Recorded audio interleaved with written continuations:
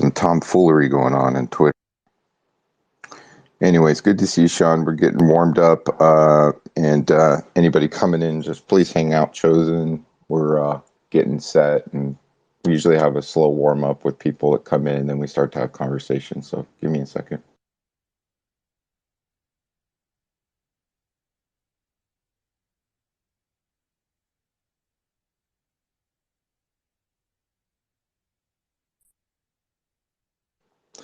I'm going to give you a mic, Chosen. I want to hear what you have to say because I don't think I've talked to you. Go ahead. Why don't you open up? Let me know what's on your mind, brother, while we get warmed up.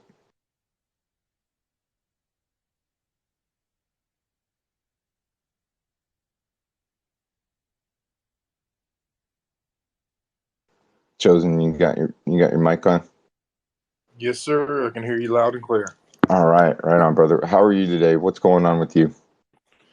Not a whole lot, man. Just made a scrambled egg to go in my little microwaved stir fry here, so I'm eating good, brother. How y'all doing? I'm having a great morning.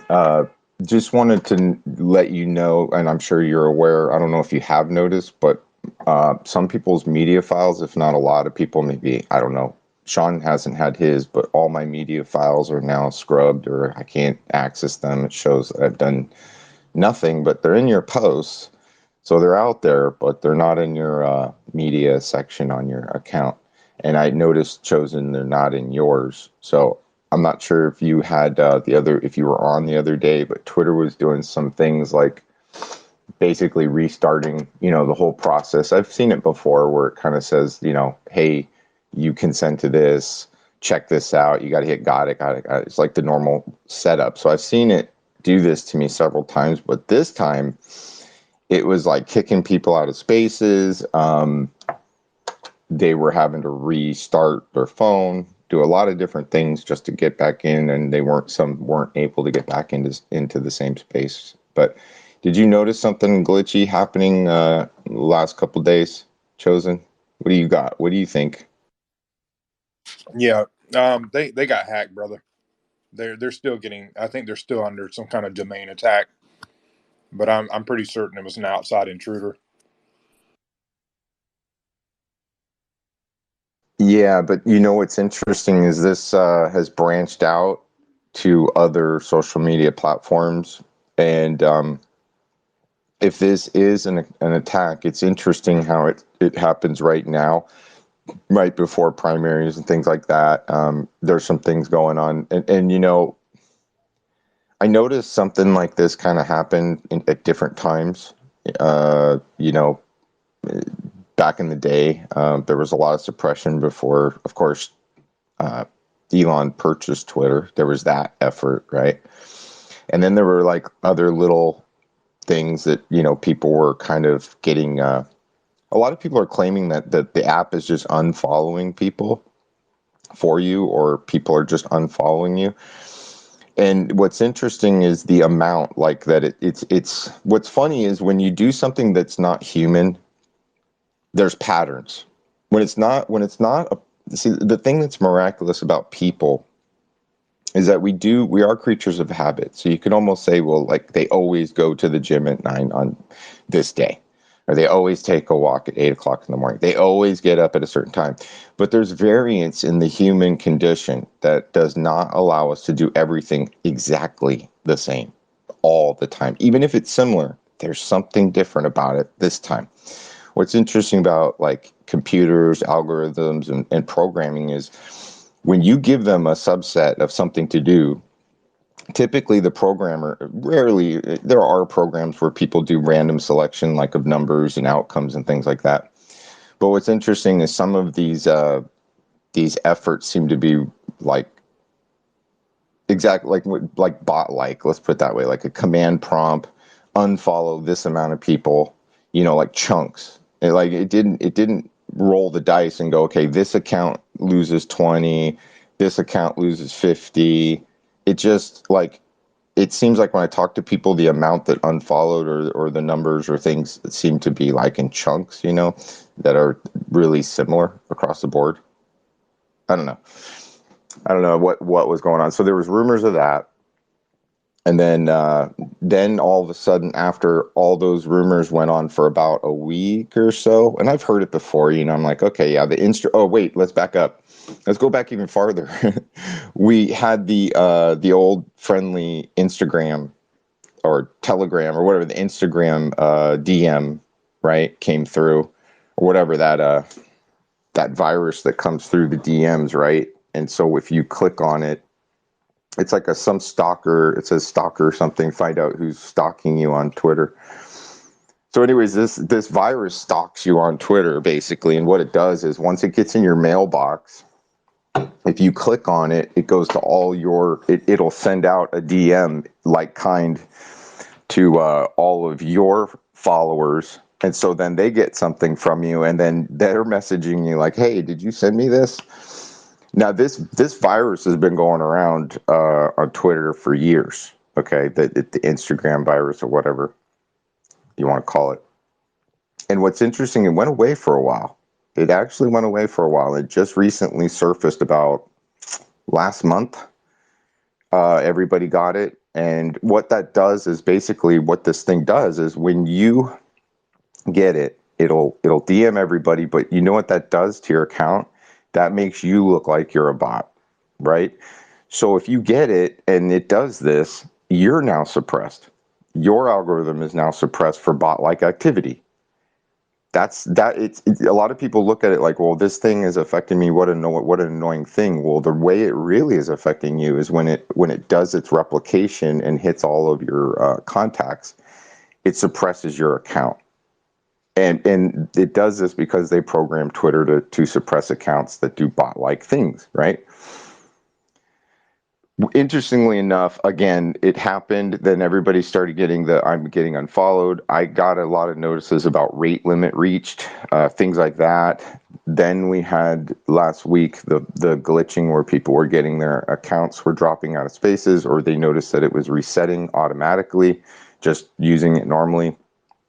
And then we got to all the media files are scrubbed in some people's accounts.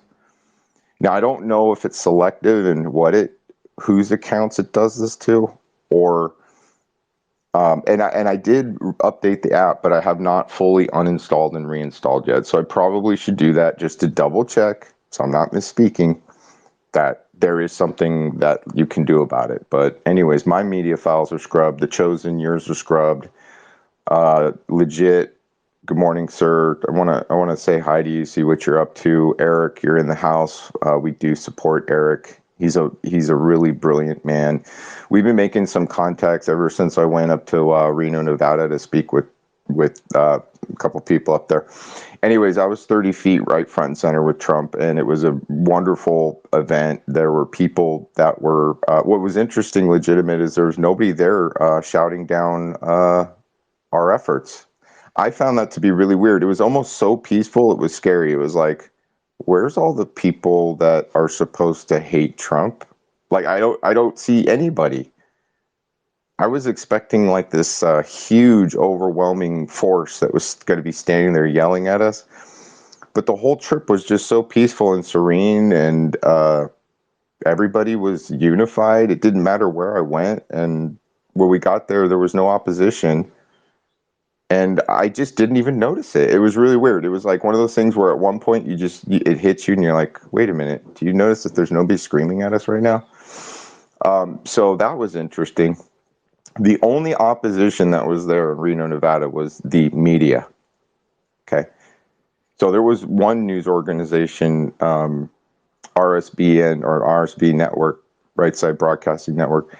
They were there and they were promoting a message of making an alliance with God again, which is what we do. We turn back to God a lot, and we think that that's the right thing to bring back into a lot of places where if we lose that, we start to we start to degrade when we remove God from country. But anyway, so this organization is up there doing the news the right way. They're talking to people. They even brought somebody up from a person's phone. The broadcaster was obviously in support of Trump. He laid out all the issues, what's going on in the world, and he turned it back to God and gospel a couple times, which was really interesting. I wasn't prepared for that. from a news organization, and it was surprising, but it was actually really cool because the left is, the left woke movement, and also some of the news organizations were looking for these radical MAGA extremists, right? That's what they wanted to see. They wanted to see bigots and mean people, crazy people, but it didn't happen. And we were all just unified in love and good spirit and wanting to save the country. That's it. That's all we want. We're not bad people, And the news organizations there were they were painting Trump. They were going after this narrative that he wants to be a dictator. They were going after a narrative that he's a racist due to some of the rhetoric that he's been saying, in the words that he's used, the poisoning the lifeblood of the country, or poisoning the blood of the country. The immigration problem has gotten pretty straining on the country and the people and our safety and things like that. Economy's kind of weird. But anyways, they were trying to paint this narrative that we're a certain type of group of people that are bigoted, racist, and we don't want people to come through and immigrate the way, we just don't want it to happen the way it's happening. But they wanted us to be inflamed, right? So the news organization I was interviewing with CBS News, one of the questions she asked was, what do you think about Trump's statement that his first day in office, he would be a dictator? What's interesting is shortly after that came up, the dictator thing, now here we are with the 14th Amendment violations being claimed by Colorado and all of that. I wrote a piece on my thesis of basically the definition of an insurrection and what happened on January 6th. And a lot of people liked it. And actually, for the first time, a tweet actually got bookmarked. I've never had a tweet get bookmarked before. It must have been something that inspired people if they bookmarked it.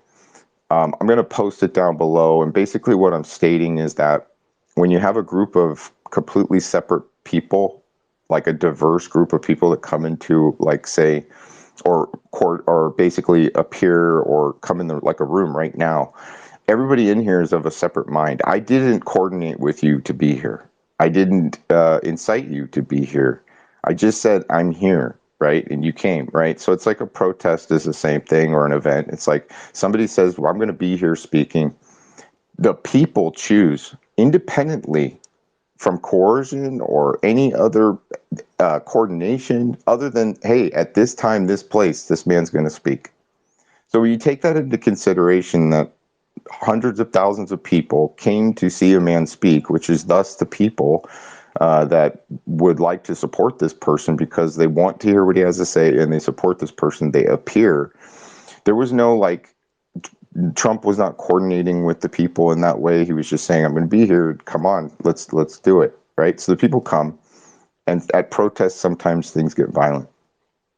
Okay. So, but what my thesis lays out is that in order for a true insurrection to occur, and the reason why the 14th Amendment was written is typically that a well-organized, well-trained, well-armed, and well-coordinated effort by one person to coordinate all these people, or by people to coordinate all this effort and all this coordination to make a singular effort occur, which is to overthrow a government, right?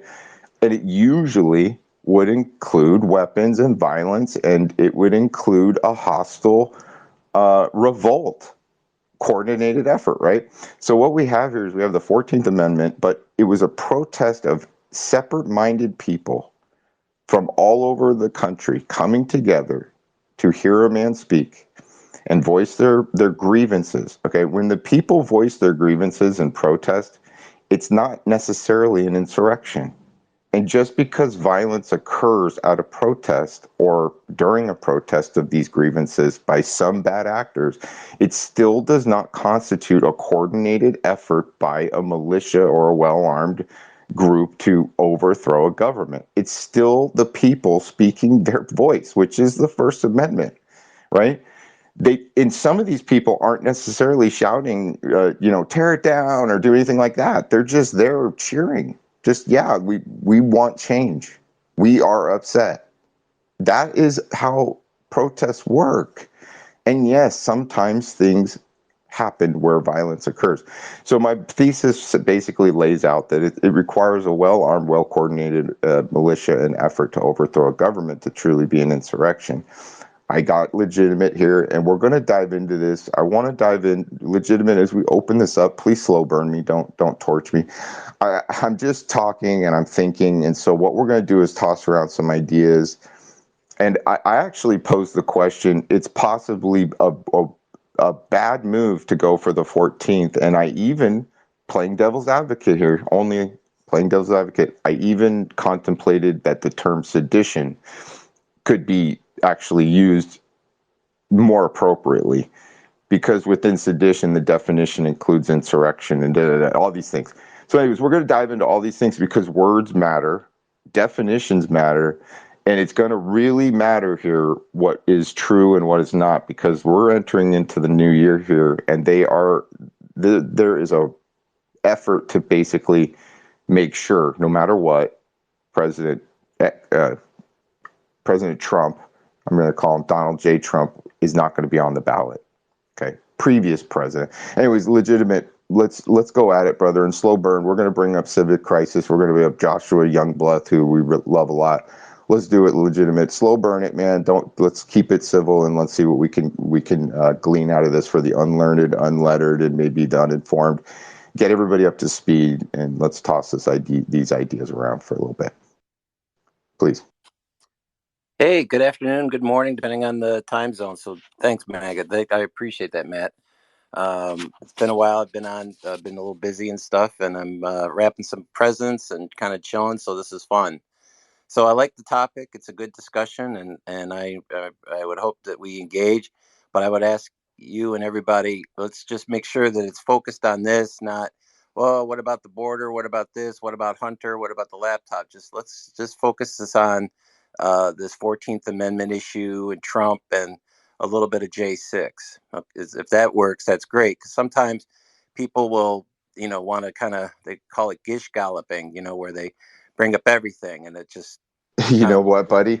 That was exactly what I was saying when I laid out slow burn, and I was thinking the same thing. I like to dive into the ideas of one thing, and I got into a thing like a good debate with somebody at work the other day when he was trying to tell me, and I'll tell you what his reasoning was for insurrection. So yeah, you got it, legit. We're going to stay on topic, and we're not going to shotgun shell this and send scatter and fodder all over the place. Yeah, because all of a sudden we're talking about pedos at a Pizza Hut and all this other crap. Let's get focused. I'm done with that. Let's go. Yeah, you said you want to be focused, so let's do it. Yeah, thank you. What's the topic at hand, just so I'm tracking? Well, just hang out, Joshua. We're talking about the 14th Amendment and the insurrection claims against Trump, okay? So just catch up, and you'll just hang out. You'll jump in. So I always like to start off with facts, and you were pretty much on target. So Colorado, it wasn't they just brought it up recently. This was brought up about a couple months ago by them, and then the court pushed it down because they didn't think the 14th applied to the President of the United States, despite the fact that he's a sworn officer of the Constitution. So this has been a long time coming. This is not something that happened 2 weeks ago in terms of a new action. And so the other thing is that a lot of people don't bring up is the fact that it was a group of conservatives who brought this as the argument, right? And when you get before the Supreme Court, national or federal or state, you have to have a plaintiff bringing the case. And the case, everybody thinks, oh, it's the Colorados, they're a bunch of hippie dippies and pot smokers and all bunch of libs. Well, maybe, but the case was brought by a conservative group to Colorado, which isn't really talked about. So that's where it started. So the ruling came from an insurrection, and again, this did start after the Civil War, because the Union didn't want Confederates pretty much starting as another secession after hundreds of thousands of people on both sides died. So they said, if you are going to take pretty much, I don't have the language, but if you're going to use violence or threats of violence to separate this country or to stop the Constitution, we view that as insurrection. And you're right, sedition is a form of insurrection, or it's similar. They're, a lot of times legal terms kind of mean a little of the same. And we do have people that are tried and in prison for sedition. So to say there was no insurrection, well, there was sedition. And if say, well, prove it, I'm not going to get into all the individual cases of sedition, but there are people in prison, and you could say, well, it was a liberal jury that brought him in. Well, can we pause for a minute? Yeah. So it's interesting you said that, because when I was talking with this associate at work, I actually said, well, wait a minute. We're talking insurrection. I just, playing devil's advocate, I said, why is it that they went for insurrection and didn't work their way up from sedition? Because sedition leads into insurrection, technically by term. So do you think that's odd that they picked insurrection and not sedition first? Well, I think that sedition is actually a crime. Insurrection is not. So that's where they use the criminal word of sedition. It's kind of like this coordination versus collusion with the Russia stuff. So you get. Well, what's interesting though, legitimate, is one yields the person not being able to run for office and one does not. Correct? Yes, correct. So that's the crux of their motivation, which is very telling. Yeah, well, you got to be careful of the they, because the conservative group brought this case to Colorado, not a bunch of deep state people and I just mean anybody that's bringing the claims. That they is a loose term. They, them, right. Whatever pronouns you want to use. I don't care. A conservative Zay-Zem. Let's call them Zay-Zem. Zay-Zem. Zay-Zem is a conservative group that brought this case to the Supreme Court in Colorado. So, yeah, sedition is the criminal word, and that's what got him in jail. Insurrection is the constitutional term. So when people say, well, how can that block someone from running? Well, there are laws, and in the Constitution, you got to be over 35 to run. You got to be a natural born, or, all the rules about immigration. We're not going to get into Obama and McCain and everybody else. But you have to be, you have to have some claim to citizenry and 35 years of age and maybe a few other things, and not have led an insurrection. So if the court views that there was insurrection, there is nothing in this 14th Amendment, especially in Section 3, which is the critical part, that says you have to be convicted.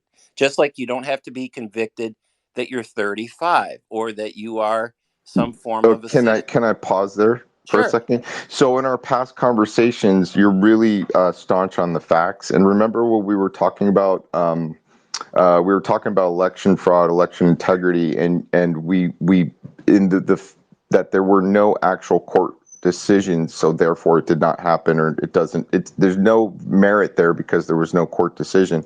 And just based off of what you just said, that was my other thought: is that there have been no charges nor convictions for insurrection. And you have to, like for right now, it's an opinion piece. Well, but there haven't. But I said before, again, this is like the crazy language that was used in the Russia investigation. They said, "Oh, well, Trump got off. There was no collusion," and they're like, "Well, collusion is not a legal claim. It's just like insurrection. There is no, oh, you were arrested for insurrection. No, you were arrested for sedition, which is a form of insurrection." So, contrary to what you said, and I said it twice before, there are people that have been tried in court with a jury. Wait. I'm not saying never been tried for it. When, and for what, and J6. For what incident? Okay, for J6. Thank you for clarifying. Yeah. Oh, yeah. The guy from the Oath Keepers or the Proud Boys and all that. And you can argue, well, they weren't there and all this other stuff. They were charged with sedition. They were charged with sedition. Yeah, thank you. I was saying nobody's been charged with insurrection. Right, because you can't be charged for insurrection because that's not a criminal word. Yes, so I was just correcting you. I didn't say, never mind. You misquoted me or misunderstood what I was saying. So again, just to you know, it's just amazing how these people are legal experts, and all of a sudden people think the courts are trying people for nothing. So the courts, whether you agree with the decision or not, it's case law now that there were people involved with J6 that are tried and convicted for sedition. There I is no thought we were criminal. talking about Donald Trump. So, Remember, I but you said said let's there not was no shotgun shell, and you insurrection. said you weren't going to go. No, I said we're not going to go all over the place. But now No. you're the J6ers. No, I'm sorry, Mega. You said there was no insurrection on J6, and I said there was because I'm talking about the man that's standing under the claims, All right. not So the Trump people that were protesting. Maggie. We'll get to that another. We'll go into that. Remember, slow burn it, please. I We're am talking slow about burning President it. I'm building the case. So Okay. So what happens is, just like in a RICO thing, you go after subordinates and you see was there coordination. The court believes there's enough evidence to tie Donald Trump to those actors who were involved with J6, whether it was the planning, the execution, and the post. So the court decides there was insurrection. And in the Constitution, if you adhere to the Constitution, there is no language that says you have to be convicted of insurrection to be claimed insurrection. So the court made a decision and said there was insurrection that Trump was involved with, and he should not be allowed on the ballot per the 14th Amendment. Okay. Can I just stop for just a minute? So Sure. you said that the court believes. So do you believe there's evidence that Donald Trump actually contacted these bad actors on J6, these people that were doing some of these things out in the crowd, and directed them and coordinated groups to do what you saw, the violence you saw that was going on there? Is that what you're saying? The court believes that he's connected somehow to these organizations, yes, and directed them? into the sense that he may have been the one that contacted them, but it was under his direction that others may have, just like in Watergate. I don't think Richard Nixon contacted, all the plumbers that went into the Watergate hotel to get that stuff. No, probably the FBI did that on their own. Haldeman, Ehrlichman, and all those guys were involved with doing it, but it came under, or the CIA. We could talk about Bigfoot too, but I'm saying that that Nixon may not have been the one meeting with the people who broke into the Watergate, but he was involved with the action and the cover-up. That's interesting. That's interesting because you know what? There needs to be evidence to back up those claims, and so I would love to see the court and produce the evidence that. came out. You maybe weren't paying attention, but there were the J6 committee, and you can say, "Oh, that was all biased and everything." The problem is, it's sworn testimony of people that were close to the president, and most of them was Republican people that sworn testimony that testified under oath about things, and so they maybe use that as a way to say there's enough to point Trump was involved with the direction that was set before, during, and after J6. They just didn't make it up and go, "Oh, we feel like he did it." Okay. Cool. Let's set the premise real quick. Take a breather. We're going to take a breather, and then I want to so everybody, if you haven't read it, I'm going to read it for you. So.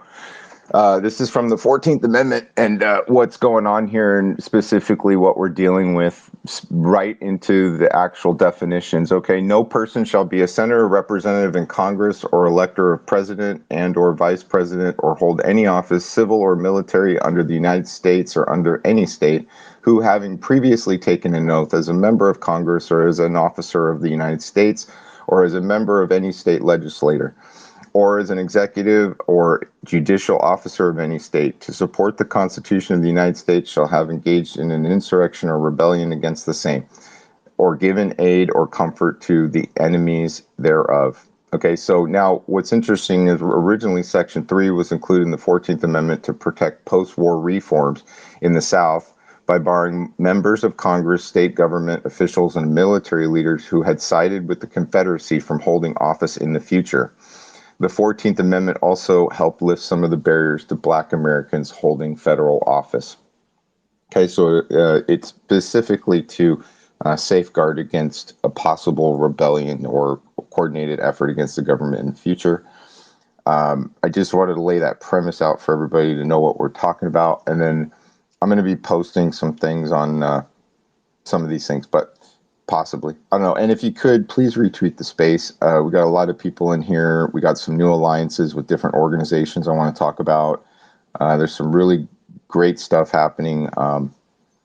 Yeah. So, anyways, legitimate. Did you want to say anything further? So we just ended with you. The court's finding evidence that there was coordination. Some people might think it's biased or an effort to basically just subvert Trump from ever being in Yes. office again, just by opinion.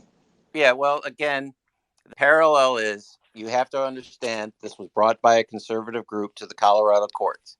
Then the parallel is, well, is it biased that say, well, it's preventing someone under 35 from running or preventing someone who's not a full, whatever the citizen law is. So it's basically they don't think he meets that and they want to remove him from the state ballot because if you believe in states' rights, they have the power to do that. And they say, we do not want to be a state that supports someone we believe, and a court believes, that the Trump should be off. And remember, the Supreme Court make decisions that impact all our lives. Look at the issue on abortion. Look at the issue about other things in our life. So if people say, well, unelected officials are doing things that are impacting our lives, yes, it started since the Supreme Court started and, case law. So, I think that you're going to see other states bring this because I think the Supreme Court, the federal Supreme Court, will probably knock this down if they're not constructionist.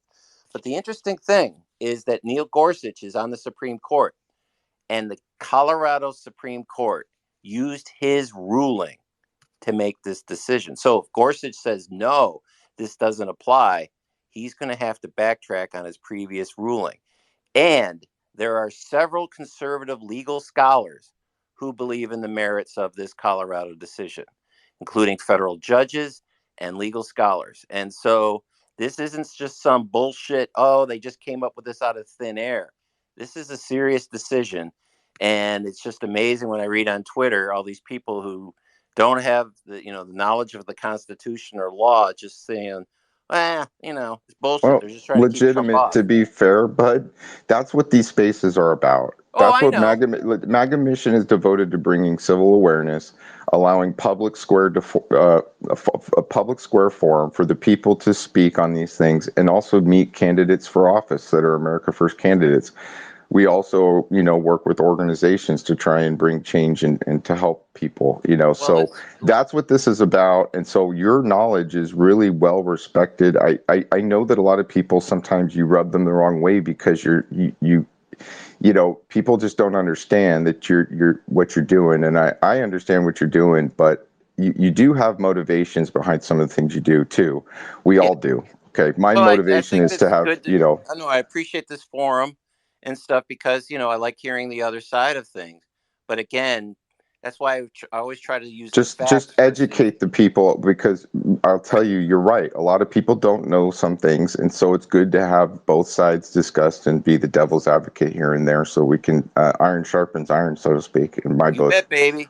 Yeah. So that's why I respect you so much. No, I think, I appreciate the forum and the thoughts.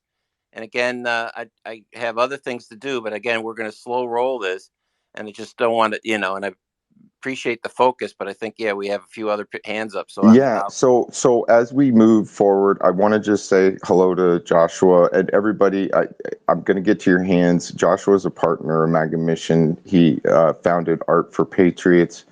He's a brilliant guy, and we definitely support him in his work because his images are the things that rally people and keep that support going and keep that love going. But Joshua, good morning to you. How you doing, bud? Hey, how's it going? I'm glad to join the space. I was listening to legitimate. Legitimate person. There we go. So I'll just call you legit. I was listening to his argument, and I get where he's coming from, but at the same time, I think we're getting into the realm of I think that this argument is motivated by something else, and motivation is trying to I guess, try to fit the puzzle piece into a spot that doesn't really fit. I think they're trying to bend the words in the narrative in order to further an agenda. That's my personal opinion. I mean, I'm no legal expert. Don't get me wrong, but I have read the Constitution front and back many, many, many times. I think, as you said, MAGA, the whole point of that section of the 14th Amendment was to prevent Confederates from rerunning for office and then trying to subvert the union that has been reunionized, I suppose, post Civil War, and so and essentially stop Confederates from reentering and causing like things like seditions and insurrections and things like that. That's the whole point. I think this whole problem that we're dealing with, that we're seeing right now with the Colorado decision, really stems from this idea that January 6th was an insurrection. And because a DC court ruled, or the J6 committee, which was completely biased and they did not go by the book. In fact, they lost a lot of their so-called evidence that they had. But anyways, off of that, and I know Legitimate's going to have a heyday with what I just said there. But what I'm trying to point out here is that what happened on January 6th was not an insurrection by definition. There was no insurgency, okay? What it was a protest which was hijacked by provocateurs, okay? Now, who was paying for those provocateurs? It could have been private, it could have been public, could have been government, could have been corporations, but we're dealing with, I think, the main enemy that we are dealing with here, okay, is this idea that this newfound centralized power between the unholy alliance between government and corporations. And we're dealing with, in my opinion, either corporatists or contemporary fascists, because contemporary fascism does not reflect 20th century fascism. There's no, these tenets that brought about 20th century fascism, such as ultranationalism, eugenics, and what's another one? Oh, autocracy, right? Everyone thinks that fascism was some form of autocracy. Now, granted, autocracy is what got it into being in the 20th century. But I mean, anyways, so the point that I'm trying to make here is that modern day fascism does not reflect what the watermarks of what fascism was in the 20th century. But if you were to ask a fascist from the 20th century what exactly fascism is, it resembles the core tenets of socialism. And it resembles the core tenets of, the idea that the government should have more power over the economy. And so what we're dealing here with right now is these two centralized entities that are constantly centralizing power. They are using this said power, right, under the guise of secrecy, compartmentalization, intelligence agencies to swarm with provocateurs. They use that provocation in order to get in January 6th. And it was so crazy. As soon as it happened, it was as though someone pre-wrote the narrative on what was going to be said, and they made sure to use the word insurrection. But I'm going to tell you a couple things about insurgencies. One, insurgencies are usually typically highly organized. And if you're trying to tell me that Donald Trump organized this massive, the idea that they broke into the Capitol, which, by the way, no one can still explain to me how the magnetic locks on those doors got unlocked, because that's the United States Capitol, an incredibly secure building. And another thing that I want to ask about January 6th is, how do they break those windows? You mean to tell me that the United States Capitol did not have bulletproof glass? Someone changed those windows. I'm just saying that just doesn't happen. You can't break the windows in the U.S. Capitol building. Someone opened those magnetic locks. This was a honey trap. This was absolutely a honey trap, completely invaded by provocateurs. And trust me, I know, because when I was in the military and I was in the intelligence field, I was part of Arab Spring and things like that. I was part of these colored revolutions. It's in the playbook. Once you know the playbook and you know how these guys operate, you look at January 6th with those eyes, it is clearly obvious what they're trying to do. They are setting up the narrative. They use the word insurrection on purpose, right? So that way they can create this narrative for this ruling. But unfortunately, the J6, what is happening, even though they all screamed and shouted, oh, they're trying to take over the government, those guys weren't trying to take over the government. They got into the building. They were walking within the ropes. They were looking around, almost acting like tourists. And then they got out. And then Donald Trump also said, hey, go home. Don't do this. Go peacefully. There is no words that he actually said to incite the overthrowing of the United States government. And if you try to say, oh, well, he was dog whistling. Well, I'm sorry. There's what you actually said. And then, what other people perceive to you as being said, that's not really technically on you. I don't know. I'm kind of spitballing here. I'm almost semi-distracted. Let's get to these hands so I can hear what other people have to say. Yeah, thank you. And I wanted to just real quick, based off of what you said, I just wanted to read this real quick, this thesis about President Is Trump. anyone speaking, or is my? Yeah, Sean, can you? Yeah, hold on. can you hear me, Josh? I can hear you, Sean. I can't hear Maga. Okay, we're gonna tell him drop. Yeah, we'll have to drop you and bring him back up. Okay. So anyways, so based off of what Joshua Youngblood just said, so let me just lay down the thesis. Okay, a well-armed and well-trained militia can play a crucial role in instances of revolting against civil or political authority or an established government, particularly when resorting to violent means. It is important to note that protests involving non-associated citizens cannot be considered an insurrection by definition. The explanation to this, a well-armed and well-trained militia can be seen as a potential requirement for committing acts of revolt, especially when resorting to violence. Such a militia possesses the necessary resources and expertise to effectively challenge the authority of government in question. The presence of a well-armed and well-trained militia can significantly impact the outcome of a revolt, potentially influencing the balance of power and the ability to achieve the desired objectives. On the other hand, it is important to distinguish between protests involving non-associated citizens and acts of insurrection. By definition, an insurrection refers to a violent uprising against established authority or government, while protests may involve a large number of citizens just merely expressing their discontent or grievances. They do not necessarily involve the use of force or violence.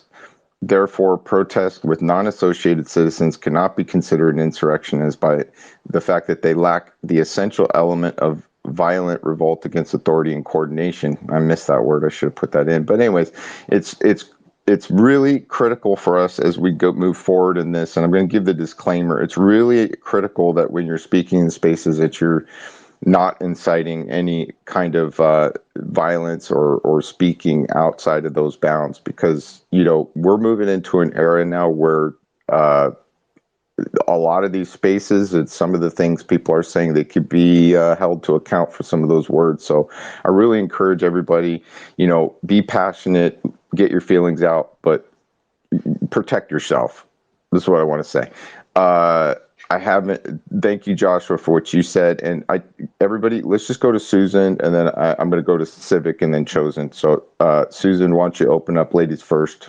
Good afternoon. How are you doing? Hi, Mega. Thanks. I think legit when he read the 14th Amendment, Section 3, nowhere that when he read it was sedition, which is rebellion was there, but sedition wasn't. That's interesting. And second thing I want to say, did anybody read the dissenting judge's comment? I did, and it was scathing. Second of all, I want to read you page 8 of the pro opinion from the 4 judges that are Harvard graduates. We also are cognizant that we travel in uncharted territory and that this case several issues of first impression, but for our resolution of the electors challenge under the election code, the secretary would be required to include President Trump's name on the 2024 presidential primary ballot. Therefore, to maintain the status quo, pending any review by the U.S. Supreme Court, we stay our ruling until January 4th, 2024, the day before the secretary's deadline to certify the content of the presidential primary ballot sought in the Supreme Court before the stay expires on January 4th, 2024. Then, stay shall remain in place, and the secretary will continue to be required to include President Trump's name on the 2024 presidential primary ballot until the receipt of any order or mandate from the Supreme Court. So if the Supreme Court never hears this, President Trump is going to be on the ballot. End of discussion, I guess. Thank you. Well, we can have a rebuttal, I'm sure, soon to that. Legitimate might have something to say, and thank you so much, Susan, for sharing that. You know, we're kind of tossing around these ideas because we're going to be bringing up some other concepts moving forward and kind of flipping the coin, so to speak. So just hang in there. You know, we're going to keep going, and there's much to discuss still on the table here. So, Civic, why don't you jump in? Civic Crisis, everybody. Good afternoon. Yeah, good morning. Thanks. I appreciate you letting me into the space here, and I just want to take you guys back. Follow me real quick to 2020, because that was really the first time I had heard the word insurrection used in mainstream, and it was in response to Trump using the old 1804 Insurrection Act, if I'm not mistaken. And he used that in the context of responding to these mass riots that were relentlessly taking place against cities across America in 2020, but also in Washington, D.C. and at the White House. So just pulling up this article really quick.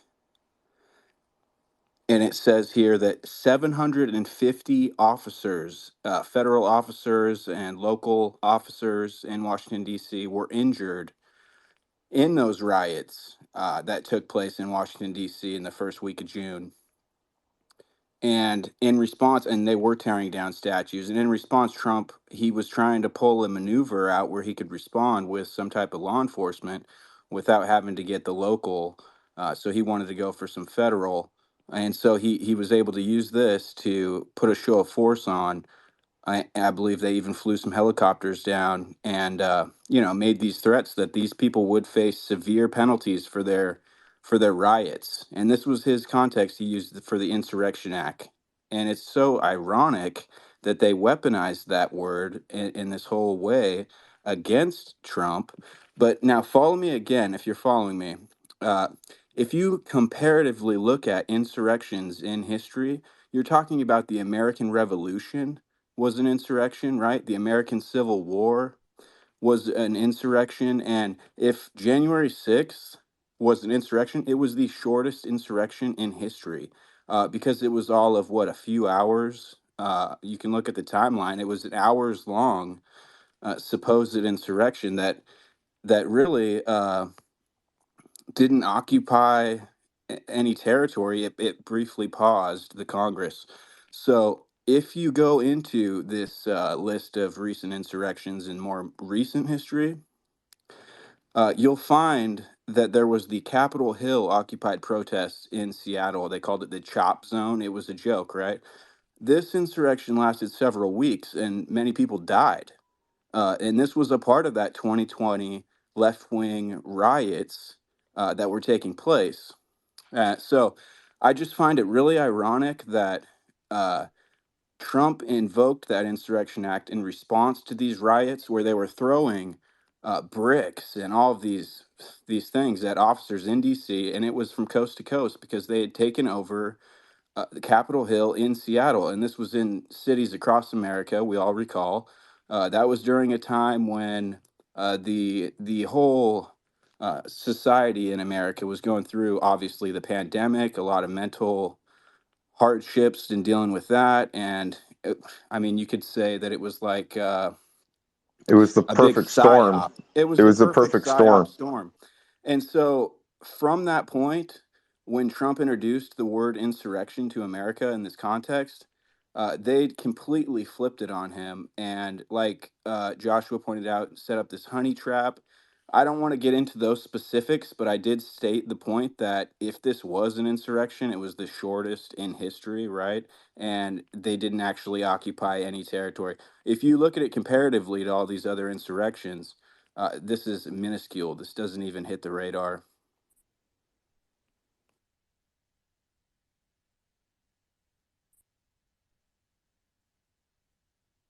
Thank you so much, Civic Crisis, for joining us. And, you're doing a lot of work to bring awareness to the people on these things.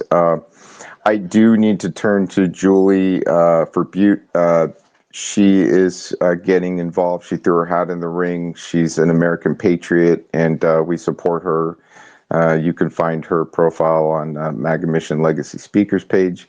And so we're supporting her efforts because we believe in her and that she is an America First patriot. So Julie, why don't you step up and say hi to everybody?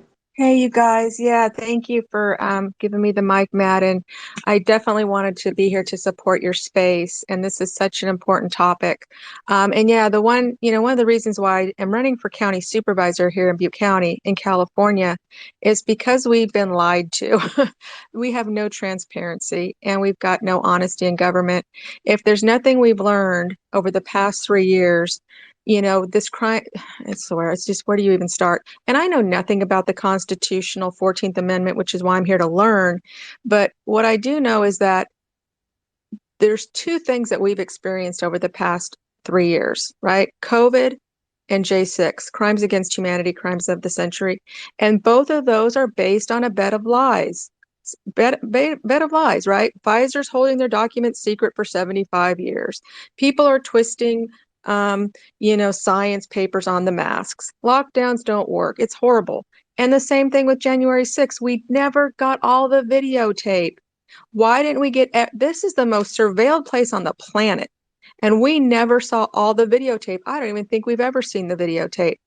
I do my research using the Yandex search engine because it's not compromised like Google. And you start going there and finding the real video clips and the real videotapes, and you'll see, Jacob Chansley just leading other, security guards around the Capitol building. Really? He was not there insurrecting or damaging things. And it goes on and on and on and on and on. Why didn't Yeah, Nancy? but Julie, he looks so Yeah. scary with those big Oh, I horns and know the the war horns, paint. my It's God, and frightening. the American I flag. shudder at the Oh, thought. geez, It people was are. like a berserker. It was like a Viking berserker, Yeah, just like right. taking the Capitol. And holy cow, they're praying. No, we can't allow praying inside the Capitol building. So yeah, it's the lies. Throw everything out on the table. You had this false and fake and phony commission, and they couldn't even get the conclusion of an insurrection. So I'm sorry, move on. Now, I'm in California, and our Attorney General has already sent a letter to the Secretary of State demanding that Trump be taken off the primary ballot. It's coming up in March. So all eyes on California because they're trying to do the same thing here. It's a joke. So anyway, thanks for the space. I yield back to you. Yeah, so basically they tested the water. They're throwing it out there. Other states are following suit and they're going to bite. Before that, there were all the indictments and things that were going on and keeping things in court as much as they can, keeping things into the media as much as they can in that regard. So there is a smear campaign afoot, but I got to go to the Chosen, and then we're going to circle back around. Please, Joshua, just hang on, and we got some other hands. So Chosen, jump back in, brother, and then we'll keep moving. Yeah, so I don't know if anyone sat and read some of the tweets from Donald Trump's old account. I recommend you do. Take about a half hour and just go back and look at what he was posting in December, January, leading up to the 6th. A lot of people go ahead and they automatically say Trump wasn't directly involved. I personally can tell you, and I know as MAGA said earlier, be careful what you say on here, but I know people personally. I've spoken to a lot of people on Twitter since that event and that attended it, and they all showed January 6th based on the details that Trump was providing daily through video, through reshares from other media sources, a dozen senators coming forward saying that there were fraudulent ballots, things were being miscounted. There was all this stuff that needs to go back, and then all the weight put on Vice President Pence. He's going to come through it for us. If you guys can recount this, sit down, non-biased, look at this. This is Trump 100% responsible for people showing up at the Capitol grounds January 6th. Absolutely. But was it really an insurrection? Hell no. And were the people led into the Capitol? Absolutely. I watched 3 live feeds on Telegram. I was supposed to be there myself, but I watched live. There were 3 people videotaping. They were doing their live feeds up linked to Telegram pages or channels I was on. You could watch this live. The police were high-fiving. We all know this now. The videos were released 2+ years or however long later. I saw it live. It wasn't an insurrection. It was the furthest thing from it, in my opinion. Obviously, others don't agree with that. But when is someone going to finally stand up and say the people had validity for showing up? They were led to believe that this was a fraudulent election. And they were not just led by Trump. They were led by Senator Ted Cruz and many other senators. I mean, why is everyone constantly why are we focused on Trump? I know this the topic here today, but the bigger subject is tens of millions of Americans believe, even till today, my own family, that America was taken over. And all we did was just stand up and we protested. And we just wanted everything to be recounted and scrutinized and audited properly. There was video coming out where people pulling ballots out from underneath tables. Come on. I mean, everybody's still getting hooked. They're caught up in the wrong areas where all of our focal point needs to be back before January 6th. And everyone's too busy worried about Trump being removed from the ballots on California. And it's coming. The lady who spoke before me, 100%. Colorado was the first domino. They're all going to come after Trump now. And I'll just leave my plane. No, it's cool, man. When I was up in Nevada, I interviewed with CBS News, and there was a lot of questions asked of me. And one of them was about, Trump speaking about how the election was rigged and things like that.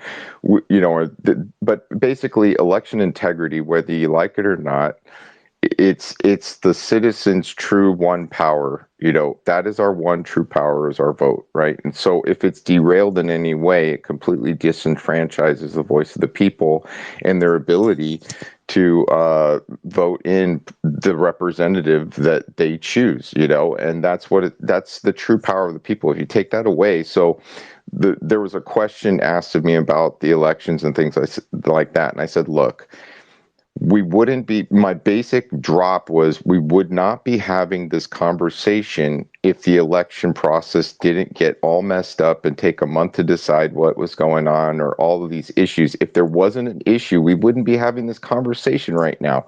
So their narrative was that, hey, President Trump says the elections were stolen, this, that, the other thing. Every side has said it, even the other side. Hillary never stopped saying it. She kept saying it was rigged, it was stolen, Russia, trying to basically get in everybody's heads. And see, this is the problem. They're speaking in such a way that's making everybody believe that the elections just are not, there's no integrity anymore. If we lose integrity in our faith in the electoral process, that's when people become apathetic. Apathy sets in, anger sets in, disenfranchisement sets in, and grievances start. And so I don't see why something needs to take so long. That's what's making us question it. And all the videotape you spoke of that makes us question it. There's a lot of things that bring question into the process, and the people feel disenfranchised because of everything that we've seen. So whether this is an attempt to make us feel this way, whether this is a psyop to make us feel this way, to get us to just give up, there's something going on here with the elections. And so I pose the question, why are we even talking about it if everything's hunky-dory? Obviously, everything is not going right? There's something wrong. We should have a single day where people come and they vote. We should be able to, if there's any grievances or any contesting going on, it should be resolved in 3 days max, you would think, not a month, not 2 months, not all this, obfuscation and running around trying to figure things out. It should be cut and dry and simple. We need to go to a very simple and secure method with no machines that can be fallible, no machines that could possibly be hacked. There were people that were certifying the machines prior to the election, and they even said, I cannot certify this machine because some of the firewall issues that are going on with it. We cannot run it with the firewall being on because the machine just won't work. So there were some people that tested the machines, and they were kind of not coerced, but they put them into place, even though the person that was testing them, the person that was looking at them, said there's something wrong here. And then we had certain machines that were doing things with the results. So I'm gonna let Legitimate jump in, because we've kind of gone all around, and we're still kind of on this, but moving forward, Chosen, we're going to be going into, like I said, we're going to slow burn this into to another direction. And it's still going to revolve around the 14th Amendment and things like that. Legitimate, what's up? Please jump back in. No, thanks, guys. And I appreciate the different perspective. And again, I think we got a little off track on fascism and provocateurs. Yeah, and just a little bit. Was the election stolen or not? And, 3 years. I'm just going to say it again, 3 years, come on. So, yes, I believe in election integrity, but I also believe in law. You were saying like 3 years, 4 years, 8 years. Hillary, come on, right? Yeah, Hillary conceded, and there was the Mueller investigation, 2 volumes, and the Senate, this bipartisan Senate committee found a lot of stuff that was related. But let's move on to the subject of the 14th Amendment and the fact that hurricane.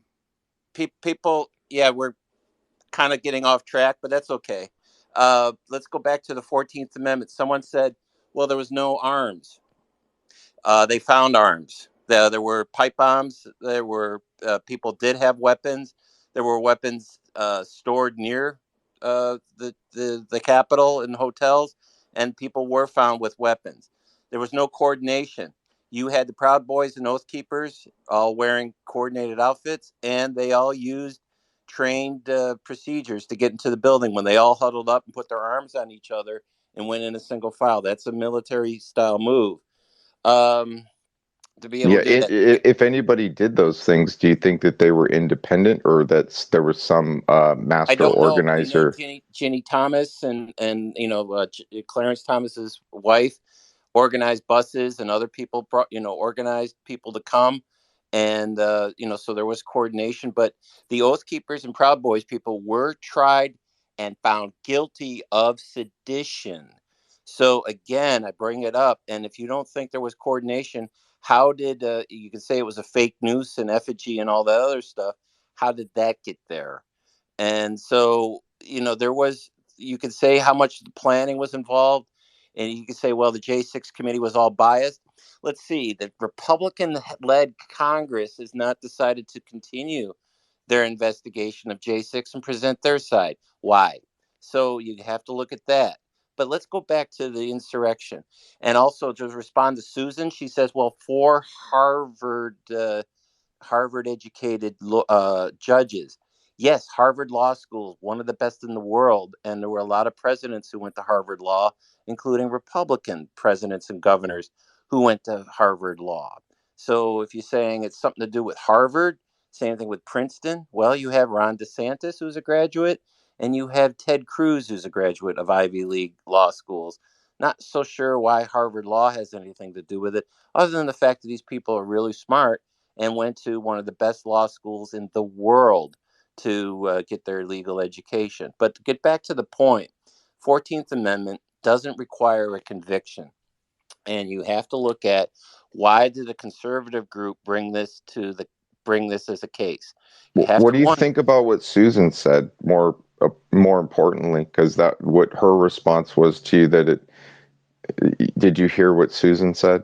Yeah, she challenged the legitimacy of the judges by saying, well, they went to Harvard Law. And she read in, a few cherry-picked phrases from the dissenting view. No. Page 8. Go back and read page 8. Page 8. It's on a stay. And it'll probably never ever. Susan, I didn't interrupt you. So Susan. I'm just saying. Well, she's clarifying. Please, I am clarifying, sir. Legit, you've been on this mic all morning. I have. Okay, I don't recall, but continue, Susan. And I'm just saying, you're misquoting me. You're misquoting me. So tell me what page 8 says, and then say that's if you cherry don't picking. think Harvard Law School has changed in the last 20 years, then you haven't been to Boston lately. I went to Boston College, Susan. Sorry. All right, guys, hold on. Let's try to get but back on. I don't All need right, I'm I don't sorry, need that Mega. from I don't need the oversight of others, but I do need to welcome Votify Now into the room. So we're going to take a brief intermission from this exchange. I want to introduce Votify Now to the people because election integrity is what we're talking about, and this founder of this app. He is bringing that election integrity with this app, and I would really like you guys to download the app and hear what he has to say. So let's please welcome Votify Now. His time is limited. He's a very busy man, so it's great to have you today, sir. Please, let's open this up and talk about Votify Now for a brief intermission from this exchange. Hey, well, first, thank you for having me, guys. Merry Christmas to everybody. And sounds like you guys got a lively room going on. So I'll be brief. I don't know, for those of you who haven't heard of it, Votify Now has been around for about 3 or 4 years. I'm the founder, and anybody could go to votifynow.org if they want to read about the app. We've been vetted and written about by John Solomon's Just the News. The Washington Times recently did something. Pretty much all the usual suspects: Gateway Pundit, Epic Times, Newsmax. We haven't had any mainstream media, although we do certainly make the app available. It's not a partisan app. We encourage anybody to report anything. And just to briefly share with you guys the concept behind it, you download the app. You can go to the first off, the menu bar has several items, things like border concerns and city council, school supervisor. We're not focusing on any of that. The 2024 elections is the whole ball game, as we all know. So here's the basic 2 functionalities of what the app does, and it does it really well.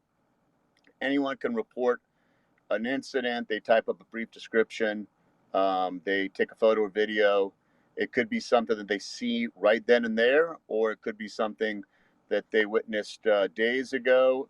It could be on election day, or it could be maybe a bunch of mail-in ballots piling up in their condo, mailroom, whatever. We encourage everybody to report everything. Here's what happens so here's how it goes. You type up a quick little description of what you're seeing. You take a photo or video. You hit submit. The app automatically geo-targets where you're at, the timestamp. That then comes to our servers and gets vetted through some pretty smart functionality. Obviously, in case there's bad guys listening, we don't go into details, but we do vet the incidents, looking out for false flags and things like that, bot attacks. Once the incident comes into our servers, here's where it's really helpful for voters and users. Instantly, within seconds, that incident that was reported goes up on a screen. So on the app, you can also access the view incidents. When you click that button, you'll get a map of the country. It'll show where you're standing, and you'll see all the dots around you. Those are all, it's similar to Zillow, where if you're looking for a house, you click an area, you see dots, you click the dot, and then up comes the whole description. So these incidents are popping up on the map in real time. Now, this is helpful because if bad guys are pulling some nefarious activity, we don't have any way of necessarily stopping them. We just want everybody to know about it instantly. I use the analogy of a bank heist happening in the middle of the night. You can imagine if the bad guys break in and there's instantly lights, shining on them and sirens going off, bad guys will get away with much less nefarious activity if they're instantly being blasted than being left unchecked with, candidates scratching their head what happened to their campaigns, and weeks and months later of trying to get footage of drop boxes. And we literally make everything instantly viewable by every voter. And by the way, you could zoom in on your hometown, or you could zoom out and see what's happening across the country. So that's literally in real time. You could report an incident, and I suggest everybody just to try it now as a test. But that's one functionality, these dots on a map in real time to let everybody know what's happening in real time, to try to limit the amount of nefarious activity bad actors can commit. Second thing that happens is we're aggregating all these incidents into PDF spreadsheets, and we're emailing them to the candidates, to their lawyers. We're emailing them to everybody throughout election day. They're getting these reports on the hour, so that if someone thinks that there's some funny business happening with their election, they don't have to wait to try to pull together evidence days, weeks later.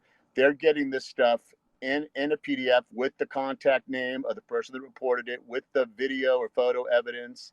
This way, if they want to try to fight back, and we have people signed up, law enforcement signed up. We've got candidates. We work with independent journalists. So it's this two-prong approach of what Votify Now does. I don't take a dime. I've been developing big systems like this for 15 years. I built this. I started in 2019.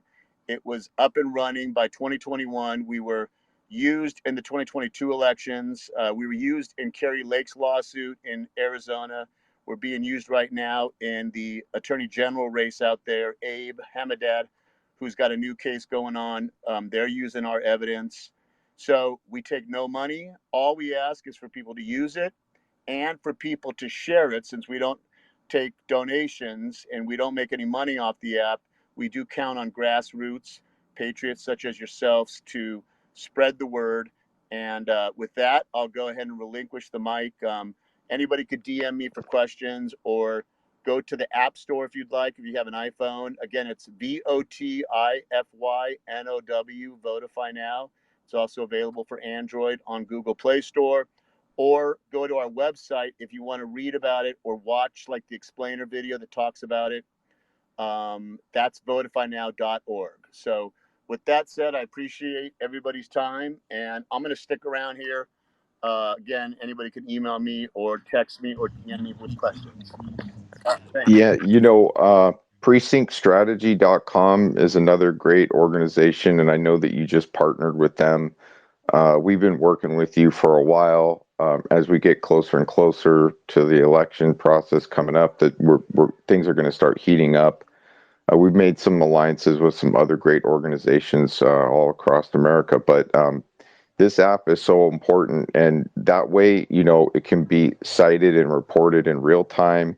And like you said, if a car alarm goes off, sometimes people don't care; they just keep going. But if it's at a bank or if something to this level, we're talking about protecting the integrity of elections. So if you see something, to Legitimate's point, maybe if it isn't provable, it didn't happen. If a tree falls in the woods, nobody heard it. Did it make a sound? We need to make a sound. If we see something, say something. This app gives you the ability to do that in real time, and that's what's so important here.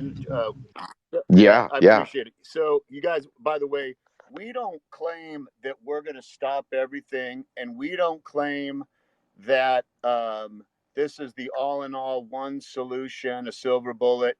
I think we can all agree that if we're all able to see nefarious activity happening around the country instantly, we at least have a little bit better shot than flying blind and only to be wondering what the hell happened, if the elections go south. At least this gives us transparency. And again, there's going to be things that are reported that are completely benign. We had this happen in 2022 and in 2023, but you never know. It doesn't hurt to report something, even if you think it's, or even if you're not sure that there's anything there. Just report it on the miscellaneous section. And if there's nothing there, we simply delete it, and no big deal. But you never know what you got, and you never know what piece of critical evidence you might be reporting that can help some of these candidates. We all know what's happening. We all know what's going to happen in 2024, especially the worse things get for the other side. In my opinion, they've got no other options other than, rigging the system. So, anyways, anybody appreciate everybody's time, and I just wanted to squeeze that in. Just report anything, even if you're not sure. Yeah. You know what would be really cool is if you could do like a live, or not even live, but from the past, if you could show an evolving, say, a map of the nation and show the pins popping up, the reports Nope, popping they're up up. like Matt, over they're up right time. now. If you go onto the app and you go to the additional incidents section, right now, because 2024 hasn't really started yet, we still have a map of the 2022 elections, and you'll see incidents everywhere. By the way, zoom in on Arizona. We color code these incidents. Red are the most nefarious, white are the most harmless, and blue dots usually means that we're still vetting the process. There'll be some things that come through that we can't quite vet in time, or maybe we just, we're still looking into it. But yeah, anybody could go to the app right now and you'd be able to view the 2022 elections. And keep in mind, we have about 10 times the amount of users right now that will be reporting in 2024 than we did in 2022. In 2022, we were pretty much, that was our first real test run. So you could definitely go there now and view those pins, click the little dots and read about the incidents. They're up now. Yeah. I guess what I was saying is I like to see charts and data starting from zero and then watching it evolve, like a time elapsed thing. Do you get what I'm saying? Like if you break out in a rash, you get a spot here. I'd like to see an evolution of time as it evolves. So then I would suggest everybody downloads the app and watch on 2024. You'll see stuff popping up instantly. By the way, we have to be real careful the way we operate. We're not going to go back in and recreate nefarious election incidents popping up. So we have to tread very carefully. Also, we have to live on Big Tech's, App Store for iPhone and the Google Play Store for Android. So we have to be real cautious the way we operate. But it certainly would be interesting. So I would just suggest tuning in for 2024. The last thing I want to say, don't wait until you see something to download the app. You can download the app now. That way you're also not trying to download it while everyone else is trying to download it right before the elections. Our phones these days can hold hundreds, if not thousands, of apps memory-wise. So there's no reason why people can't download it. Maybe even experiment with it a little bit and have it on their phone ready to go, because its election cycle is coming up here in weeks. Certainly within a month or two, we're going to be officially in the 2024 season. So, but anyways, that would be a great demonstration. But I just suggest viewing 2024.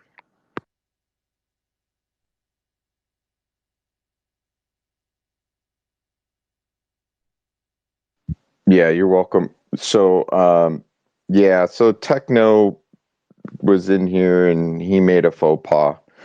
Please don't put stuff up in the nest. That'll get you blocked and removed indefinitely. And moving on, I just want to say Votify Now was on the Chuck Nagel show live with me, and this just happened on the 21st or Thursday. It was a great show. We had Trent Lacey on there with us, and you definitely brought it to the people. There's probably over 300,000 people listening live. So I would anticipate some of those people downloading the app, and you should see an uptick happening, especially, like you said, moving forward. It's starting to heat up everybody. We've had technical issues happen on Twitter. People's media files have been scrubbed. People were getting dropped. People before that were claiming that they got the Instagram bot came back around. The virus sprung up. What that does is it sends another DM to all your contacts, which then makes your account get suppressed for bot-like activity. Then we had people getting the algorithm was taking followers, unfollowing people. doing so. There's some weird stuff. And then recently, this last week, people had connection issues. Were getting dropped. Their app restarted, and then some of the media files were scrubbed. So please, if you are in the room and you had your media files scrubbed, please let me know, and then we'll talk about that too. So thanks. And you can try and put stuff up in the nest to try and make the room crash, but that's not going to happen. We're just going to keep rolling. Thank you. And anyways, Joshua, why don't you go, and then we'll keep rolling on this conversation.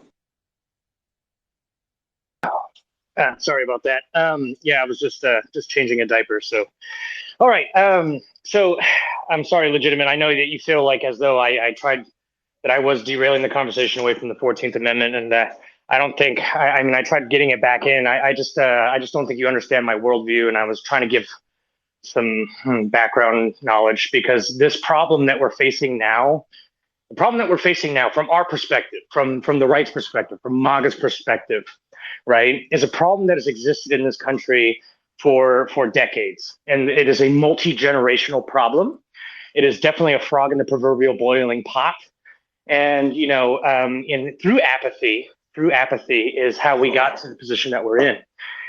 I think because in order to preface this 14th Amendment argument case with Colorado, you have to look at the event that is in question, which is J6, which is you have to look at the previous event that is what caused the J6 situation to begin with, which was the 2020 election. And I think the reason why a lot of people were mad is because these legitimate grievances that a lot of people had about the election system were just being either completely dismissed or ignored by courts. Oh, you have no standing. For instance, the Supreme Court said, oh, you have no standing. There's no standing. And then after J6, when it came back, oh, well, now the situation is moot. So the evidence was never even directly heard in a lot of courts. In some other courts, and you have to understand that from my perspective, the enemy that we're dealing with is infiltrating the country from within. They are through regulatory capture, through institutions, through capturing institutions and things like that. We're dealing with lawfare now. We're dealing with activist judges. It's now people are saying, oh, it's a Republican judge or it's a Democrat judge. And the fact of the matter is that judges are supposed to be impartial. And I don't feel that is what's happening today. I don't think there's an impartiality within judges and things like that. And what we're dealing with right now, in my opinion, is a group of people, right, who do not particularly care about whatever sovereignty of whatever nation that they belong in. We're dealing with people who see a larger ideological, pushing their agenda through ideology, and ultimately their goal is global capture by reducing the sovereignty of nations around them. This is why I brought up contemporary fascism, because I feel like this is the enemy that we're dealing with. So, anyways, and that's why, and then they also accuse people that point them out as fascists, and this is where language manipulation and accusations, which is even why I brought up the point in the first place, because MAGA did talk about the definitions of words matter, right? And in your opinion, you say that the 14th Amendment doesn't require a conviction, and some people do agree with you on that, but I also believe that other amendments do come into play, such as the 5th, 6th, and 7th Amendment, just due process. Otherwise, we could fall into a pitfall, which is exactly what we're falling into now, in which that the government can just say, oh, well, they can just accuse you of being an insurrectionist, and without any process, without any evidence, and then they can say, well, because of that, we can remove you from the ballot. And a lot of people believe that is what is happening. We'll see where the cards lie at the end of the day, but I mean, a lot of people do believe what is happening right now is they're just gaslighting, and they're pushing this, and they're just saying, yes, he was an insurrectionist. No, he cannot be on the ballot. And people feel disenfranchised by that. They say, well, I don't care what you say, because I don't believe what you say anymore. A lot of people don't believe what they're hearing on the news, whether that's Fox or whether that is CNN or even their own government. A lot of people just simply don't believe it, because what they are seeing and what they are hearing is not matching up with the narrative that they are saying. Some people are swept up in it, especially in the inner urban areas and in cities, because propaganda is most effective in dense populations. But what we're really seeing right now And the reason why the right is so enraged, and I mean they are, because a lot of people are starting to see the very tenets of what they were warned about in the 20th century, like such as show trials. I don't think that if you're in a DC court, you are going to get an actual jury by your peers. I just don't think that. I think they have streamlined the system to ensure that the jurors that they're going to get are the jurors that they're going to get. Now, what you also say is that, oh, well, you have to remember that conservatives brought this up. Okay, first of all, I don't care who brought it up. I don't care if it was liberals or conservatives. Okay, it doesn't matter, because guess what? The enemy's in both parties. And that's what a lot of people who are MAGA, the people who are with Donald Trump, they see this. I mean, look, you and I can maybe both agree on this. You know, we don't like Mitch McConnell. We don't like some of these so-called leaders, these people who come in, they get the endorsement that they need, and they backstab us. And anytime when push comes to shove, when it actually comes for the conservatives to do something to actually conserve something, which I don't think there's much left to conserve, which is why I don't personally identify as conservative anymore. I'm more of a classical liberal, in the sense that because there's nothing left to conserve. I think we're so far gone in this proverbial frog in the boiling pot that the institutions that we used to trust, because that's how these people operate, that who I would argue are pseudo-fascists in the contemporary sense. What these people do is they take things that had trust of the people, right? They would take things such as like institutions, like let's pick one, like these non-government organizations. Let me think of one, like NAOAA, or these what am I thinking? Like Anti-Defamation League, or the NDAACP, and these other organizations and institutions that used to actually have merit, that actually did fight for civil rights, that did go in and push for these things, right? But they inevitably got captured through corruption and money, and they've installed their own people, right? And that's what it is. They have no allegiance, they have no loyalty to the countries that they're in. Their job is to solely push a narrative for somebody else to do something else, because this narrative, which they say openly in international non-government organizations, openly, such as the World Economic Forum, such as the World Health Organization, such as these other organizations, they openly tell you what they are trying to do. Okay, and these people have sworn their allegiance to them because they paid for their education, or they groomed them since they were kids. That's what this whole World Economic Forum Global Young Leaders thing is about. We're going to groom these people. We're going to put them into positions of power. They will owe us, right? Or they have dirt on them, right? Because the whole world runs on blackmails, beatings, and bribes. I can tell you that from being in intelligence for as many years as I was. But they groom them and they put them in these positions of power. They do not swear their allegiance. They may put their hand on and say that they have an oath, but in reality, they don't care what an oath is, because an oath means nothing if you're amoral. And a lot of these people are amoral. I'm not saying everybody. I'm just saying a lot of them are. And so what we're dealing with right now are people who are trying to willingly subvert the sovereignty of a nation, to destroy it from within, in all nations on earth, so they can incorporate and make a new centralized world government. And once you start seeing it from this lens, from this perspective, it starts to make more and more sense. We believe that the election was stolen. Why? Because this was the first election in history in which they just stopped the vote. They've never done that before. They stopped it for 4 hours or so within 6 different states, and then all of a sudden, as soon as it started again, Biden was suddenly leading. There was video of people stuffing ballots. They did not want to look at the evidence, and unfortunately for the opposite side, due to cognitive dissonance, they did not even want to entertain the evidence. The evidence was never entertained even within a court, unless it was a court that was controlled by the enemy that we're dealing with. And I'm going to park it there. I know I covered a lot of topics, but that's where our perspective, or at least my perspective, really stems from. And I'm going to park it there. Thank you, Joshua. Yeah, like I said, we wouldn't even be talking about it if everything was smooth and organized, and we didn't have such, these issues and these breakdowns. We wouldn't be feeling like there's something going on that is wrong if everything was smooth and operating correctly, right? Would we? So it begs the question: what are we looking at? Let's identify it. Let's fix it, and let's move on. Let's secure the vote, and let's secure the country and our sovereignty and our voice. Because we got to retain that. If we don't have the systems breaking down. I want to welcome Andrew. I know legitimate you're biting at the bit to go, but let's let Andrew speak because he hasn't spoken today, and then we'll keep rolling. Thank you so much, everybody. Please retweet the space. I want everybody's voice to get heard. We take the recording, we put it out on YouTube, we put it out on Rumble, and what we're talking about here is vitally important to get to these issues and hear what people's concerns are. So. We might have some politicians step up or some people that are running for office. That would be great if they talk about their campaign like Julie did. And so please don't be shy. Andrew, let's go. Hey, I hope everyone's doing really well out there. Trump is never going to get a fair trial in Washington, D.C., that's for sure. I was down there around the courthouse. I've been in there a few times, and it's just not going to happen. If you hear the rumblings around the courthouse and the way people act and how they are out in the restaurants, it's just not going to happen. Not with Biden and everyone in his administration, taking up all the seats down there and doing their deal. That's not going to work out for Trump at all down there.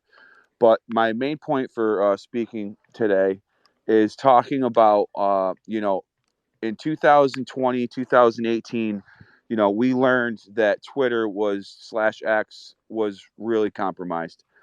I don't know how much has changed. We have the spaces here, which is great. I think that we need to put pressure on Elon to keep this platform going and keep things going the way they're supposed to go. So that's exactly what I think should happen. Hold on a second.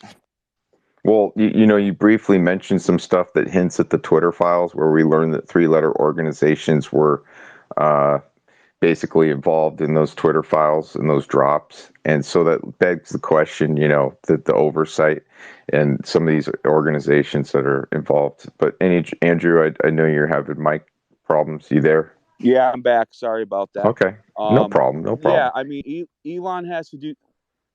Elon's obviously under a lot of pressure, all that. But what, company does Elon have that's going to influence the election in one direction or another? I mean, I don't think space shuttles are going to do that right now.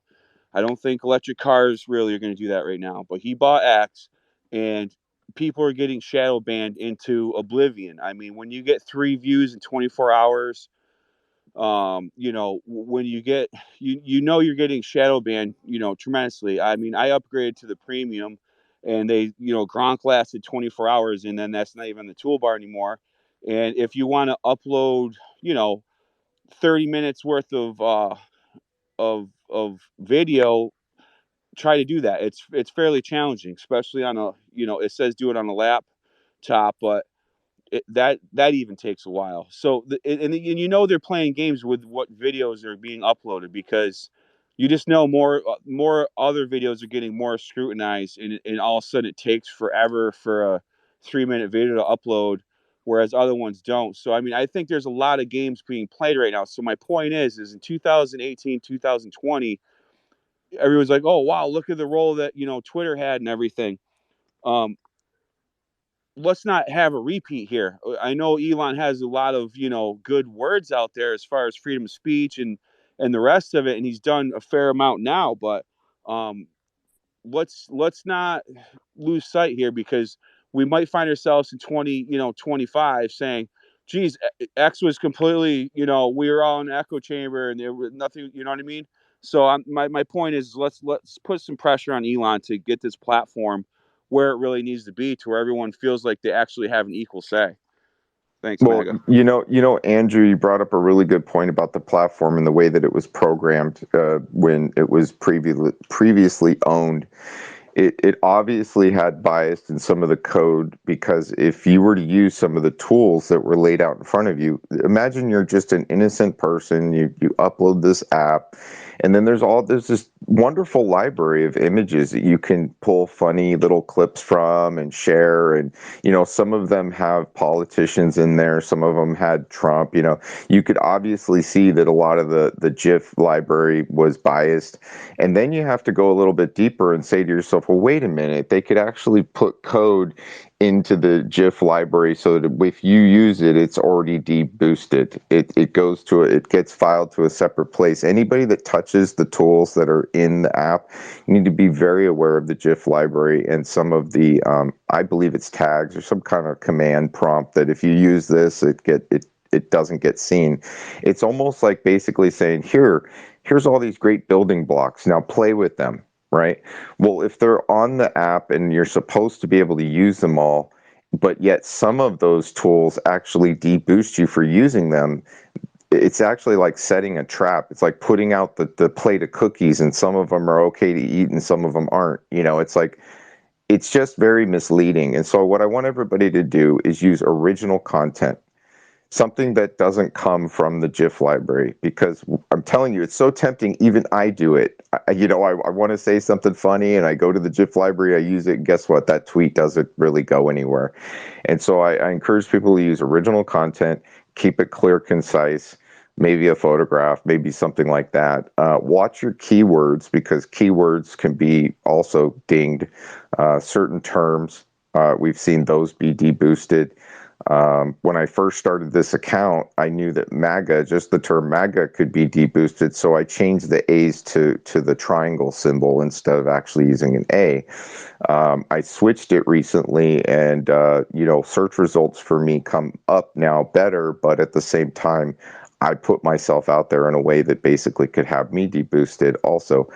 So, there's all these little things that are here on this algorithm that's in this matrix, this operating system, that appear to be innocuous and innocent. But really, if you want your voice to be heard, you have to be really careful about the words you use, or else it'll fall into a category that the algorithm has been, or the programming has been set up to deboost it. Now, to understand this, you have to kind of put your blue hair wig on, okay, and think as if you are the opposition to the voice of the people.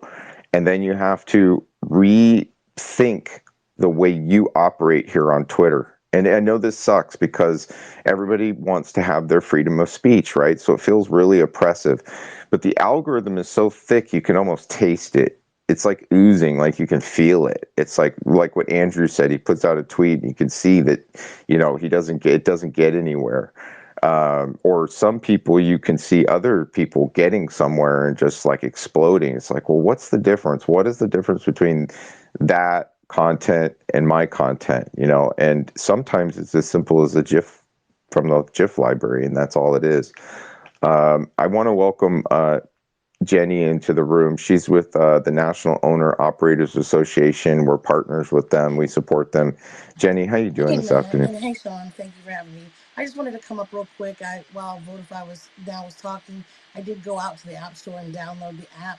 And I just wanted to tell everybody that doesn't have it, it was super easy. It took about 3 minutes. It wasn't some arduous registration, process or anything. It was really quick. I was able to go and look at the Arizona stuff that he was talking about immediately. So I just wanted to let you guys know how easy it is to go do it right now while there's not a lot of people downloading it and whatever. It's super fast, super easy.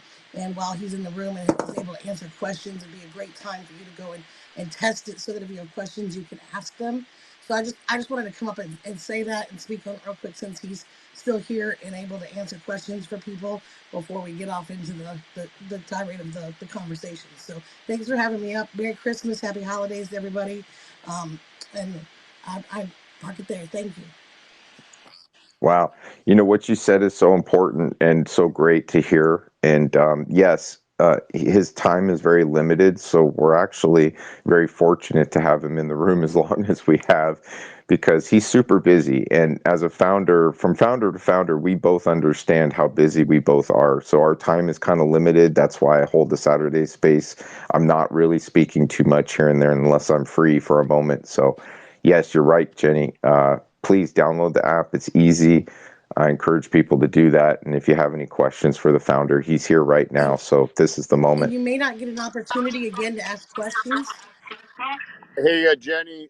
By the way, thanks for that, and thanks, Maga. I'll volunteer and answer one question that I still get so often, and that is, what happens? I don't know why I still get this question. I used to get it more in the beginning, but they'll ask, what happens to our stuff once we report it? And what people don't understand is the whole concept behind Votify Now is for everybody to see it. So this is the whole thing that everybody gets that we're so used to, like these cameras on these drop boxes, and then they're filming stuff, and it's like, great. Well, what happens to that footage? With Votify Now, the whole concept is just like open source, basically just everybody sees everything. Now, the only thing we don't include on the map with the incidents is the individual's contact information. That we keep private because obviously we don't want people going on there and bugging them. That contact information does get secured on our servers and is used later if the person reporting chooses for their information to become part of an affidavit or whatever, but that's purely optional. The other thing that's optional is people could sign up with a username. You don't have to give your first and last name. You could get an account under the name, Patriot 675 or, Summertime, whatever. You don't have to give your first and last name. A lot of people do give the information. They do give their phone number, but you don't have to. And again, that used to be the number one question we would get is what happens with the data. And it is purely open for everybody to see. The minute somebody's reporting something, everybody could see it. So in case anybody was wondering, I'm just going to go ahead and just offer that answer. Well, as a side note, there may not be an opportunity to ask these questions of him again. I know he is busy, and as more and more places promote this Votify Now, and he's having to speak there, you may not get an opportunity to ask a question again. So, and this is so important after the last election, the last couple of elections, and we've seen how these things have happened and played out. It's really important that we have it at the ready rather than in the moment. It's like trying to find the sheriff's office number when you see something happening that's not an emergency or something, and you're trying to find it. It takes you forever, and by that point, it's moot.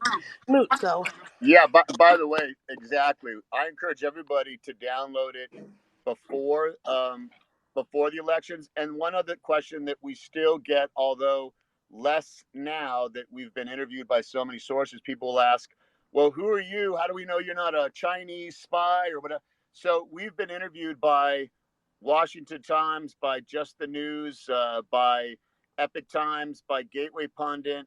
So we've had all the big hitters, and they talked to me and had conversations, most of these journalists, for a good month or two before they ever wrote something. So I'm just like you guys. I'm just a regular Joe. It just so happened that I've been building kind of these systems for about 15 years. And it was a perfect timing that in 2019, right when, the supposed COVID, I'm doing air quotes. Well, I'm sure there's a COVID, but you guys know what I mean. When that hit, I had just got a system acquired. So it sort of put a payday. It gave me a payday, and then everything kind of shut down. And it was that, divine intervention that those two things happened where there was a payday and then downtime for me. And this was 2019, but I knew there was a chance that things could go south in 2020. By the beginning of 2020, I was already starting the basic wireframing, the basic concept behind it. And then I think we launched probably in 2021. Of course, it was a much clunkier version. And then we slowly fine-tuned it. Every week there's a new upgrade to the app so that the app is now can handle probably about 10 to 20,000 incidents per minute. You cannot shut our servers down. We haven't had it happen yet because we started to really just reinforce everything.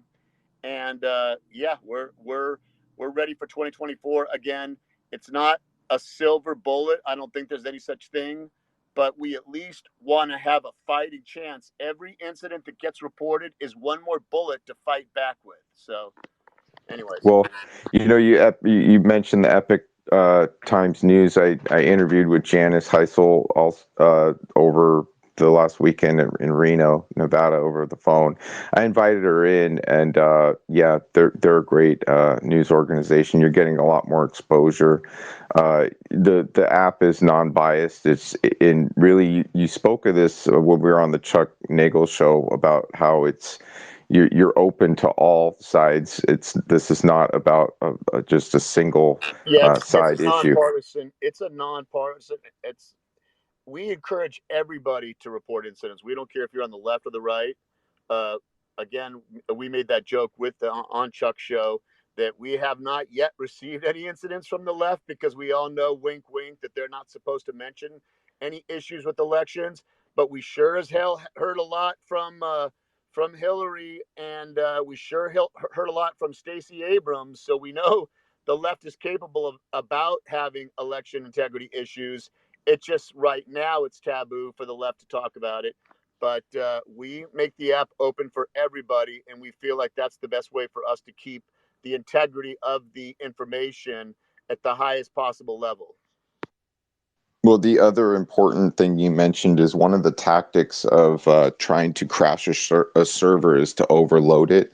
And this is a tactic that people learned from, believe it or not, the gaming platforms. Back in the day, you play a game, or maybe you would be playing a first-person shooter game or whatever, like Halo, and people would they figure out a way to ping the server so much that the game would crash or things like that. And so having an independent server and something that secured what you just mentioned in the activity level, the attempt to overload the server to crash the system would be a tactic that possibly could be attempted.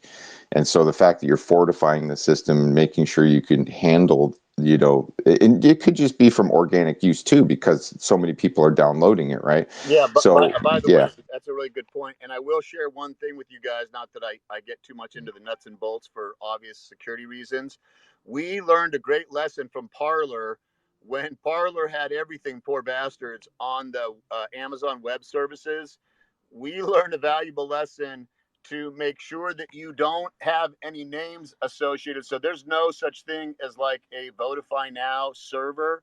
Everything is encrypted and everything is just long numbers. And also, we don't have one thing connected to another. We might have our servers in the in the sky for one element. We might have another part of the code for the app itself with a complete different company. We have everything scattered so that there's no way anybody could take.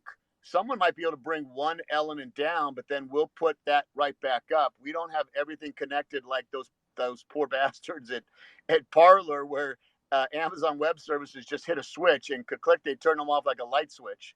So that's one good thing. And we know that we know that the bad guys could try to shut us down, and I'm sure they have tried, but we do our best to keep one step ahead of them. And I'm sure it'll be a challenge, but what else can we do but to keep fighting the good fight?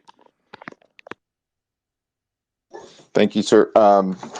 Thank you so much. And Jeannie's so right. Everything she said, I couldn't say it better, so I'm not going to try to. It was really effective, every word. Let's go to Legitimate again. Please, Legitimate, join the discussion again. Hey, thanks again.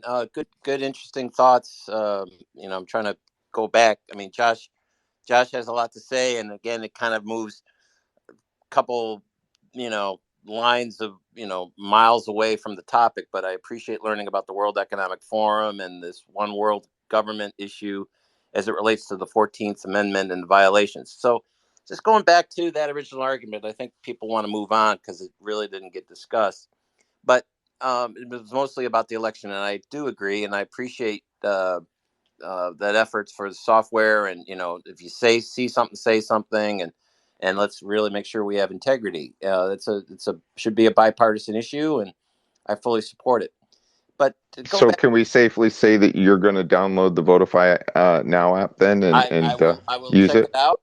and I hope that it remains to be bipartisan, despite some of the language used in the past 10 minutes. But yeah, I will say that back to the 14th Amendment, and when Josh says, "Well, he that legit interprets that there don't need to be a conviction," that was rich. There is no interpretation is written in that way, and most legal scholars will say, yeah, there is no need because the amendment would have been written that way that it needs to be convicted of a or of an insurrection. So it's not my interpretation. As to alleged bias in the courts, I don't understand if he understands how courts and judges work. So Brown versus Board of Education had one ruling about African Americans, and so did other rulings. And it just progressed through time as times change and thinking changes and the court makeup changes. You had one ruling in the early 70s about Roe versus Wade, and then you had a recent ruling in the Supreme Court about pretty much the same issue because the court makeup has changed. So there is always bias. It's the way you interpret law and the way you bring stuff in. To say there is no bias in a Supreme Court opinion that's not the deal, right? So there is always going to be bias. It's in criminal, you don't want the bias, but in a court in the Supreme Court, you will have that, or else we wouldn't have had changes. If there was no bias against. Well, when we talk about bias and we talk about the Supreme Court, they're supposed to be constitutionalists, okay? And their bias is supposed to be enforcing the Constitution above all other thoughts. In early 70s. Or opinions. Right. So the early 70s, Supreme Court thought that with Roe versus Wade, that they had that one opinion on abortion, right?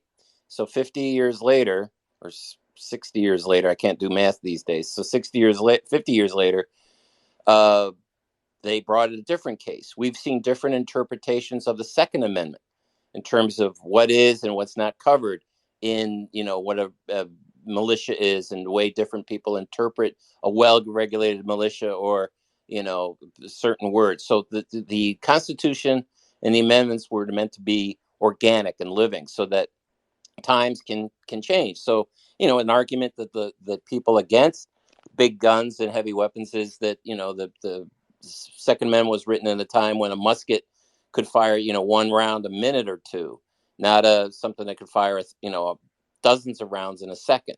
So, so there's always the invention of the Gatling gun, it didn't change things. I mean, that was a weapon of war, right? The Gatling gun and things like that. Let's not get into the Second Amendment, but all I'm saying is that the interpretations have always evolved. It's not a recent thing, unless he doesn't believe that people have a different view of what African Americans and their rights should be, and the same thing with women or property. I would love to rebuttal this as soon as I can. Yeah. just it's cool. Let him land it, and then we'll land the plane. But again, it's just I always go for facts. The Supreme Court does bring in different thinking as the times have evolved, or else we wouldn't have African Americans with the rights that they have and women with the rights that they have. And the recent change of abortion wouldn't have taken place. They would have said, "Oh, they were right 50 years ago." Do you think this is going to be going to the Supreme Court? Do you think it's going to elevate? It's going to be decided by the Supreme Court on this. I'm right. Oh yeah. I mean, it has to be at this point. It's going to be on the Supreme Court, and you're going to see more states take the argument and fine tune it and do it so that they can go back to the constitutionalists and constructionalists and originalists of what the 14th Amendment believes. And then again, go back to what everyone wants to talk about. If this election was stolen, then we would have seen solid evidence, and you wouldn't have seen dozens of people on Trump's team not testify under oath that they didn't think the election was stolen to the degree to overturn it. And just remember, right at Atlanta's plane, Donald Trump has claimed this election was stolen. He also thought that the Iowa primary that he lost to Ted Cruz was stolen. He also believed when he won against Hillary that Hillary had 3 to 4 million illegal votes, which was never proven. And then the fourth time was he said the Emmy Awards was stolen. Just remember, Fox News lost $780 million. Mike Lindell has lost pretty much his whole fortune, and Rudy Giuliani has lost his fortune, is bankrupt. So did our founding fathers. They all ended up bankrupt. You know, John Hancock didn't. You should check your facts. I'm sorry. Use your facts, Show John trial. Hancock. Wait, You should go gentlemen. check out the Bill of Rights. Okay. Calm down. Okay. Calm down. Everybody's getting worked up. So legitimate. Are we landing there? And Joshua can rebut. I can't. I have to go back to the facts. Oh, the founding fathers all ended bankrupt. John Hancock, Ben Franklin, and James Madison did not end up bankrupt. Fact. Thank you. Yeah, and I still think Rudy Giuliani had his pastrami sandwich stolen from him on one of his visits to somewhere. I heard rumor of it, but anyways, in front of the dildo shop. Oh, okay. Yeah, I appreciate not injecting that kind of weird language. Joshua, why don't you rebut, and we'll keep rolling. All right. So this idea that yes, okay, there are opinions that can change over time, but the thing is that the English language has syntax, context, meaning, and etymological meaning, right? When these words were written, especially the first 10 amendments, okay, especially those ones, they were written for a reason. And this isn't even subject to interpretation. This is subject to grammar, okay, in my opinion. But what I'm getting at is, like, you get over here and you talk about the whole musket weapon of war issue, right? Like, they wrote that because of muskets, right? They wrote that because they got done fighting a revolution. Okay, they wrote that to say that a well-maintained militia, right? Which in that case, in their day, was the Minutemen, right? That's who they were. They were supposed to be there at any given moment's notice to go and fight the British. They wrote that amendment so that way, if you are facing tyranny and a tyrannical government, you can and should fight the tyranny. You should be able to. That way, the government cannot take the weapons away. It was not meant for hunting. It was not meant for, they had muskets. Well, guess what? They had muskets. The civilians had muskets. It was 1 for 1. You are on the same level playing. And that's it. Yeah, and the right to bear arms and it could be anything that you right. use. It doesn't necessarily have to be a weapon that's a projectile weapon.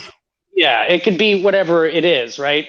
And of course, a lot of people would want to say that, and they say, well, times change and opinions change. Oh, well, I'm sorry, but the words don't.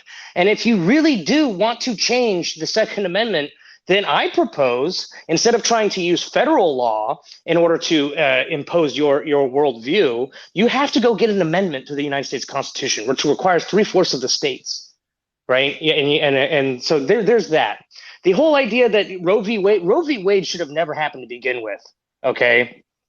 Because this is exactly what the ideological left loves to do, is that they don't like going through legislation if they don't have to. They would rather own the judges. If you can own the courts and own the judges, then all you have to do is just wait so that way you can make a case law, right? You can set a precedent. So they are superseding and superseding legislation through the judicial branch. And they have been putting their money in the judicial branch. And it's so clearly evident that that's exactly what they're doing. And I know this firsthand because when I was in Pennsylvania, I was in one of these major DNC fundraiser things because my friend brought me along.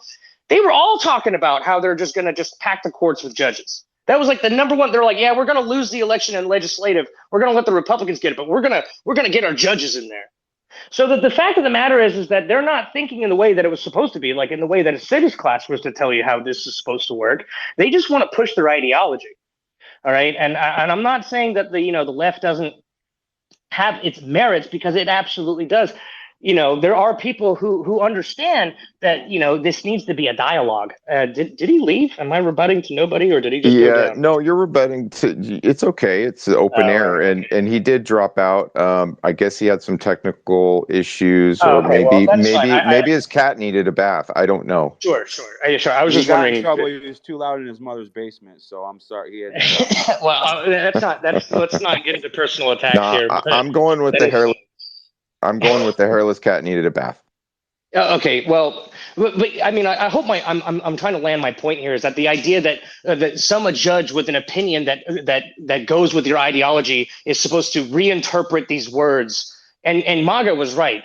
The Supreme Court is there to ensure that the document, the Constitution, from the way that it was written, right? In the mindset of the way that it was written, not in the modern mindset of, oh, should it be like this or should it be like that? Well, no, it is the way that it was written.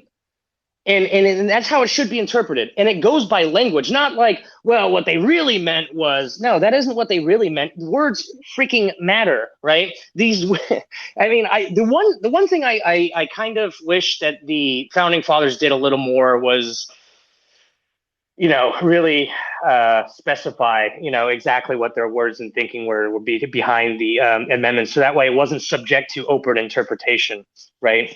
And it isn't, in my opinion, but now we're getting into the era where, well, she's a liberal judge. Well, what the hell is a liberal judge? Oh, he's a conservative. Well, what the hell is that? You're a judge. You're supposed to be impartial, right? And yes, there is bias, right? But that isn't what I was talking about. He said, well, that there's judges without bias. Yes, of course there's judges with bias. But you're supposed to remain impartial beyond your bias, right? You're allowed to have your opinions as a judge, but you're supposed to look at the law, the way it was written, the way that the legislative branch wrote it.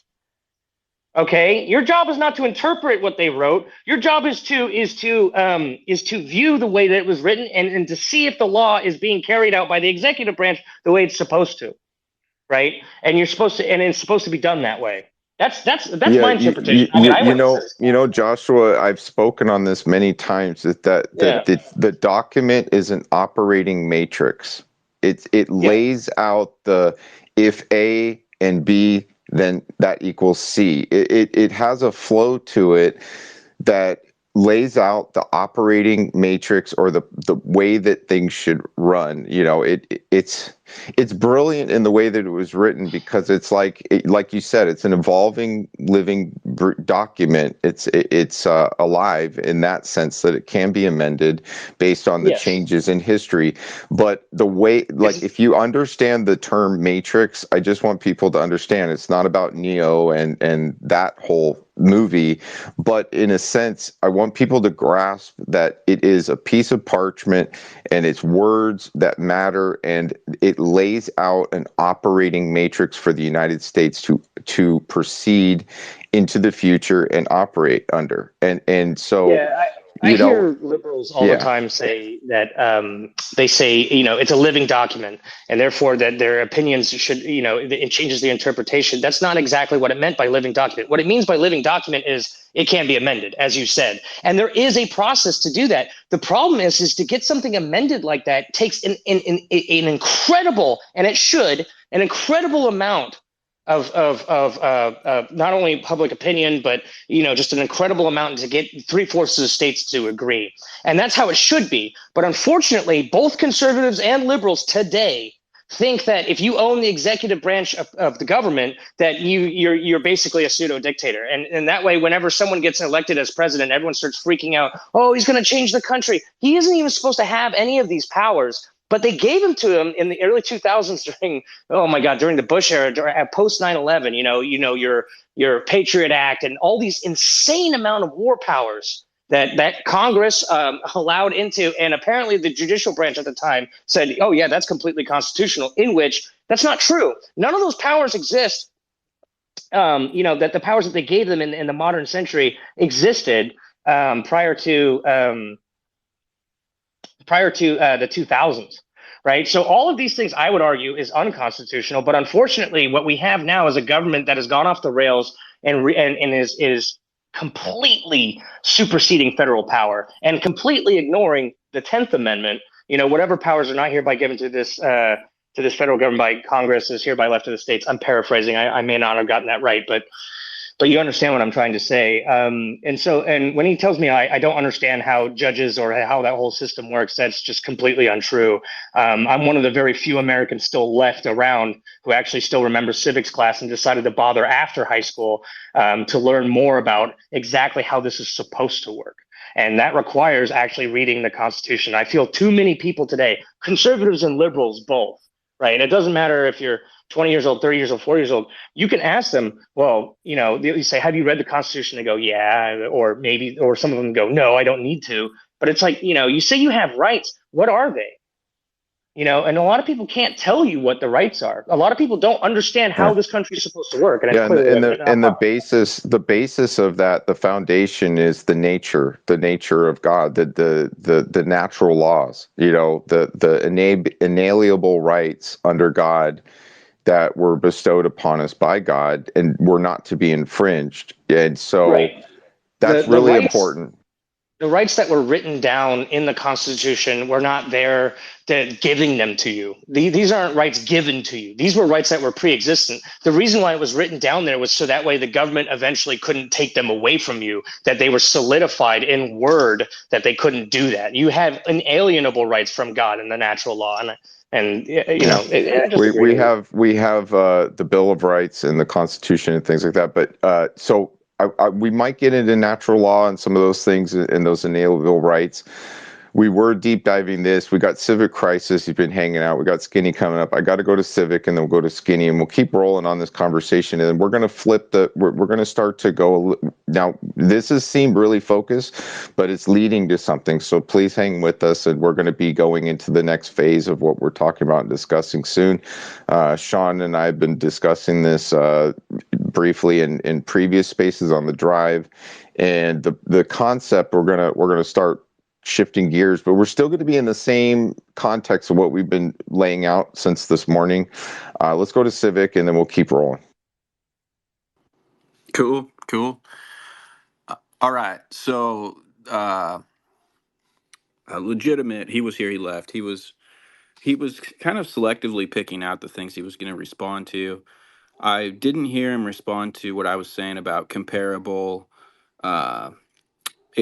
historic insurrections, right? But anyway, I was going to get to another point that, and it goes back to what my first point was about the 2020 riots across the country. At the time, there were insurrections across the entire country. And I mentioned one, the CHOP zone. So if you look that up, it's classified as an insurrection. Minneapolis, they burnt down the city. They held the ground. Well, Kamala Harris was fundraising for these people. Wouldn't that be in support of an insurrection then? So she should have been disqualified from being able to run for office. What are we going to hold these standards to? Is both sides or what? Anyway, that's obviously a rhetorical question. Last point here to conclude. I was just talking to MAGA in the back channels about MAGA mission. There was an extremist Democrat who bombed the Capitol building and caused, twice as much or more than twice as much property damage than any of these J6ers did. And that person was pardoned, or their sentence was commuted by Bill Clinton. And so just goes to show you that all of those people who were protesting and they caused less damage than an extremist Democrat who was got their sentence commuted by Bill Clinton. So it's extremely hypocritical in both of those examples I mentioned, from Kamala Harris fundraising for these rioters insurrecting across the nation to the Democrats actually bombing the Capitol building. Anyway, thanks for letting me come back up. I look forward to the conversation continuing here. Thank you, Civic. I was looking in the back channels to see if he sent me some. I'll look again. I'm sorry, I'm tied up, trying to balance the space. We had a nest bomb this morning, and that was wonderful, but Sean and I took care of it. We will not be derailed. We are going to continue. I encourage everybody to bring their opposing opinions if you have some, because like Hillary said, maybe I need to be deprogrammed. So go ahead, deprogram me, please. We're going to keep bringing the facts and we'll keep talking about it. But that's what this is about. If anybody gets upset about hearing somebody speaking in a way that they don't agree with, it doesn't mean that we support their opinions. It means that we're supporting the First Amendment, and we want to have iron sharpen iron in here. So I'm open to any argument point you want to bring up, and we will basically go through it and see if we can bring the facts instead of opinions. But everybody's, opinion is valid. It's a feeling. It's something that you're thinking about. Like sometimes I'll say stuff, and people might go hear my words or look at some of the things I write, and they might think that I'm doing something. I'm just trying to have a thought exercise. That's all I'm doing. I'm trying to have everybody think critically, go through their emotions, go through their thoughts, lay them out, and then we'll see if maybe, even my opinion might shift from time to time. So it's an opinion, it's a thought, it's a process, and that's what we're doing here. So if you get so aggravated at maybe somebody who comes in and they have an opposing opinion, don't get all mad about it. Maybe have a conversation about it and give your opposing opinion, and then we'll move on. And that's what this is about. Don't get so angry that you go, well, this space is obviously supporting the opposition here. I can't stand to be here. I'm out of here. That's like creating a vacuum. It's like leaving an opening for somebody else to fill it when your opinion is valid. So why don't you hang out and just stop being so upset and taking your ball and going home like Cartman on South Park or something? Hang in there and have some guts. Have the guts to stand up and say what you have to say to that person, or maybe the opposition. Yeah, don't be a victim of polarization. Because that's exactly how they control the masses. They polarize people. Well, if you're not Republican, you must be Democrat. If you're not this, you must be that. If you're, this whole black and white nature of the world. And unfortunately, we live in a world of gray, and it requires a lot of nuance, and it requires a lot of things. But if you only listen to the one side, the polarized version of that side, well, then you're no better than the opposite side who's also polarized.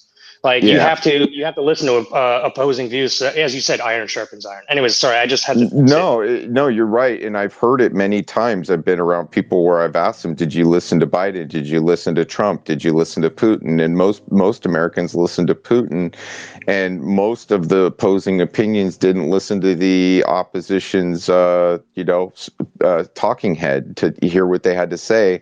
And so what ends up happening is you just get this morality, like they feel like, well, Trump is immoral, so I'm not going to listen to him. Other people say Biden's an idiot and a buffoon, and so I'm not going to listen to him. But if you listen to him when Putin addressed the world, and before we really ramped up what's going on in Ukraine, and America doubled down in Biden's speech, that was the beginning of it's on, everybody. It's on. And this administration laid it down that they weren't going to back down. More money was going to flow. And from the moment of that speech, we've seen an exorbitant amount of money going to Ukraine. Then we saw conflict in Israel, and we see conflict in the Middle East, and now. With all of this activity going on, one has to beg the question that Taiwan is probably next, or something else is going to erupt, because what we're looking at are superpowers across the world seeing the weakness of this administration and taking full advantage of the moment when Trump wasn't there to stop it or do something about it, right? And they know that they can do these things, and they know this administration is feeble and weak and is not going to do anything to stop it. And in fact, they might even be, you could consider them enabling some of this stuff. It might appear to be that way to some people. So I want to hear your opinions on that. But Skinny, why don't you jump in, brother? It's always great to see you. Did you get that new shipment of patchouli that I sent you? I didn't want you to run out of fuel to operate your clean energy vehicle. Yes. It is diluted, but it's working. Well, it's the winter blend. Yeah. I'm sorry. I couldn't get the summer blend. It's the winter blend. It's getting cold where you're at. You needed the winter blend, supposedly. I don't know if I buy Chinese it. vodka in it to keep it from freezing. It's working, man. I really appreciate it. I just ordered you all a stocking stuffer from Amazon. It's a Pocket Constitution translated into the vagina monologues. That should come in handy over the holidays. And Maga, you mentioned emotions, and I have an emotional response. I got to say, I'm a little offended by your feline appropriation, because cats, hairy kitties need baths too. It's Well, I think I said hairless. A hairless cat you needs a did. bath too Yeah. because they have certain oils and they really Well, require I a lot of understand that. maintenance. So I think legitimate needed to wash his hairless Well, cat or something. I don't I know. mean, the hairy ones need it too. You're best served Yeah. to. I can't leave them No, out. you You're right. That was wrong just got of to make me. sure and put a towel down in the bathtub before you run the water. They'll stay, man. As long as their claws have something to grab, they'll sit there and take it. Also, Cartman should stick around and have some cheesy poofs out of the herd immunity bowl as well. That would do us all some good, right? Herd immunity. We do have to listen to both sides, and the polarization is maddening. You know, we spend our whole lives, right? And I used to get shipped out every summer. 8th grade, I'm in the airport, Salt Lake City, by myself, and The Way Things Ought to Be is on the shelf. And this is something that, I grew up listening to Rush and all this things. So this whole time you grow up thinking, oh my God, yeah, I'm right. Everybody else is wrong. I bought that book for my dad and it didn't go anywhere. So I ended up taking it to junior high and my teachers all looked at me like I was crazy. But in that in and of itself was a very polarizing raising, if you will, because it didn't close my mind. What it did was lend me false, I don't even know what it's kind of almost a pompous attitude, right? Because the minute that anything challenges what your view of right does trigger an emotional response, which is what they've predicated upon us so well for the last 23 years. Pure emotion. The spirit of the Constitution, as I see it, this is my take on the Constitution, was a massive middle finger to every king, every government, and every church ever. Because all they did was control the people. They stole them, they robbed them blind, and it's not too much different than what's happening right now. Every controlling institution is literally robbing us blind. And I'm trying to remember when I finally realized that basically, depending on who was in charge, we were legislating from the bench, when in fact they are to be the ultimate translator of the intent, right? The intent was F you. You can't touch me. You can't touch this. And you can't touch what I have. But they've managed to weasel their way around it. And by that same vein, when we look at EOs or emergency powers, it's all the same subversive, unconstitutional acts, whether or not it benefits us or hurts our view on what we perceive as reality. And the inability for us to listen to one another is the only thing that's stopping us. Literally, like that other person with the opposing viewpoint literally believes 100% in their core that what they think is the way it ought to be. This is the beauty. This is the other absolute genius of the Constitution. Nothing was ever supposed to move quickly.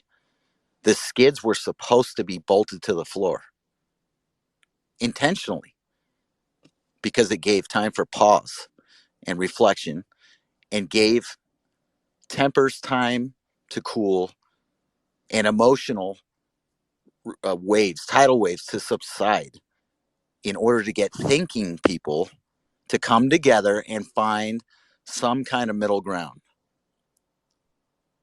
To give a chance for logic to prevail. Over and over again, man. There are seldom times in this life where the emotional response is the correct one. Now, when somebody puts their hands on you or kicks your front door in, we all know that emotional response, that's fight or flight. There are key times in your life when that is warranted. but they've literally played us.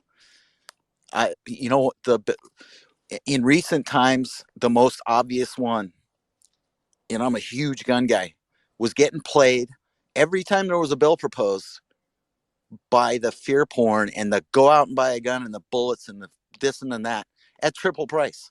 They played us just as well as the rest.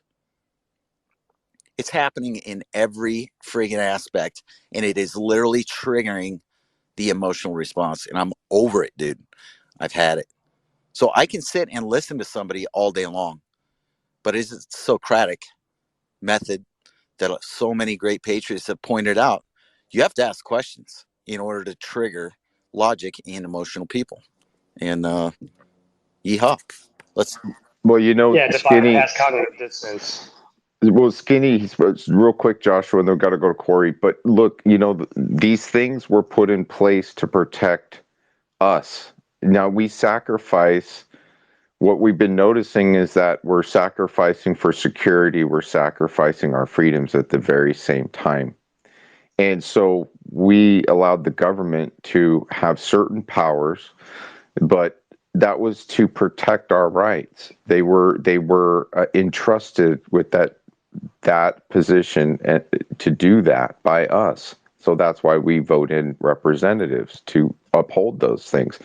But I just wanted to say that the emergency acts or things that are declared emergencies or disasters in every single state right now, you need to look at what happens, what powers or what things occur when a declared disaster or emergency by the governor happens. I would beg of you to look into your right to bear arms and other things and the Second Amendment, what's affected when that occurs, because these declared emergencies are being used as a tool to take away certain freedoms and constitutional rights. I don't think a lot of people in this country realize that the people of New Orleans never got their freaking guns back. They went to smelt. Literally. This is insanity. That happened right in front of everybody's face, and they don't even know about it, man. And that was predicated on us by the freaking Patriot Act and FEMA at the time. Now I have inside baseball on what's happened since, and it's eye-opening, right? Because certain things have been said since 2017 by certain groups of people, and I have a brother involved with emergency services in the state of Nevada. FEMA got their ass kicked to the curb, folks. I'll just let you know. Did you see the posting about people buying guns that illegal immigrants supposedly? There's something going on with the checks and balances when you purchase a firearm that are on citizens but not on complete. They're not even citizens, can just walk in and buy guns without going through certain procedures. So go ahead, Skinny. You say it. I'm probably no. There's a new question on there too. Do you intend to commit an act of violence with this? Sure. Yes. Okay. Yeah, I'm gonna mark yes on my 4472. Sure. Just genius, man. Yeah. They're changing some of these things. Right. When you purchase a gun, they just did some of these changes. I haven't looked at them closely enough, but anybody want to speak on them? Skinny, go. And I do have a question. I see Mr. Meeklin's there. He might be building another porch. I don't know, but the idea of committee is that not the idea that it could pass constitutional muster before it's introduced on the floor? I mean, the idea that our representatives have any constitutional background, not you, Shane, but others that we see on the grand stage all the time, that they have any constitutional background whatsoever, is also another sham predicated among the American people. They assume that when that bill is proposed, that it does pass constitutional muster. Problem is, it takes years to get it into SCOTUS to shoot it down or not. And then we operate under the guise that, it passed, so it stands. And Joshua's right, man. We had basic civics in the frickin' 90s. I didn't go to college, man. I didn't do anything. How come we know so much about this process, and at the same time we don't? It's very convenient. And I got to shut up and go to work. Thank you. Corey has joined us. Corey, you've been really patient and hanging out. You've listened to a lot of stuff this morning. Why don't you open up and just maybe go, you could recap, you can just go anywhere you want. What's up, Corey? Hey, yeah, thanks. I wanted to bring it back to the 14th Amendment real quick. I don't know if, we wanted to linger on. Totally. No, we're tossing around any idea, and if you got something you like I said, you've been listening for a while, so it's fair game. Circle back, Psaki, all you want. Cool. And unfortunately, I don't know what was said before about the 14th Amendment. I have been listening for a while, so I don't think I missed too much about it. But I guess I'm just wondering, is the main point that you guys are taking about the engaged in insurrection part? Because it seemed like the ruling in New Mexico and Colorado laid it out pretty basically, pretty, I don't know, completely, I guess, as far as there was engagement in insurrection. And so I guess I haven't heard from you guys. I guess maybe some. Actually, we spoke about it. Legitimate was saying something, and he said exactly what you said, to the fact that it was laid out pretty clearly. But I said, okay, so the premise is that Donald Trump directly was involved in orchestrating groups to enact an insurrection. He was coordinating it, leading it, stimulating them to do it in the back channels, or there's some kind of evidence that he was actually colluding in some way with these groups, that there was actually an effort that was orchestrated and led and all that stuff. So what we were saying was that, and he also the claim is insurrection, doesn't need to be proven in a court of law, yada yada. I said early on, I was having discussion with a coworker about the difference between sedition and insurrection, whereas sedition includes leading to insurrection. So I thought, what I raised the question early on was, well, why did they just go with sedition, start from the bottom and work towards insurrection? It's because the goal behind what is happening here is to remove Donald Trump from the ballot, from even being able to be considered. And so why don't you restate, maybe with what I just said, maybe think about it and ask again, because I think we did talk about stuff, and we're giving opinions. We're having a discussion here, a thought exercise. So I can give my opinion. I do not believe that Donald Trump committed any act of insurrection. He was giving a speech. There were citizens that came from all over the country. Of course, there were certain groups, like organizations, that came as well. Independent of all of those other citizens. Some people had charges brought against them just for being in DC. Some had committed acts of violence, supposedly or allegedly. They were arrested. They were charged. There were decisions made on some of these cases. I mean, we could go all over the place, but I'm not really saying anything. I'm just having a conversation, and we're tossing around if Donald Trump truly could be. These claims have any real weight to them as far as his involvement in an insurrection, quote unquote.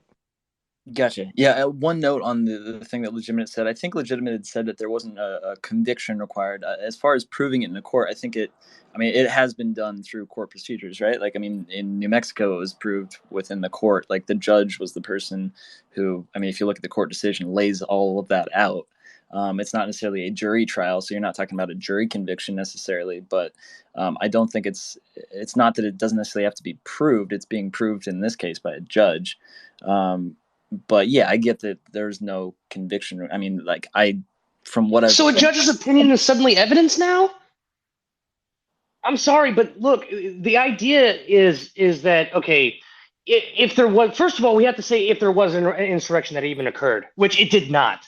January 6th was not an insurrection. Nobody had weapons. No one was occupying buildings. No one was making demands.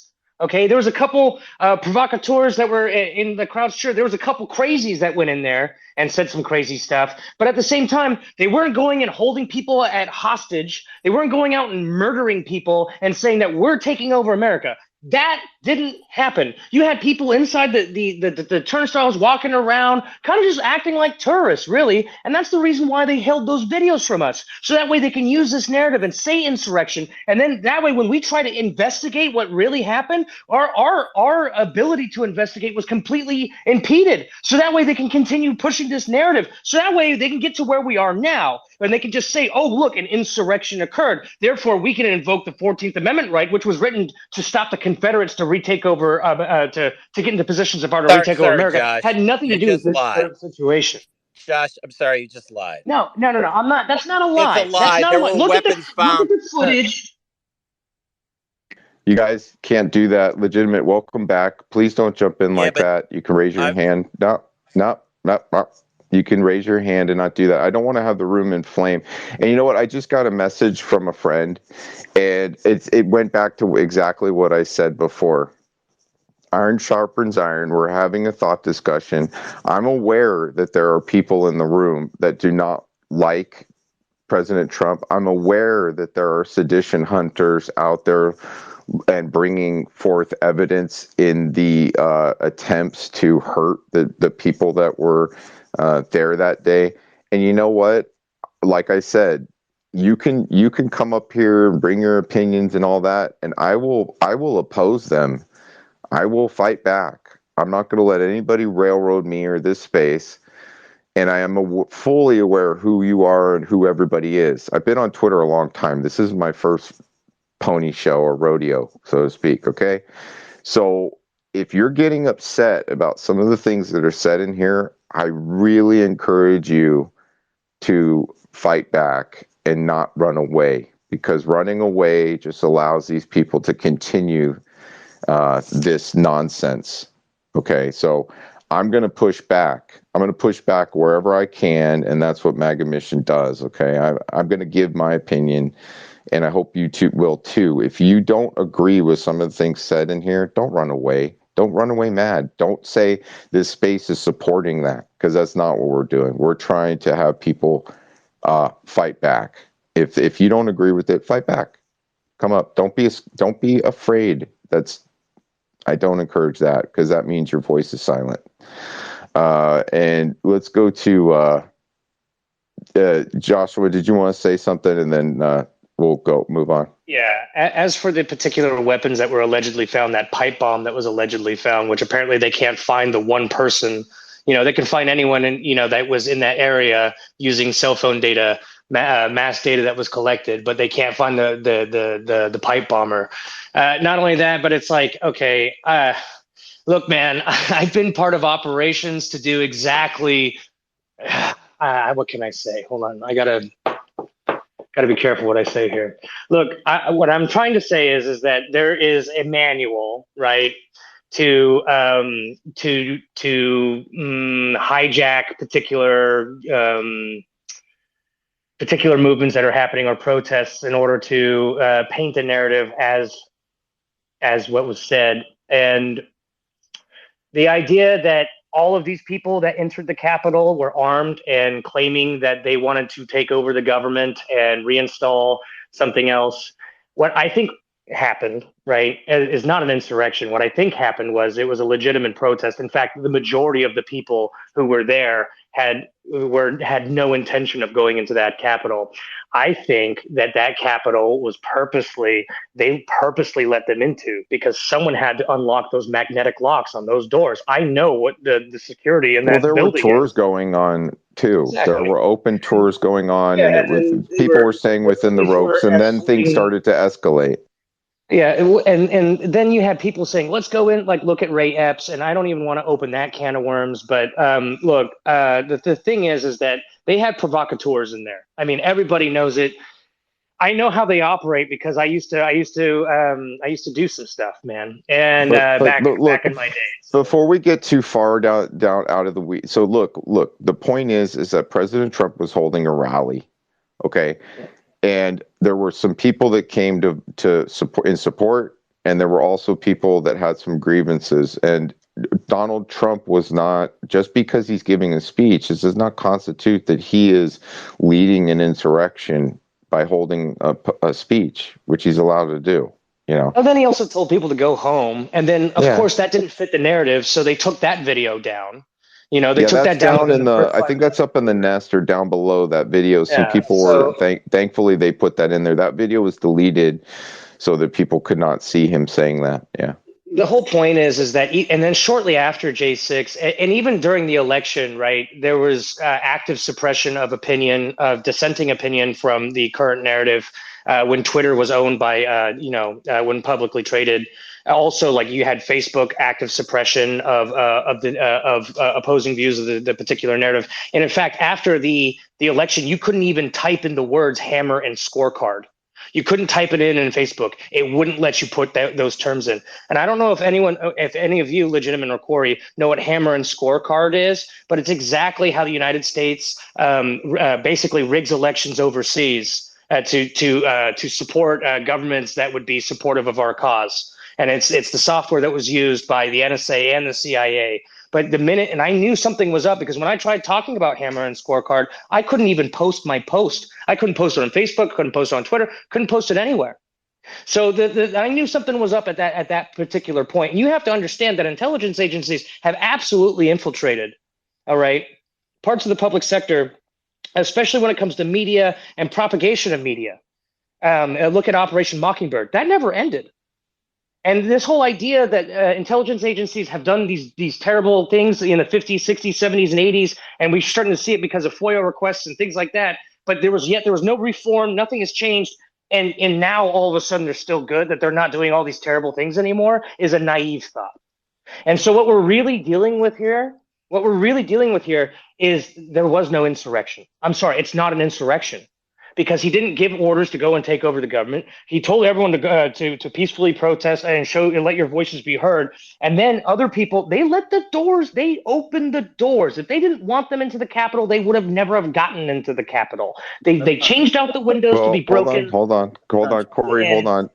And Corey, so there was no insurrection. So this whole idea that the 14th Amendment is going to be invoked for this alleged insurrection, there was no insurrection that occurred.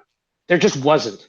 And because people think that the real insurrection happened on November 3rd, when they absolutely changed the vote in the middle of the night and they stopped the vote and everyone had to look at what actually happened. There is no way Joe Biden won that election, in my opinion. No way he got 81 million votes. And not only that, he didn't even campaign. So if you can just not campaign and win the presidency anyway, I'm about to park it. If you cannot campaign and win the election anyways, dude, they used hammer and scorecard. And it's funny how that we adopted these machines to help us count the vote. And yet it takes longer to vote. It takes longer to figure out who got voted for. So don't give me this nonsense that was an insurrection, because it wasn't. And if it was an insurrection, that was the lamest, most awful, ill-organized insurrection in the possibility of humanity, because there was no way that those unarmed people, because the majority of them were unarmed, okay? The majority of the people that walked in there didn't have rifles and say, we're taking over the government. They walked behind lines. They were looking around. They took pictures. They were taking videos. Yeah, we're here. We're trying to protest. That's what happened. And that's why they suppressed the videos, because it didn't fit their narrative. You know, there's one thing that happened in our nation that was the biggest thing that ever happened since the Civil War, this insurrection. But we can't see the videos? Huh. Weird how that happened. You know, the media desecrated the lives lost on November 11th by comparing this to that. And the media was talking about calling back in history and trying to make comparisons. It was just ridiculous and downright disrespectful to the people we lost on 9/11. I just want to preface this. I'm a passionate person. I'm not trying to get angry at you. I'm not trying to diminish you or demean you by my level of passion. It just rises in me. So I'm not yelling at you. I don't want to let that know, like, I'm still here for civil discussion, but sometimes I get passionate. So and I'll park it there and I'll let you guys rebuttal or do what you want. But Yeah. Let the chips fall where they may, and it's fine. And Corey, please, I got to go to Andrew, and then I know you want to rebut. Yeah, that's fine. I just wanted to say, Joshua interrupted me in the middle of when I was speaking, and then went on a 5-minute rant. So that's fine. You can go to hand. So true. Well, I'm sorry about that. Well, you know what? To me, Thank you. to me, guys, I just hear a lot of blah blah blah because you guys are talking over each other, so I have to move on. And when you do that and you Yeah. break protocol, when you break protocol and try to run the room, I have to stop it. So you're going to have to respect. If you get interrupted, you're going to get a chance to rebut. But Andrew, please, and then we'll go to you, Corey. That's what I said. You're going to get a chance. Hey, thank you. Yeah, you guys are talking about a lot of stuff. Listen, we can all get together and we can listen to the other side, let's kumbaya and get around the old campfire, right? Maybe Do you feel like this is a friendly kumbaya moment? I hear that we are in opposition here and we're batting the ball back and forth. So I'm not kumbaya right now, other than to the people that I know that are friendly. And I am by no means a sucker, just because I allow people to speak. I understand what's going on. I'm fully aware. So just have at it, Andrew, and let's do it. Okay. I feel like we can have that attitude towards DeSantis voters or Nikki Haley voters, or somebody that likes Ted Cruz or likes Ben Carson, which I'm actually a fan of. I hope he makes it VP. We can do that, but when you're not going to invite somebody from that's trying to talk to your children about gender ideologies when they're in preschool. Like you're not going to talk with somebody and try to listen in the sense of, come on over, be part of the team, we'll have mutual respect. They're flooding your community. I don't even know where you started bringing that into this, because I don't understand how you. I get where you have a division on certain things where you draw the line in the sand. Is that what you're saying? We're talking about what happened with President Trump, and we didn't even go into that gender ideology or anything that with children yet. And so you're bringing that in. What's your point? Okay, there, Mega. My point is, we were talking about this camaraderie with listening to the other side and trying to understand one another. No, there's a difference. There's no camaraderie here going on. There's opposing opinions, and we're doing it in a forum. So I don't know where to say comrade, just that term. I have comrades. I have people that are Republican. Well, it's a forum and discussion. It's a civil discussion on this topic. Well, I appreciate you interrupting me 5 times, but I will do it again, sir. I will do it again. All right. Since you can't move forward and you keep dwelling, let's go to Corey.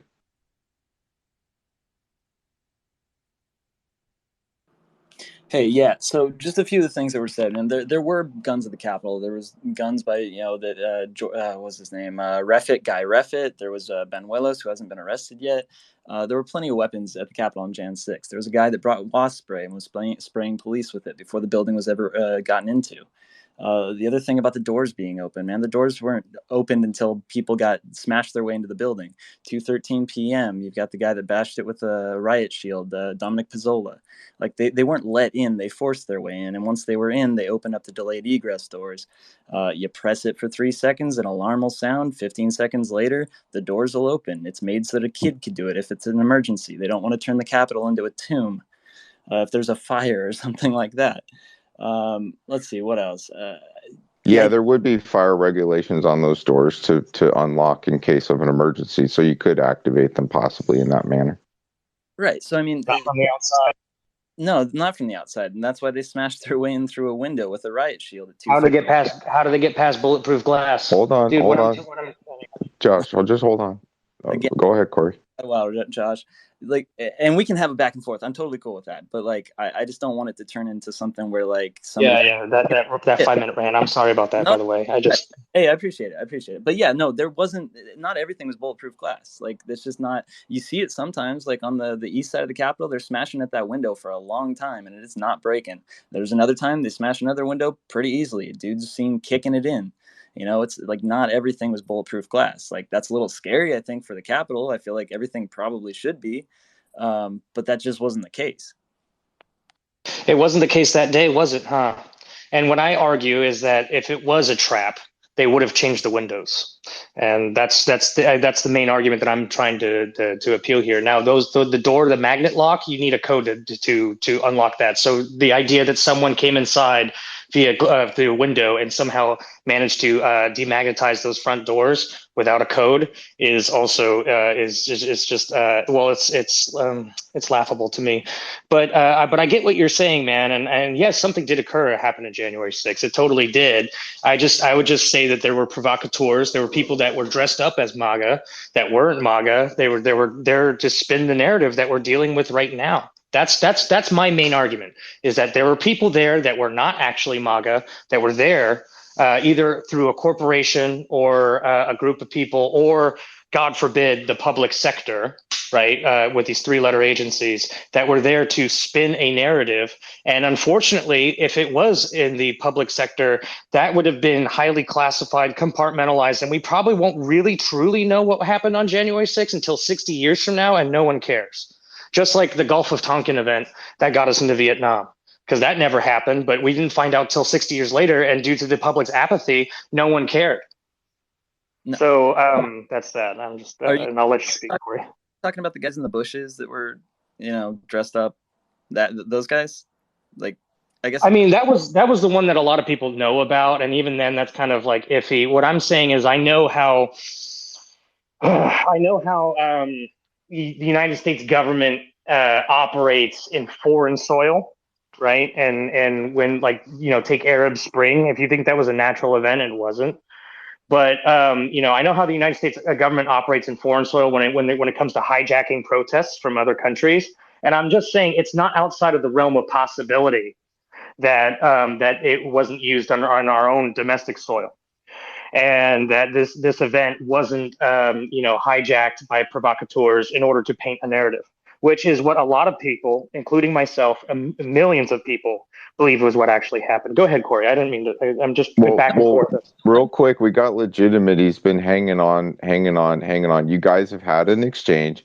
I think it's been plenty of time. You've tossed the ball back and forth. We got heated, but it's cool, man. We're moving on. Legitimate, and then Corey, and then Sean and I are going to kind of start shifting a little bit into another thought process, which is in the same line. So go ahead, Legit. Awesome. Thank you. I'll see if I get my stuff in before another 8-minute rant that goes in 7 different directions. So Josh, no need for it's like wrangling cats up here, buddy. Trust me. Thank you, Josh, for trying to interrupt.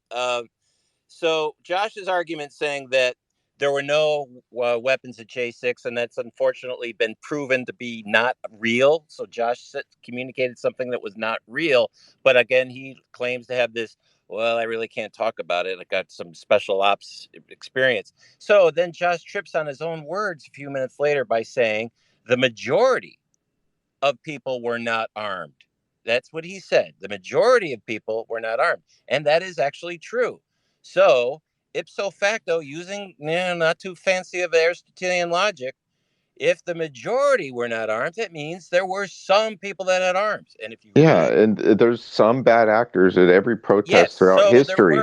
Again, my argument is go to the facts, not this. Well, I'm in special operations, special things. What all he's saying is that there was a coordinated effort by some people to spin a certain narrative against the MAGA movement. That's when I jumped in and said Josh just lied. He said there were no weapons at J6. There was bear spray, guns, zip ties, and knives. The woman who got shot trying to break through the window. Well, we clarified what bearing arms means, okay? And it doesn't necessarily mean a firearm. It could be any. It could be any. Bear spray, guns, zip ties. Then they used the materials there because there was scaffolding. There's non-lethal. There's non-lethal tools that you just put into that category. Non-lethal. So not deadly. Right. Well, I would say guns are deadly, and they were found. How do you commit an act of insurrection with non-deadly devices? Would you take over the Capitol with pepper spray? I'm sorry. I respect your intelligence, but you're lost here, my friend. No, I'm not. I'm just clarifying. Pepper spray is not a weapon of destruction. But guns are, and there were guns found. Thank you. There were only a few individuals that were dumb enough to even try to bear. To even carry a weapon at that event. And those people were taken care of, and they were not part of an insurrection. They were just there with weapons. Were there guns found at J6? Yes I or no? didn't say there were. Okay, Didn't you just let you obviously wait. I got to mute you because you obviously didn't hear what I just said. There were people that were there that brought firearms, and you're muted now because you keep interrupting me. I just said it. It's a recorded space. There were people there that had guns, but it was not. They were not used on a scale to commit the act of insurrection. They were citizens that had permits or whatever right to carry, my last and they point is- violated the law by doing that. Okay, so Gad, I'm glad we've come to the conclusion there were various types of weapons found. Now, in terms of was it an insurrection? I ask, and I don't need a rebuttal now, but I want you to think, what was the value of bringing zip ties? Is that something people normally bring to a peaceful protest, a zip tie? I'm not going to go into that. I don't know. Okay, well, you got to figure out. Allegedly, there were zip ties. Okay, maybe there were, maybe there wasn't. What they're for? Hey, you know what? Zip ties actually tie down gear sometimes when you're traveling. Yeah. Like sometimes you have something that you got to tie down or secure, and that's what you could use a zip tie for theoretically. Mega, you're being disrespectful to the facts. There was clear videotape of the people that broke into the Senate chamber that had zip ties on them. Number two, the judge ruled an insurrection in Mexico. It's possible they found them on the ground. The police had lots of zip ties. Maybe they dropped some and people saw them on the ground, picked them up. I don't know. Dozens. It's circumstantial. It's circumstantial. Oh, okay. Wow. So maybe a UFO helped. So a zip tie is not a weapon, sir. Well, it is a form of tying people up. Judge found insurrection. It is a bench decision. Someone claimed, "Oh, we shouldn't have bench decisions." Sorry, we've had bench decisions for.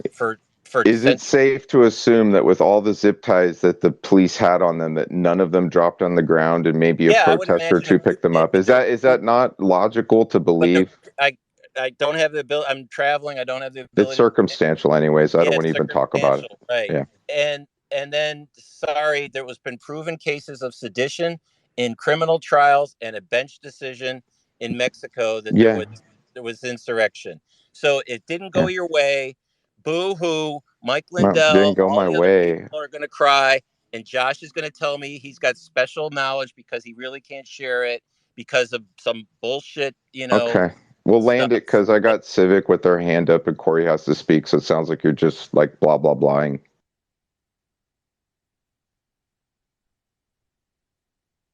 To me, it just sounds like you're just going off the rails. No, I'm just responding to Josh. That's all. He's amusing me. Well, you're trying to invoke an emotional reaction with your tone and the things you're doing. I know what you're doing, but it's like it's just kind of boviating at this point, like cow farts in the wind. Like a provocateur. Oh, geez, almost like there's a motivation, which is fine.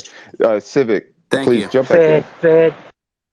I just want to say something that you posted this in the Jumbo earlier, MAGA mission. It was a video of Trump's response to this on the day of, and even before the Capitol was breached, Trump was very communicating, like openly with everyone, that it should be peaceful, a peaceful protest, which is our right, and it's something that's always been defended. Okay, so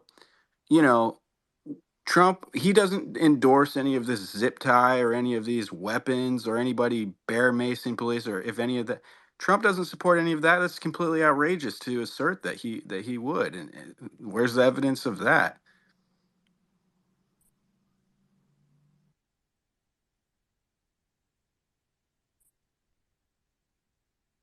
Sorry about the silence there. I was bringing somebody up, a new speaker, Christian. But gentlemen and ladies and gentlemen in the room, I want to thank you for coming today.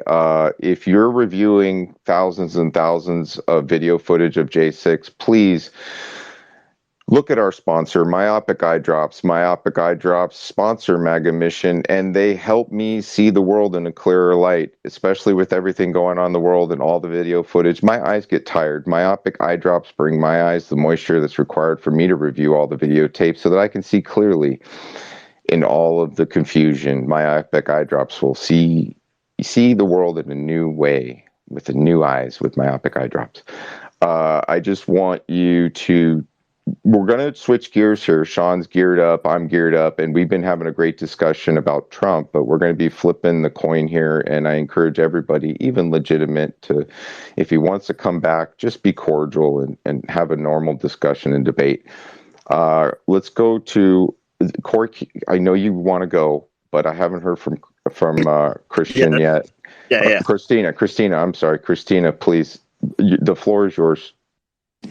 Hello. Got a little bit of sausage fest up here, so I thought I'd break things up. Oh, yeah. Feminine energy, woman warrior. We need it.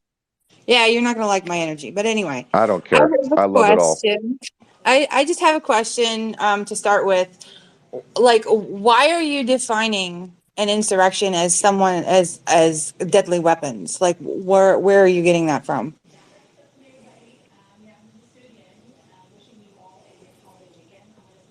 You would have to address it. You would have to. Matt? You're just. That's like out in the ether. What do you? Can you please specify who you're addressing? What you're saying? Well, you like whenever someone brings up a weapon, We've defined the right to bear arms. Right. Well, I'm a gun owner and a carrier. I'm not going to argue Second Amendment with you. But when you define an insurrection, it's defined with violence, not with deadly weapons. So when someone talks about bear spray and pepper spray and, pieces of the scaffolding, I didn't say those things. Legitimate said those things. Right. And then you said, well, those are non-lethal. And I'm just wondering, like, why you're discounting can I ask you a question? Can I ask you a question? When two enemies are fighting each other or something is happening where somebody's trying to do something, would they just arm, like, say, a whole army with nothing but pepper spray and be effective? Okay, so, I mean, it could be, I guess. I don't know. It depends on the circumstances. Could you win a war with nothing but pepper spray? If one side overwhelms the other and outnumbers the other by about 400 to 1, yeah, probably. Oh, well, you don't think they'd have gas masks to fight the pepper spray? I don't know. I mean, you're setting up a whole scenario here. We I'm can just play saying it it's from a risk if you all want. I did was clarify that pepper spray is a non-lethal device. I mean, people. It's a deterrent only. The reason I'm asking this is because what y'all don't seem to understand, or what you're not comprehending, is whether the entire crowd was coordinated or not. Right, the crowd was the weapon. Okay, wait a minute. Okay, did you read the thesis that I wrote? No, I didn't. Okay, please read the thesis that I wrote, and it'll answer all your questions, dear. Thank you so much, and please stay up here after you read the thesis and come back with another. I'm not big on you calling me dear because that minimizes me, and I'm not really feeling that. But do you have pronouns that you prefer me address you? Do you have pronouns that you prefer me to address you as, like Zer, or could you clarify your pronouns for the crowd, please? Go ahead. Please clarify your pronouns for everybody.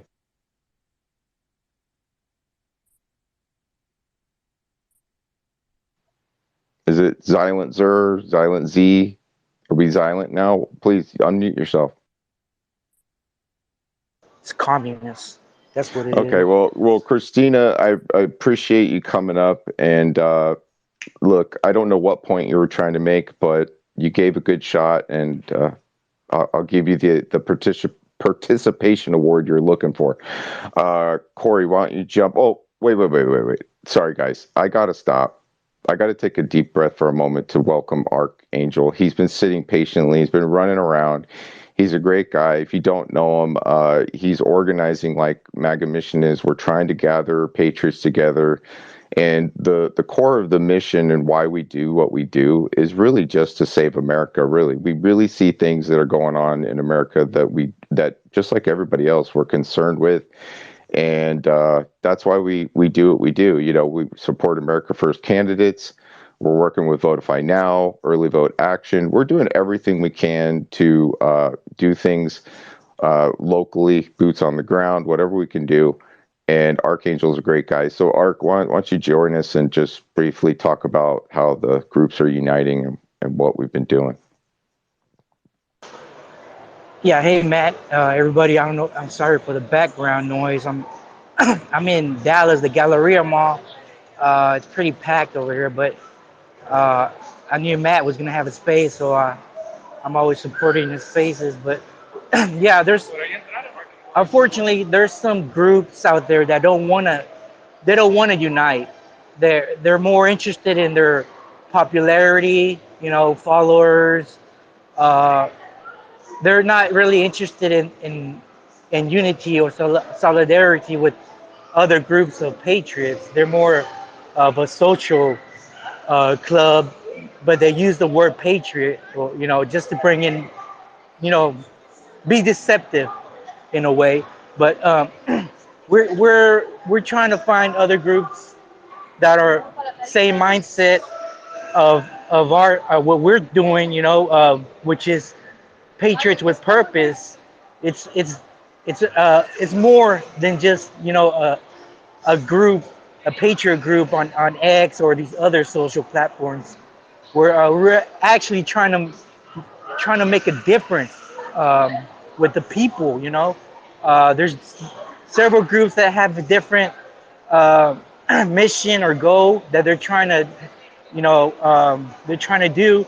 Like my group is more of, besides being patriotic, we're more of a awareness group, and trying to bring awareness to what's happening with the children, and protecting the elderly in all kinds of issues and problems that we are seeing in these times. And there's other groups like Vetted Patriots that are focused on the veterans, which are they're trying to get the veterans homes. There's a lot of homeless veterans out there, and they're trying to do that. There's other group that is trying to promote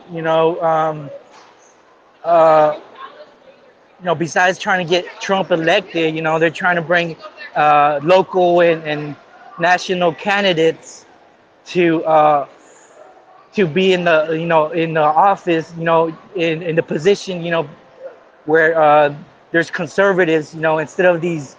Uh, I know people call them Democrats. To me, they're not Democrats. They're communists, you know, and people don't like that. But I get to the bottom of it, and that's what they look like.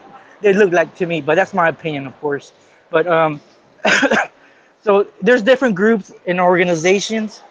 We're trying to like have a coalition of these organizations, and organize and coordinate, and support each other. That's what we're trying to do. I know MAGA Mission is one of the front one and biggest ones out there. They're trying to bring the people or the patriots into helping each other out. But like I said, there's other groups that don't want this, and then you get the infighting and all this. It's like fighting the Democrats and fighting conservatives that are just more they're just more of a social group. They have other interests besides the interest of helping this country, is what I'm trying to say. Be it like, oh, they're more interested in like in money, or being famous, or it's not about the country. And that's where that's where we're different from these other groups. Okay, we're not putting ourselves first. We're trying to put the country first, and that's what we're representing. Yeah, Matt. mission first. The mission always comes first. Exactly. We're laser focused on saving America, getting the right leader into office, getting the right candidates into office, doing local work like joining your precinct committee seats, running for office if you have the ability, speak and vote locally, and also definitely do not give up on voting federally. But Ark, it's really, we've been adding, I want to let everybody know, I'm sure you're aware, there's thousands and thousands of groups out there, but nobody knows about them. And really it's the groups that bring support, because this is hard. And then you talked about the money. MAGA Mission is a not-for-profit political organization. Hold on one second. Of course, get interrupted right when I'm talking. So we're a not-for-profit political organization, and I've financed doing this, and I founded this solely to do this because I know how important it is, especially when I got really concerned was when past elections had occurred and before Trump was elected for his first term. I really had this impending doom that I could see what was rolling out and what would happen if Trump did not get elected into office. And and just like millions of other people, I was extremely relieved to know that there was some check and balance put into place to slow down what I saw coming. And I was just thanking God that somebody, something, anything just could put a stop to it for a moment so we could get to a logical conclusion. But then he went one step farther. Okay. He not only did that, put a pause to it, but then he unleashed the economic, he showed how prosperous we could be. He started to kind of ease up on regulations on businesses and things like that, where now we're back into an over-regulation thing. And now we have issues in the trucking and shipping industry. We've had issues in all of these things with the border and immigration for a long time. You know, he was obstructed on constructing the wall. There were fights about it. We saw it. He owned the government shutdown because he proudly owned it because there were people trying to stop him from funding the things he wanted to do, and it came to an impasse, and he said, well, okay, I'll own that.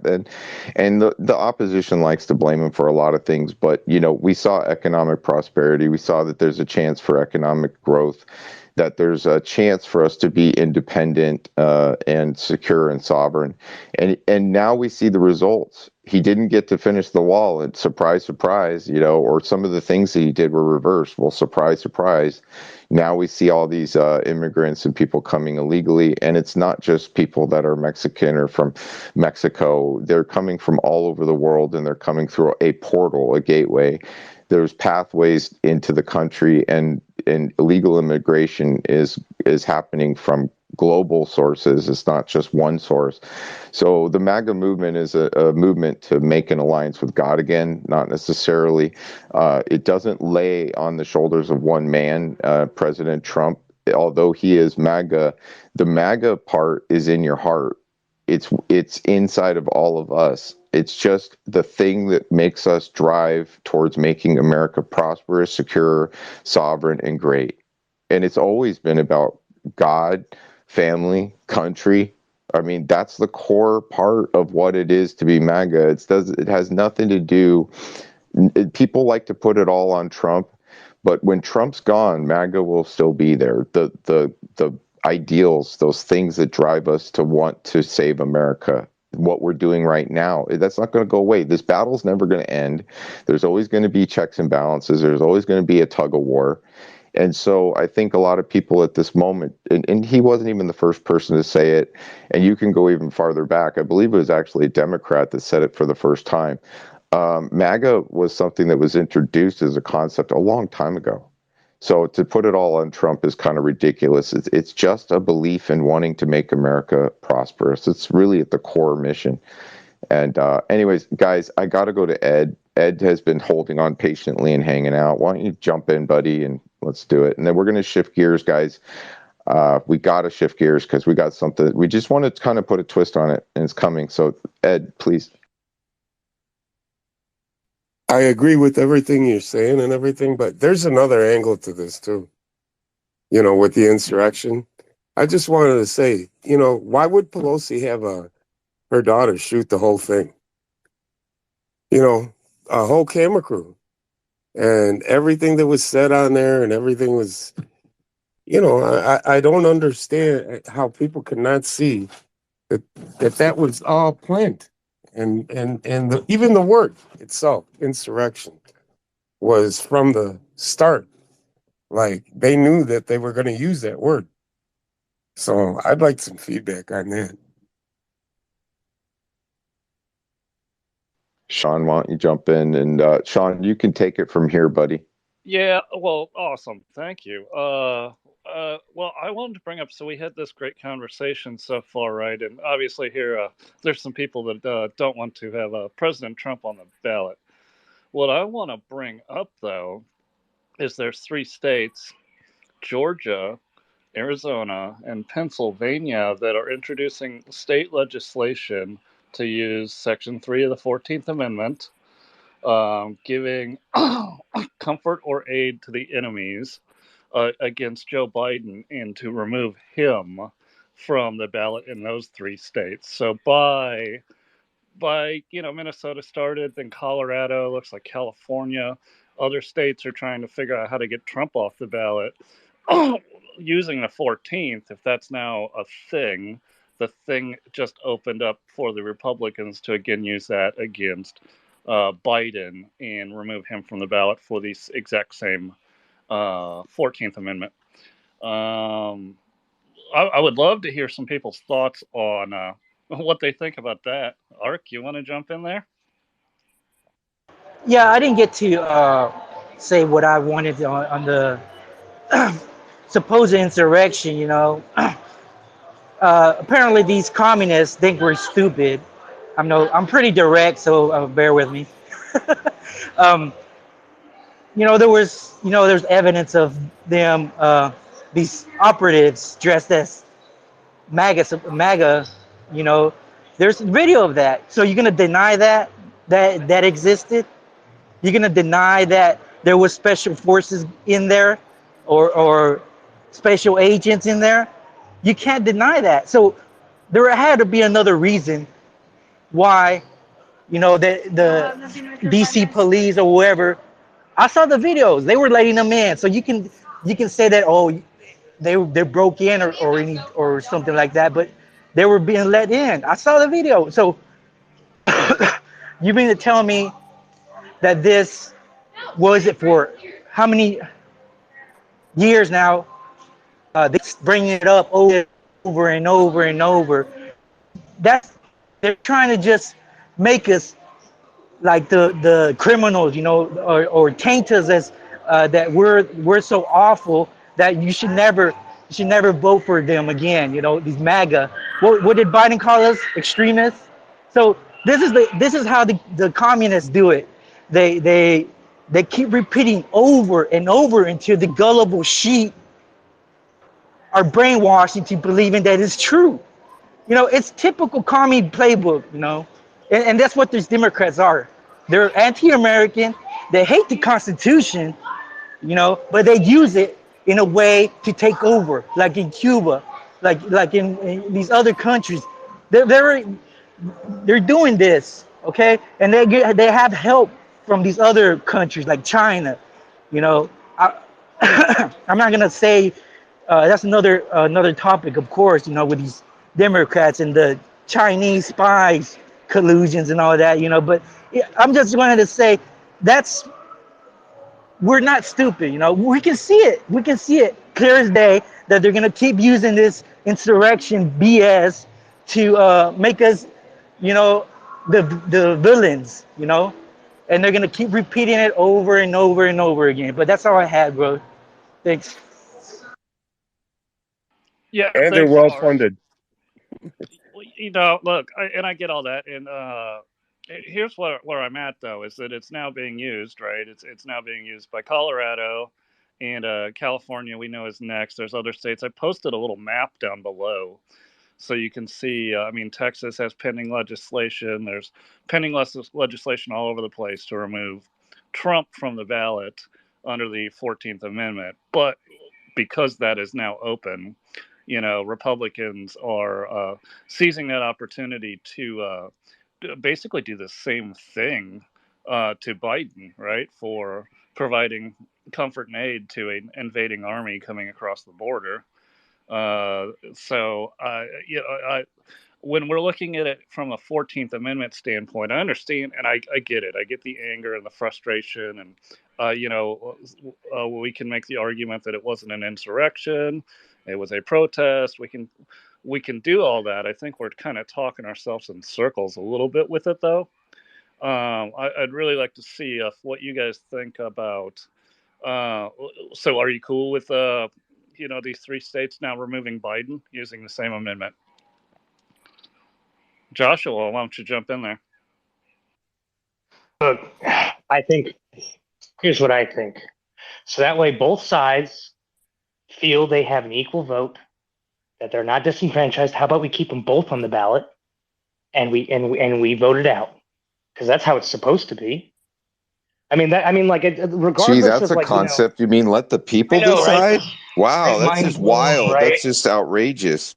I know, what a crazy thing, right? But so it's just like, this whole idea of like trying to manipulate, a statute in order to pull someone off the ballot. What it really means to me is that these people are all in support of pulling another person off the ballot. I think it's just insane. I think it's undemocratic. It's unrepublican. It's people in power trying to disenfranchise millions of other people's voices.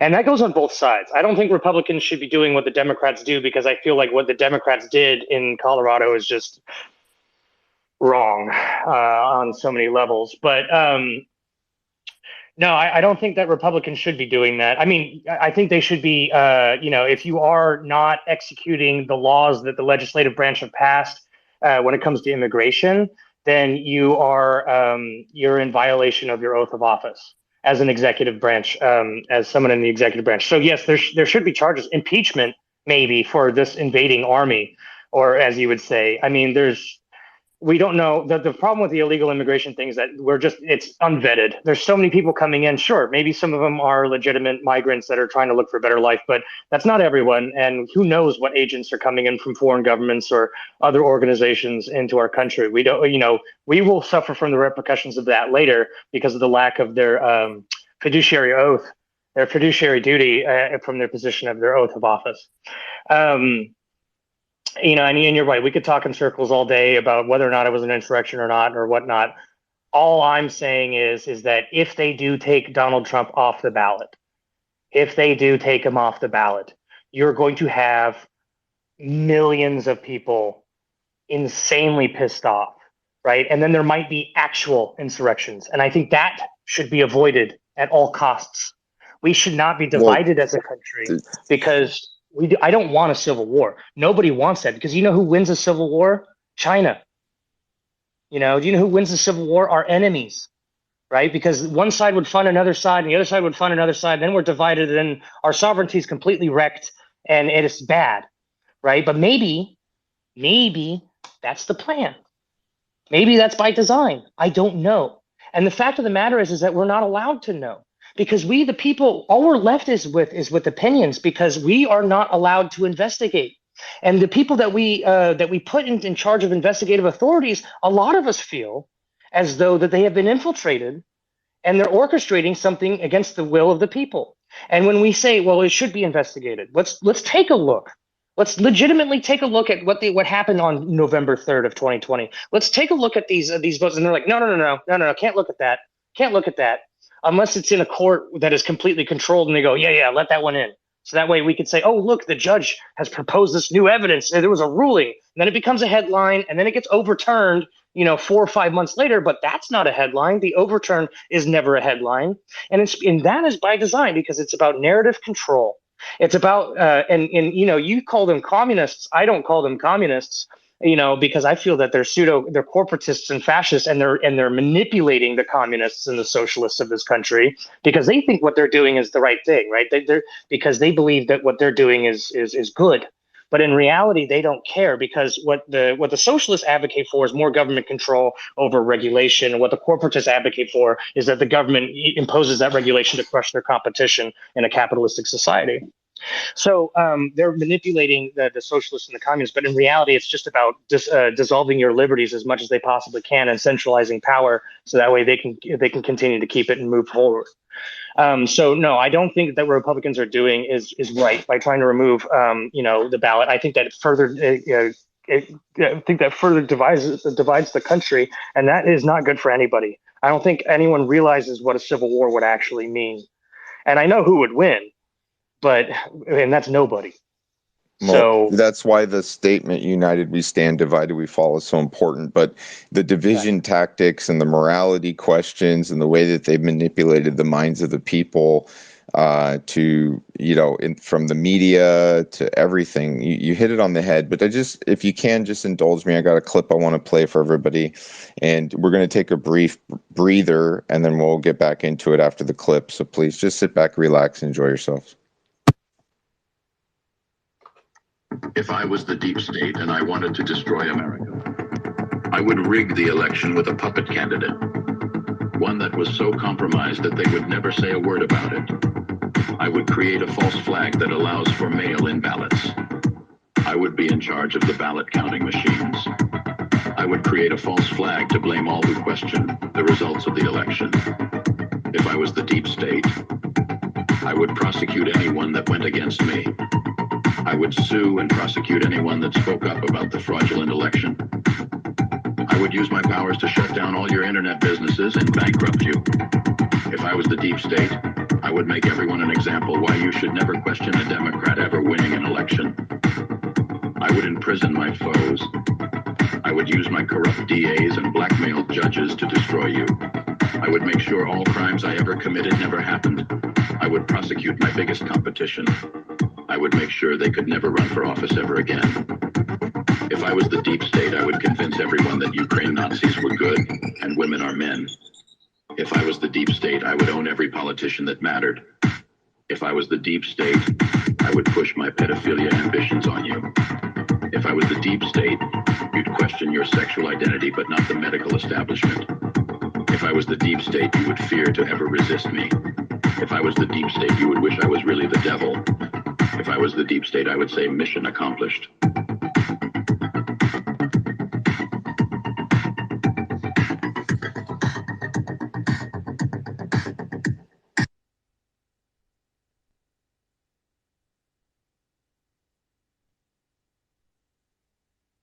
I always love that clip, MAGA. That's a good one.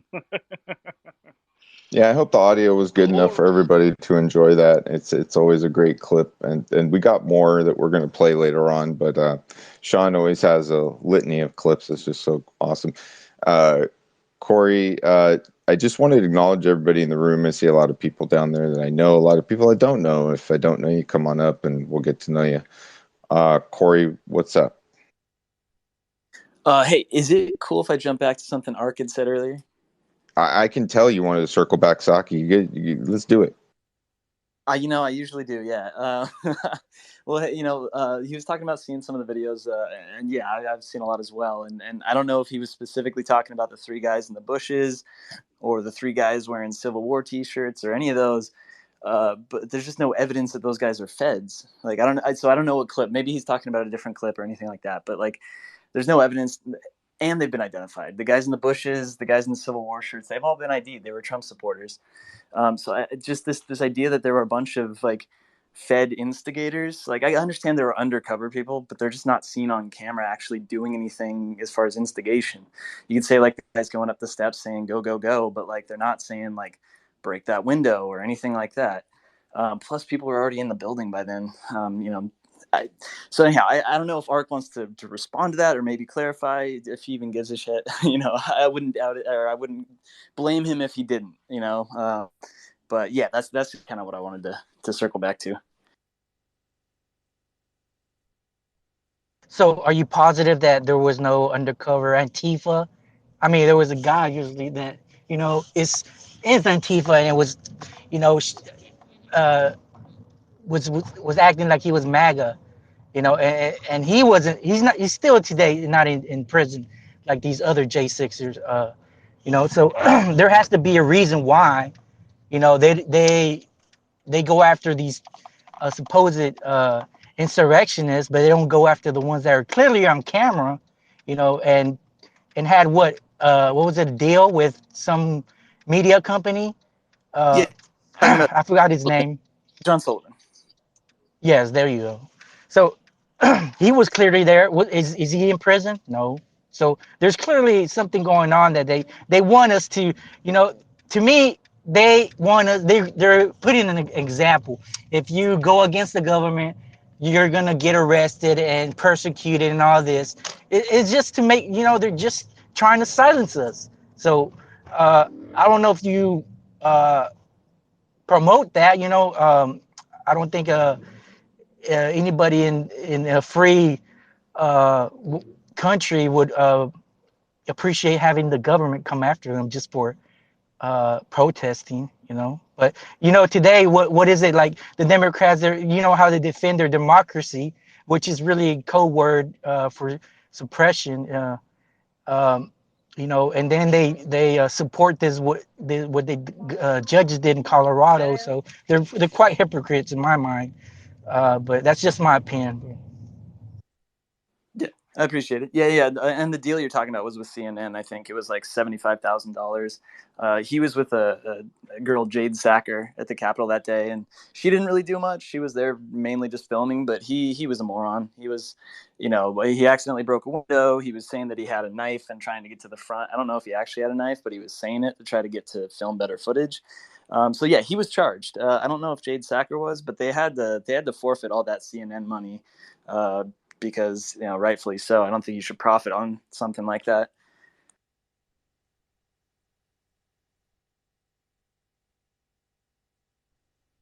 Joshua, what are you thinking about, man? Well, what I wanted to say is I love it when people say there's no evidence. There's no evidence. There's no evidence.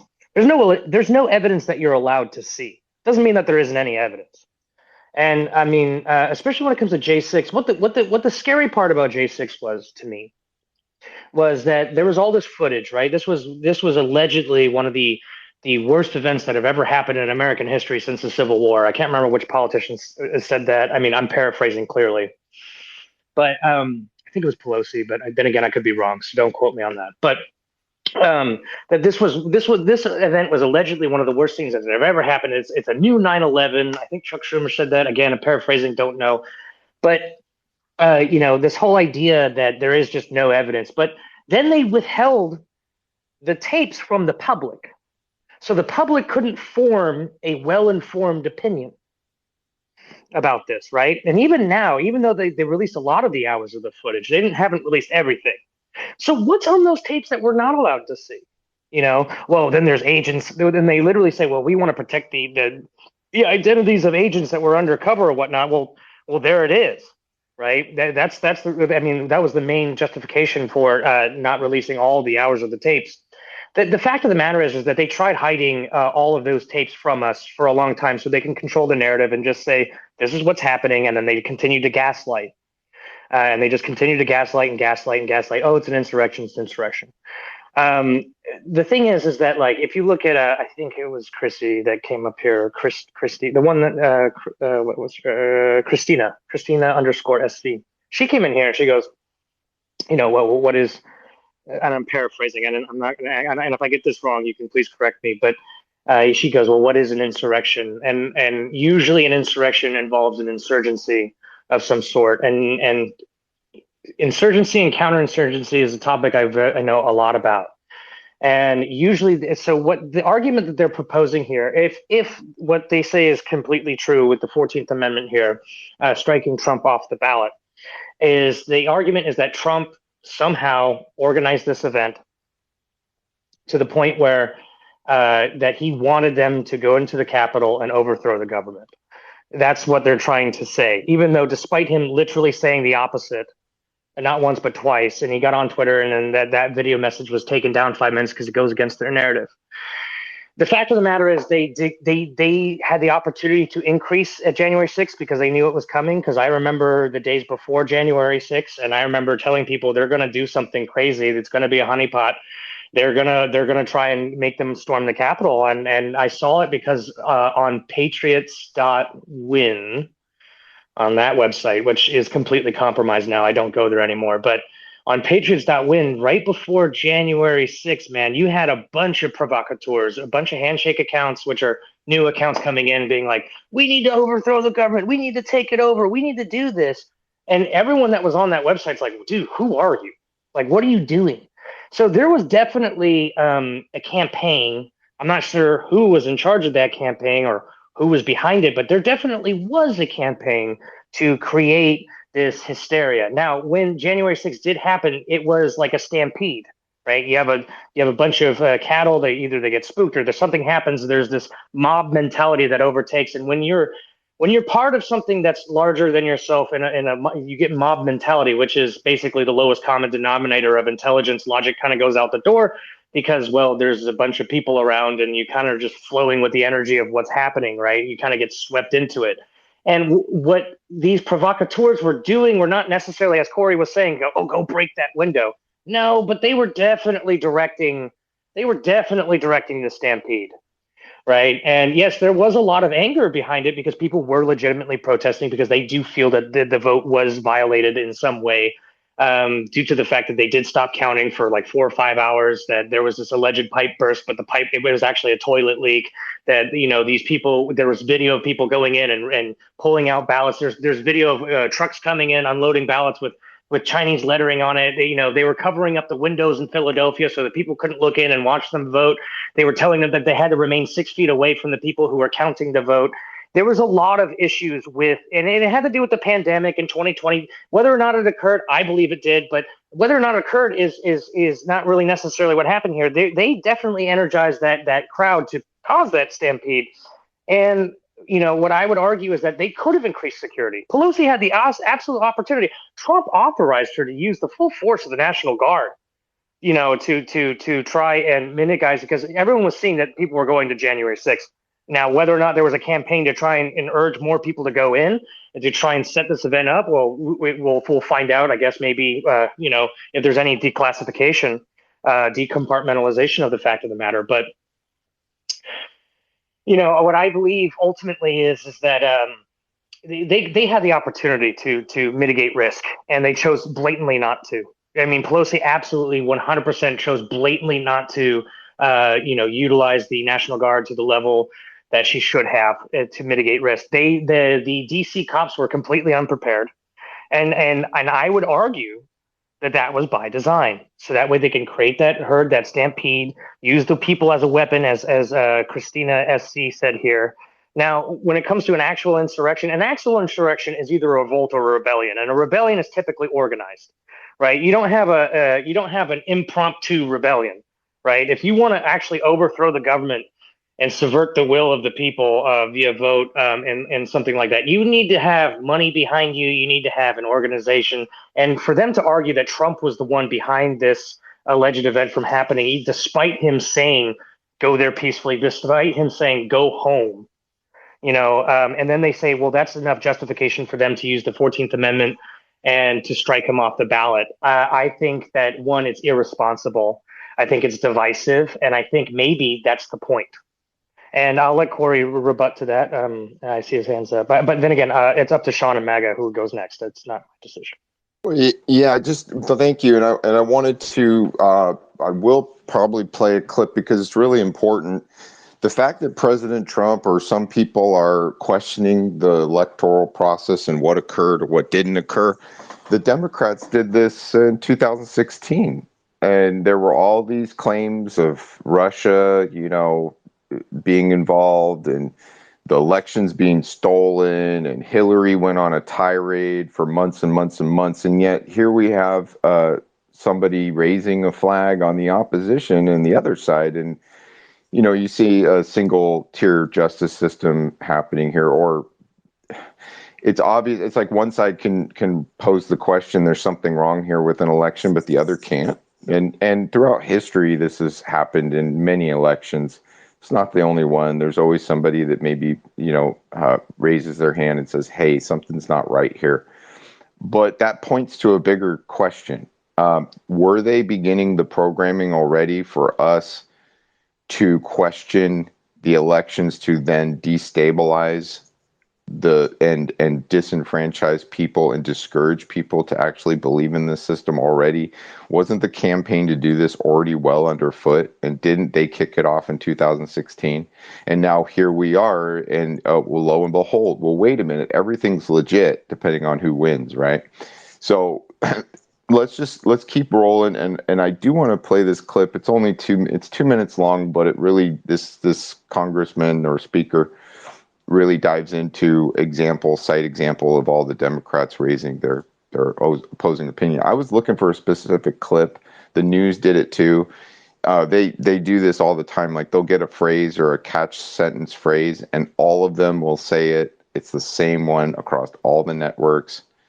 They do this all the time to make the general public hear that narrative over and over again. And you know what? If I tell a lie enough times, to you, or if I say something or they say something, if you say something enough times, sometimes just the rumor of something makes it true in people's minds. But when it isn't, it's the narrative that gets repeated enough. And I had a boss tell me this once. They said it's not about the truth, it's about what people are willing to believe or end up believing. Because I brought up, well, what about all this information that people are getting? And they brought it right down to the brass tacks. It's like, well, it might be a lie, but the most important part of the lie is if people believe it or not. And if they repeat it enough times, well, then they can actually make the lie the predominant truth amongst the people in America and create the narrative. And that's how it's done. That's the whole misinformation campaign that's been going on in the news and with the Democrats and everybody in politics. It's all about these things. And so it's like one big mind game. And so people really got to see it and take a 30,000 foot view and make their decisions and be objective. Corey, what's up? Hey, whoops, sorry, I thought you were going to play that clip. Yeah, hey, I think, with regard to, I'm blanking. I'm trying to think of what Joshua was saying. Oh, man, yeah, play the clip. I'll think about it. I'll get back to you. And, it's about the impeachment and one of Trump's lawyers shows video of Democrats objecting to the 2016 election. As recently as 2016, the Clinton campaign brought multiple post-election court cases, demanded recounts, and ridiculously declared the election stolen by Russia. Many Democrats even attempted to persuade the Electoral College delegates to overturn the 2016 results. House Manager Raskin objected to the certification of President Trump's victory 4 years ago, along with many of his colleagues. You'll remember it was Joe Biden who had to gavel them down. I have an objection because 10 of the 29 electoral votes cast by Florida were cast by electors not lawfully certified. I object to the votes from the state of Wisconsin, which should not be legally certified. No debate. Mr. President, I object to the certificate from the state of Georgia on the grounds that the electoral votes were not. Debate. There's no debate. Then I object to a certificate from the state of North Carolina. I object to the 15 votes from the state of North Carolina.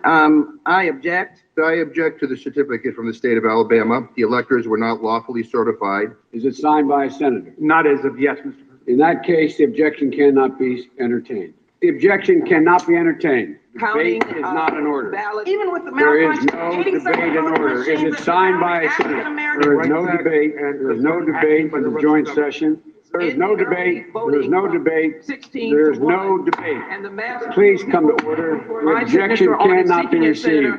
Section 18, Title 3 of the United States Code prohibits debate in the joint session. I do not wish to debate. I wish to ask, is there one United States senator who will join me in this letter? There is no debate. There is no debate. The gentlewoman will suspend.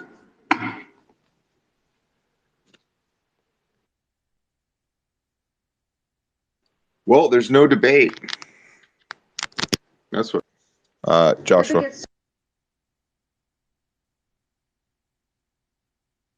Go ahead, Joshua. Uh-oh, he might be locked. All right. We'll just bump. Wait, I got it. Okay, I was muted somehow by the host. And I also want to point this out with this insurrection narrative with the 14th Amendment, what's going on, what we're dealing with right now. Is that, as you said, in the 2016 election, they were saying that the election was rigged, right? That it was illegitimate, that it was completely rigged, that Donald Trump had no business being there because the Russian interference, which, I speak Russian, right? I was a linguist for the army. I can tell you there was no Russian collusion to the point that they were saying that it would actually overturn the election results outside of what they typically do. Since 1991, since the Soviet Union fell, there wasn't really anything outside of what they normally do, because they do disinformation campaigns, that and things like that. But outside of what they normally do, nothing out of the ordinary. But it's amazing how they would go from, when it fits their story, how they can say that the elections were they were compromised, that there's no way that this could that there was no way that Donald Trump could have legitimately got elected. But then 4 years later, in the next election, when there was like serious abnormalities in that election than compared to any other ones, considering the amount of mail-in ballots because of the COVID pandemic and all these other anomalies, suddenly that was the most secure election in the world. Suddenly the narrative completely flipped, that it was impossible for them to steal the vote, right? So they go from one ideology and then they completely flip when it's convenient. And it's like, I don't know. It's just that even just that right there. It's just it's very much like blame your enemy exactly what you're guilty of, right? And I'm paraphrasing. I can't remember who said that. I think it was some. Can't remember who says that, but it's a paraphrase from somebody that was prominent figure in history. I just can't think of it right now. Anyways, and I don't know. I really want to hear what Corey has to say. Спасибо. Yeah. Corey. Was that Sun Tzu? Привет, как дела? Хорошо. Очень приятно. Меня зовут Джошуа. Да. Go, Corey. Sorry. No worries. I think it was good on the senators in 2016 to not entertain the idea. If things hadn't gone to the court system, it's the same thing as in 2020. I think it's a good thing that nobody signed on to that, and that there wasn't extended debate in the House, a joint session of Congress, like there would have been on Jan 6, 2021. Well, there was, I guess, after Arizona. But I could certainly see how individually with those people that raised objections, there could be some hypocrisy there.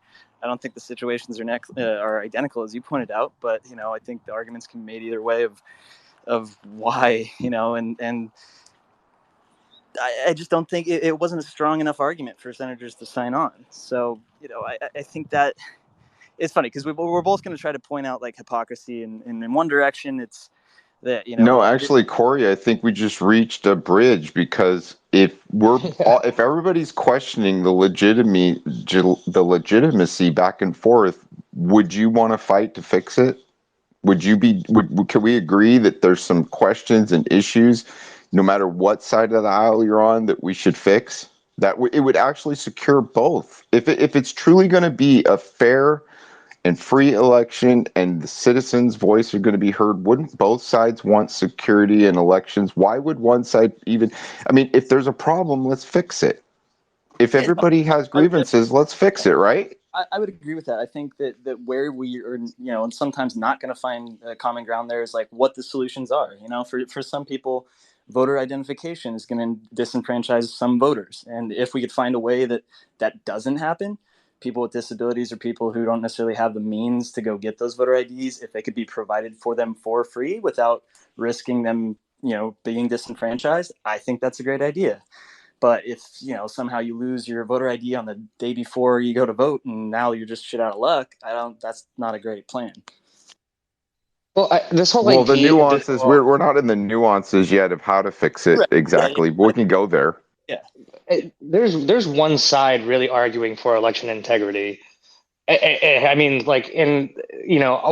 Corey, would you agree that we should have a complete audit over the election, the electoral system, the machines, just so that way we could put everyone's mind at rest?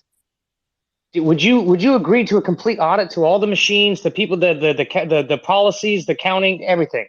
Would you agree to that, or is that something that's beyond liberal ideology? For free and fast, and everybody could understand simply, probably, but I don't think those things are necessarily like, how much are we going to spend on that? How much time is it going to take? Is it something that could actually be done? It's priceless. Are you kidding me? How much money do we have to spend on it? That's not even a question. Literally coming from the liberals who say that we need just a complete unchecked spending. I'm sorry, Corey. I don't mean to put you in something. I'm guessing what your ideology is based upon what limited information I have. I'm assuming you're on I'm not sure if you're just a liberal or a socialist or whatnot, but I'm assuming you're a Democrat. Am I correct in that assumption? I voted Democrat. Yeah, I don't necessarily say be a strong Biden supporter, but I voted for him. So when it comes to the concept of money, and first of all, I think it's funny. It's like, and yes, as a Republican, sure, we should keep the cap down, but but I mean, like when it comes to an audit, like an inspector general audit, when it comes to something as important as our sacred right to vote, right? Because people died in the mud, to give us that right where we can have a voice and have discourse and have discussion and debate, and and we'll see which one rises to the top, right? That's the whole point of a vote. I would think that would be number one priority for both parties, to ensure that the very means of getting into power is not subjected to whatever parties is currently in power. And I would say that, yeah, quick and easy. Well, nothing that's worth it is quick and easy, right? It just isn't. I would say that I would want it thorough. And I don't care how much money needs to be spent, because either we spend the money in our fiat currency that we trade around, or we spend the money in blood, in the currency in blood. So, I mean, it's one of the two. I would rather spend any amount just to ensure election integrity. Now, when it comes to voter ID, this whole notion that people just can't get an ID is, well, it's nonsense. I'm sorry, but it's just nonsense. Like, everyone's got a driver's license, or social security card, or some other way to prove that they are living in the state that they're living in, or that they are a citizen.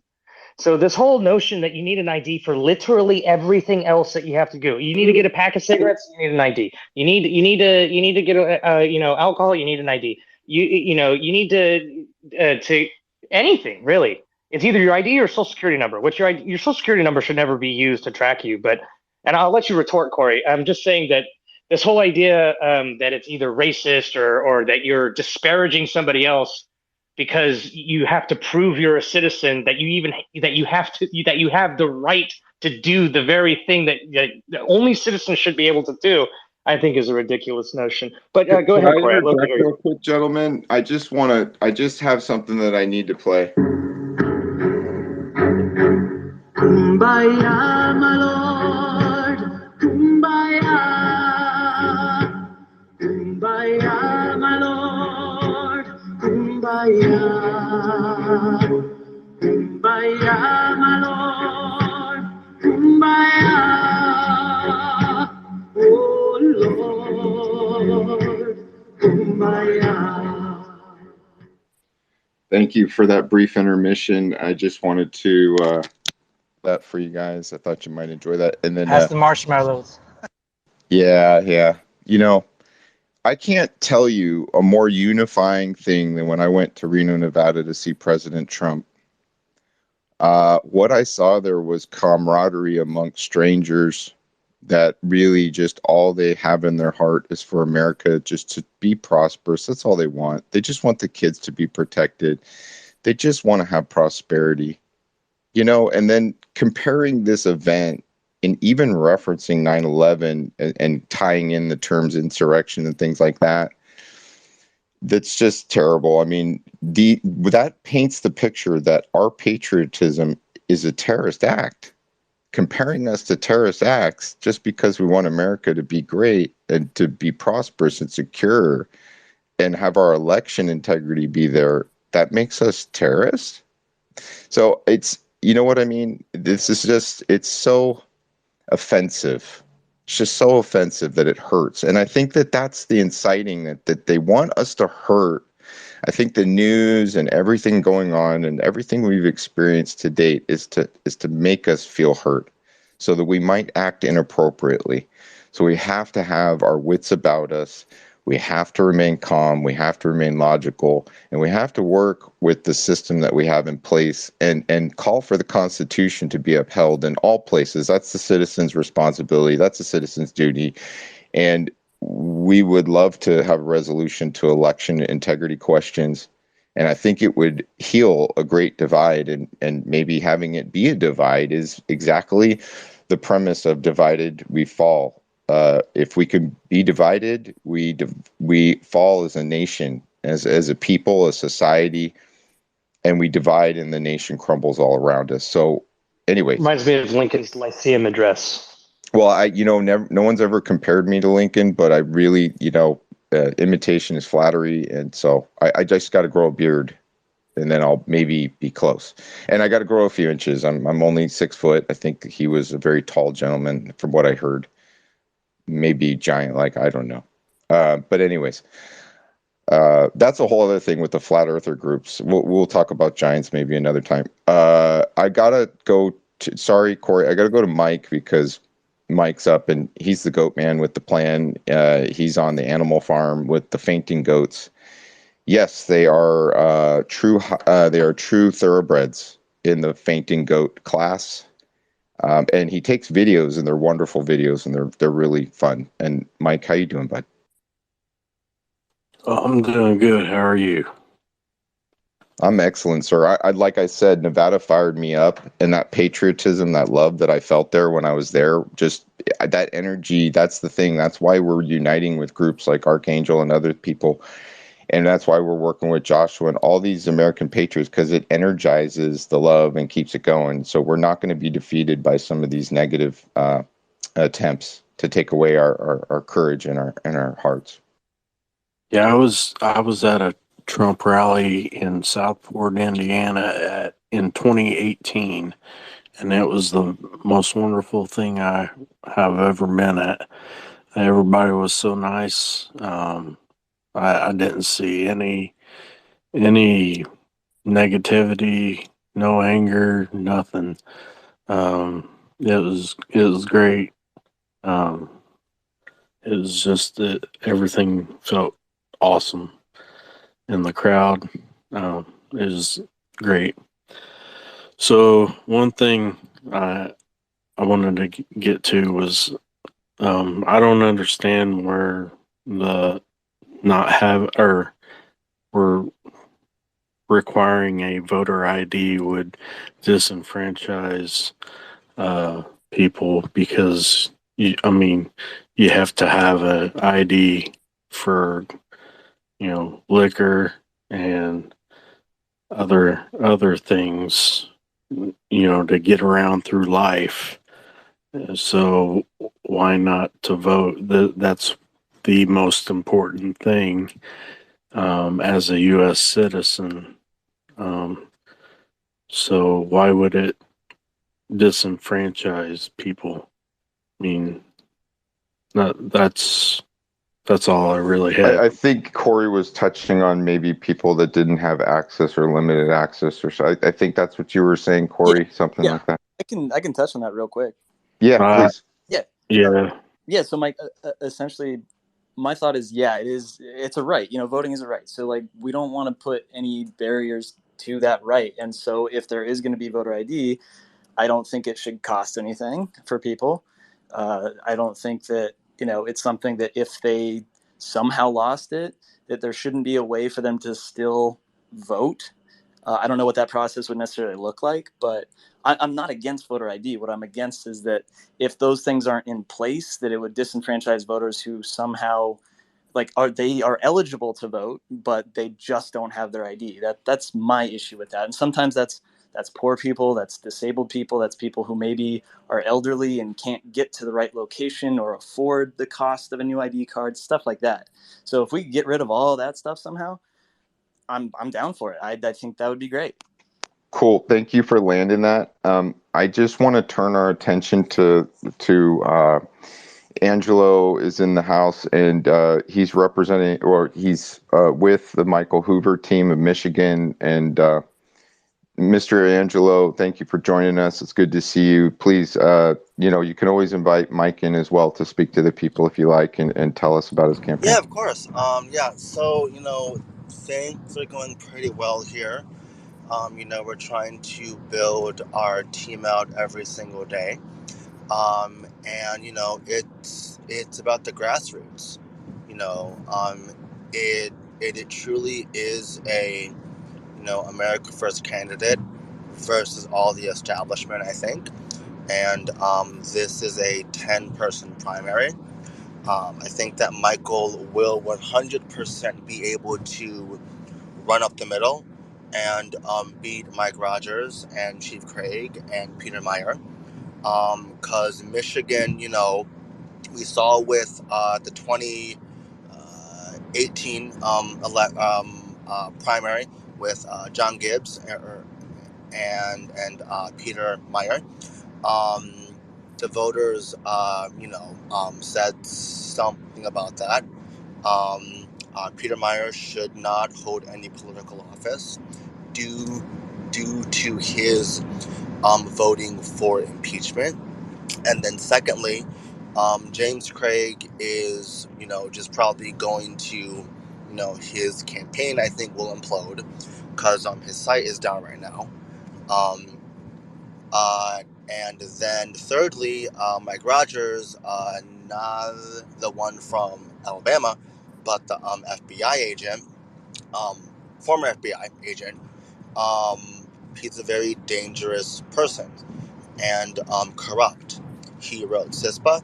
He increased our debt by 500%, and he also wrote he helped co-sponsor the Patriot Act. Michael actually has lived the American dream. He has actually has 9 grandchildren, 4 kids, and he is trying to make Michigan better for all Americans. Not just the folks in Michigan, but Republicans,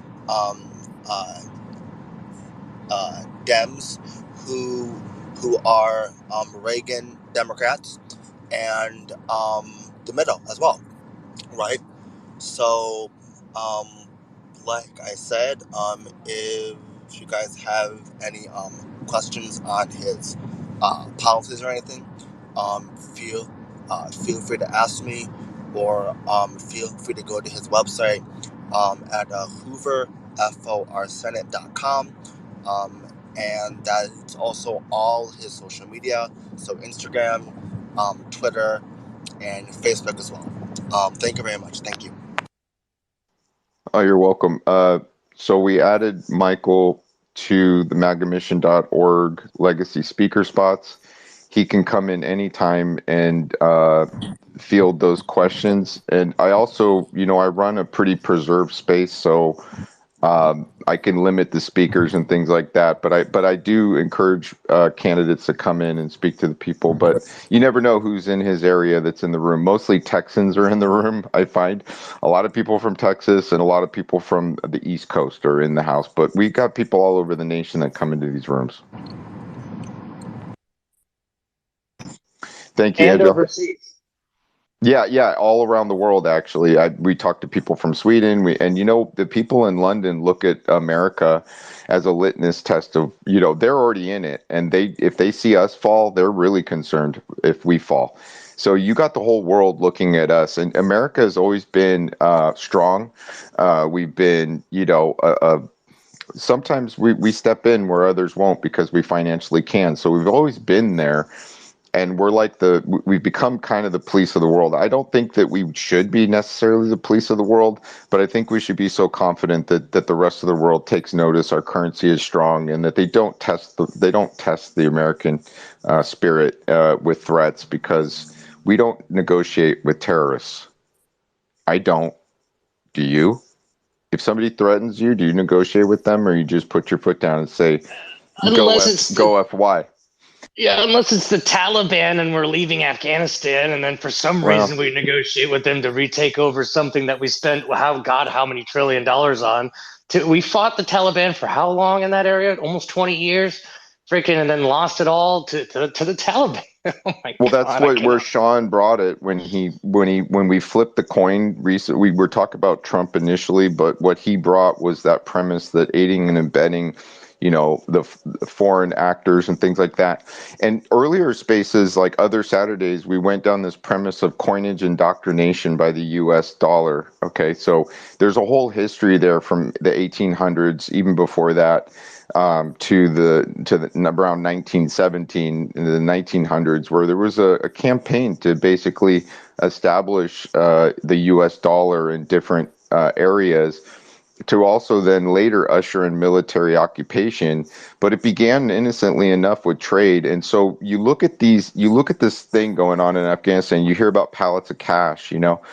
The one thing is that the Mesopotamians, they established the shekel as their main currency. And I often talk about tangible items, the fiat dollar system, and what we're in, and hyperinflation, and what happens when we have global conflicts. What happens if the US dollar is pushed out or not? It's unsuccessful. And when you look at the Middle East as a region, our dollar has been rather unsuccessful to change anything. The shekel is still king. The oil is backing, you know, their wealth, some of it. And then you look at the value of tangible items versus intangible items, or just promissory notes that were printed out and handed out as if they had worth, but in the reality, we're playing with monopoly money. It's monopoly money. You know. Yeah, can I touch on this, or do you want to go to Susie first? Well, look, I just laid down a lot of stuff, but actually what I was trying to say is Sean tried to lay out that premise of aiding and abetting the enemy in certain ways. And the only reason I brought up the cash was because we tend to leave pallets of cash and give pallets of cash to different cultures in these campaigns to introduce our dollar over there in some way too.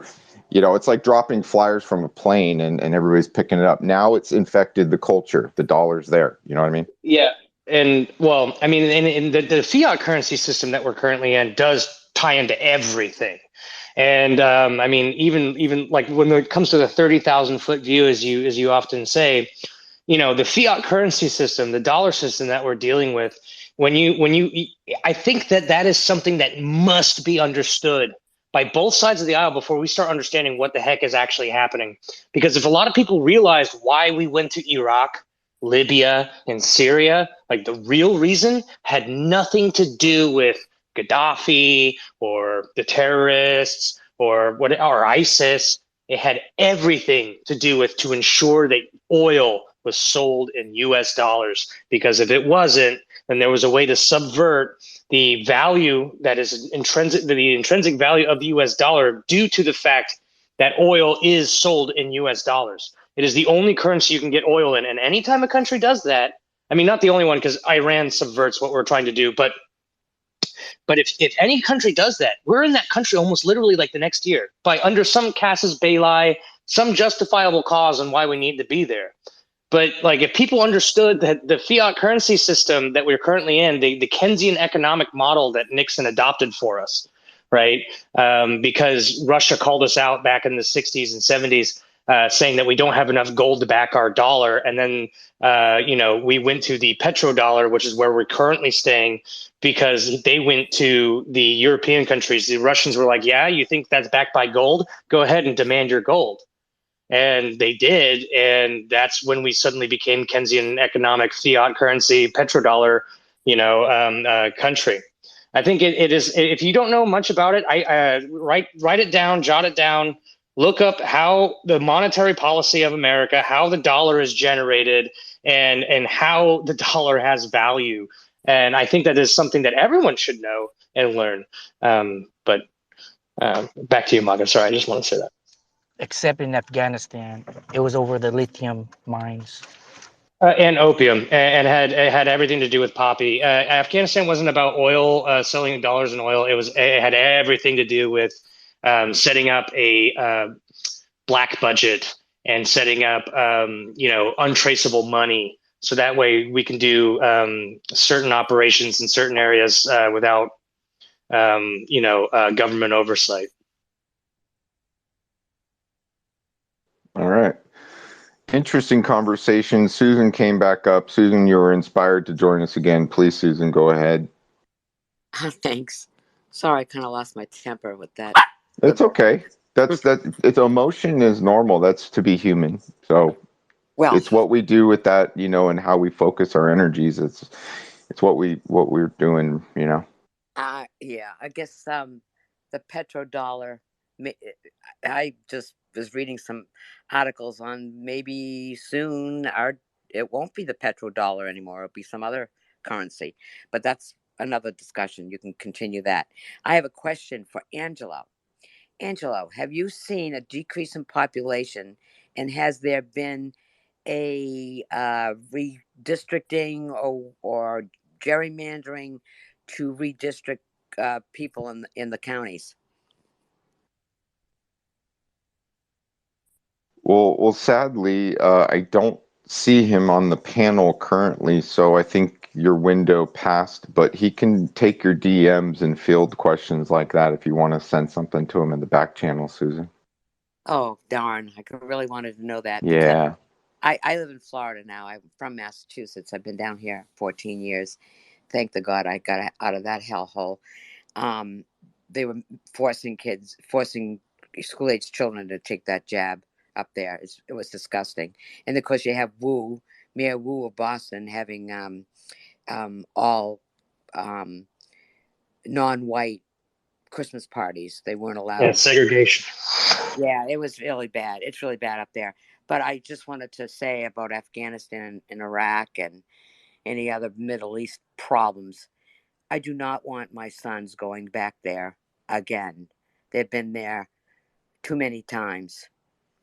And I do not think we should spend a dime on Ukraine or the Middle East. Not a dime. That's just my personal opinion. Thank you.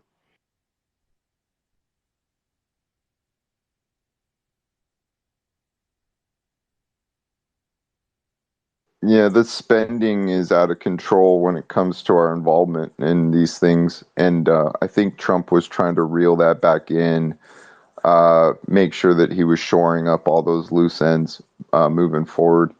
Legitimate, you came up. What's happening? Hey, thanks, guys. You know me, I always like to point out the facts and irregularities. I never heard the pronunciation of John Maynard Keynes and his philosophy as Keynesian. It's Keynesian, but other than that, it sounded legit. Susan, Boston's a good city. The mayor Is it Mangala or Mengele? Potato. Yeah, Susan, just wondering. Yeah, Boston's a really good city, and actually, I do know something about Harvard Law. My father's from Dorchester, my mom's from Dedham, and I lived in Boston for 15 years after graduating from Boston College. So it's a pretty nice place. In terms of that's about it. I just interesting argument about the three states that want to kick Biden off because it's tit for tat. There's no constitutional legitimacy to their argument, so that's going to fade probably in about 3 days. I've been reading about Donald Trump and his meddling in Michigan calling up the Wayne County election people. Legitimate. Yeah. Sorry for interrupting you. It was interesting what you said about Biden. Do you think that some of his actions could be seen as impeachable? Maybe we don't say insurrection is like an equal and opposite 14th Amendment claim, but what about being a valid claim to impeach? Well, is that going to kick him off? Impeachable offense? No. I just was wondering. Do you think that he has committed acts that could be considered acts that would warrant impeachment? Not at all, but that's okay. Okay, I just was wondering. Yeah, that's not relevant to the three states that want to kick him off the ballot. No, I know. I just had to pause there. I'm sorry. No, that's okay. Didn't mean to interrupt you. Because we did have a former president that was impeached twice. But yeah, I don't think the GOP Congress has been in office now for almost a year and no real bills or legislation move forward. Just a lot of yelling. So and now it'll probably slow down because it's now the winter term and with Christmas and holidays. And then before you know it, they'll be looking at the primaries, and you'll have, nothing going on. I think, it was interesting to learn a lot about Hunter Biden, but nothing has stuck with their attempts to impeach Biden. It's just, it's all theater. So what you mentioned Hunter just real quick. Do you think that was a Russian attempt or Russian propaganda that was what that laptop was, or do you think that was his laptop, his videos, what he did, and he actually left it at a video store, and now it's actually been legitimized as not a smear campaign, that it's all his own doing?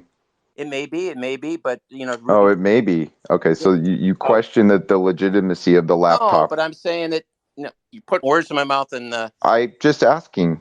okay, let's be direct. I'm very direct. Is there a laptop? Yes, I don't want to vote for Hunter Biden for president, so I hope he doesn't run. I think Rudy Giuliani has some answering to do about the laptop, and a lot of people said they saw the laptop or the hard drive, and if there's some bad things on there related to what he's done and everything, let's bring it out, and then if we're going to investigate Hunter So the Biden, photographs of him leading a child dressed in lingerie is completely false or fake? You think that's AI generated? I mean, we've seen the images of him smoking crack, waving a gun, he's doing a bad all guy. kinds of lewd acts. Yeah, he's a bad man. He did a lot of He's bad a bad things. dude. Is he as bad as Corn Pops? I just want to know. Is he a bad dude? It may be, but I don't think that Hunter Biden's on the ballot as much as you'd like to try. We do have a president, though, that was found to have sexually abused a woman in a court of law. That's real. He really did, and he ran a false university, and he stole. His family stole money from child charity. That's been proven in a court of law. And now we see this very same person with an audio tape of him meddling in the Michigan results for the presidency. So, we could talk about Hunter Biden, but last time I checked, I've been looking this up. He's not on the ballot. Meddling. Let's let Susan go, and then we'll go to you, Josh.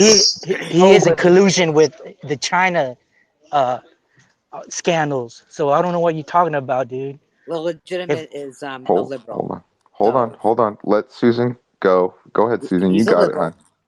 He obviously watches a lot of MSNBC and CNN. So I'm going to tell you something legitimate. Donald Trump is going to win, and he's going to win big. Hear that? Big. I heard big. It doesn't matter who they put up against him. No, it's Susan. Win. It's he's going to win huge. Huge. It's going to be huge. Yeah, huge? Bigly. Or bigly. Bigly winning, really big. He's going to get on tippy-top shape. Well, there you go. We the people.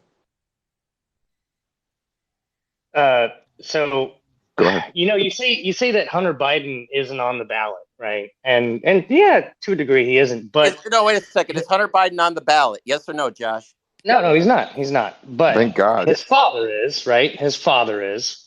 And the reason why it's a big issue, right? Because it is legitimate laptop because the hashes match. I don't know if you guys know about file,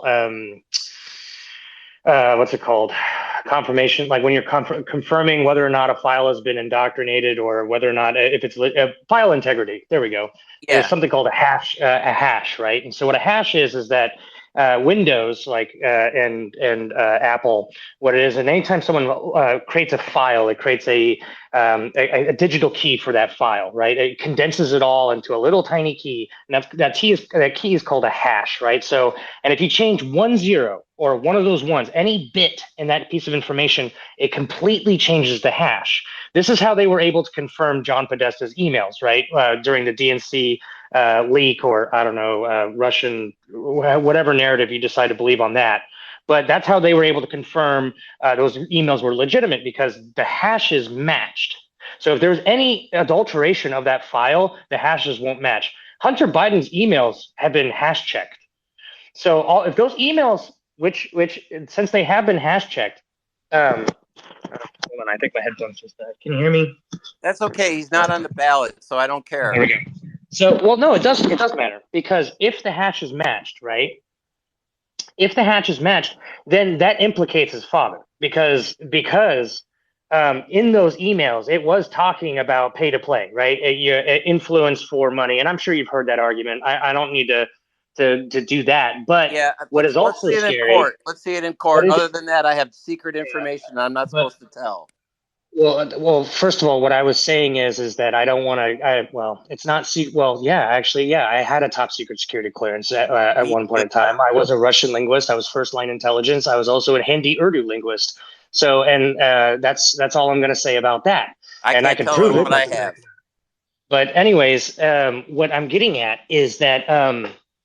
But here's the thing: Hunter Biden's laptop compromises his father.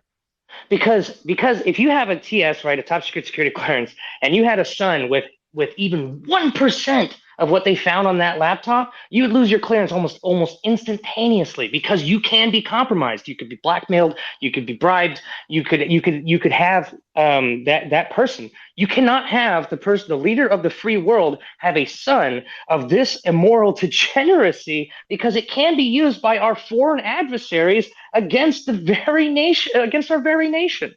I'm sorry, but yes, your kids matter. And if he, as a parent, raised a son that badly, how am I to expect that he can run the country well if he can't Josh, even can keep I his own interject? house? Go ahead. Are you okay? So I'm a parent, and I raised hopefully two daughters that are going to be good citizens and good people, and the like. And when Good, I'm they're glad. with me in my household, and what I try to do, there's a certain amount of control. However, when my daughters turn 48, maybe 49, am I responsible for their actions all the time? Yes or no? Just yes or no, Josh. Yeah, sure. Yeah, in that point, you're responsible. So correct. I'm Yeah, yeah. responsible for what a 49-year-old son or daughter would do. Was Joe Biden responsible for his son Beau and what Beau did? Yes or no? I don't know what you're referring to when it Well, comes no, to I Beau. just His dad, I or mean, what? Joe had two sons.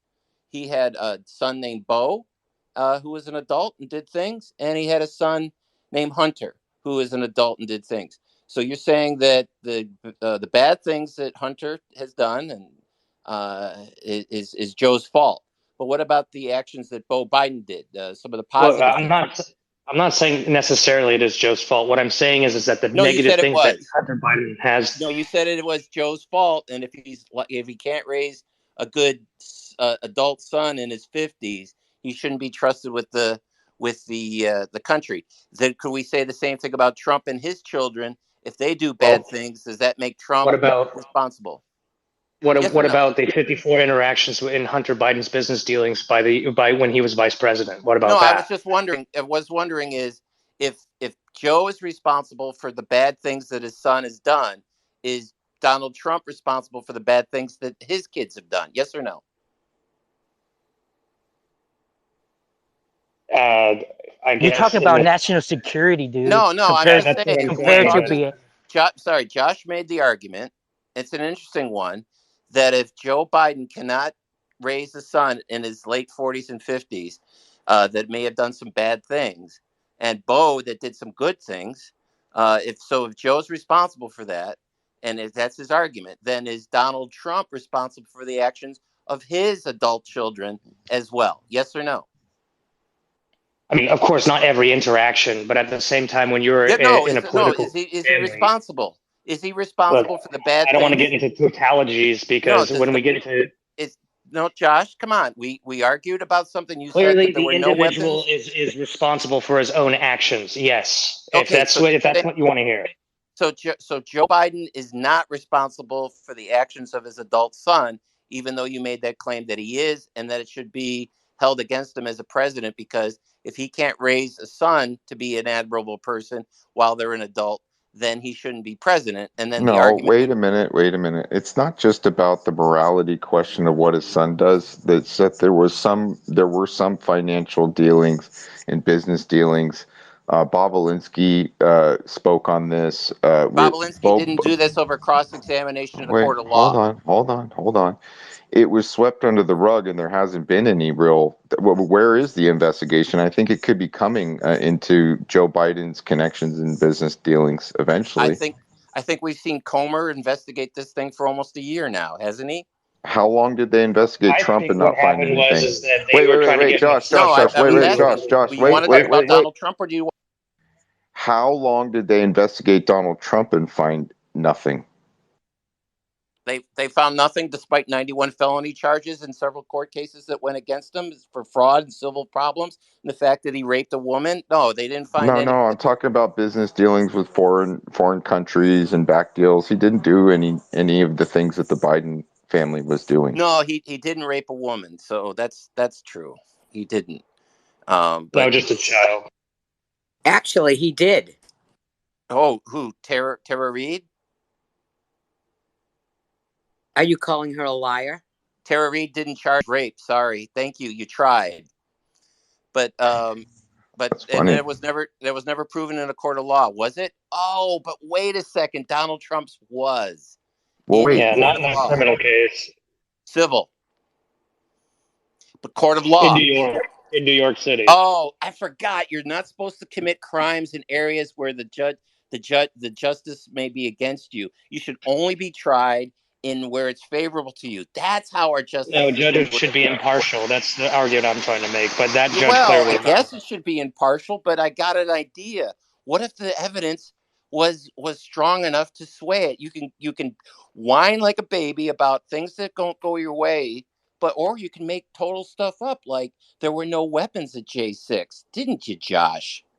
And look, man, nobody said that. Hold on. Okay, Josh. But we already went over this. Legit, we qualified that there were some weapons there. We already said that. Go ahead, Josh. I will set the record straight here with that. When it comes to that, Josh, your mic cut out.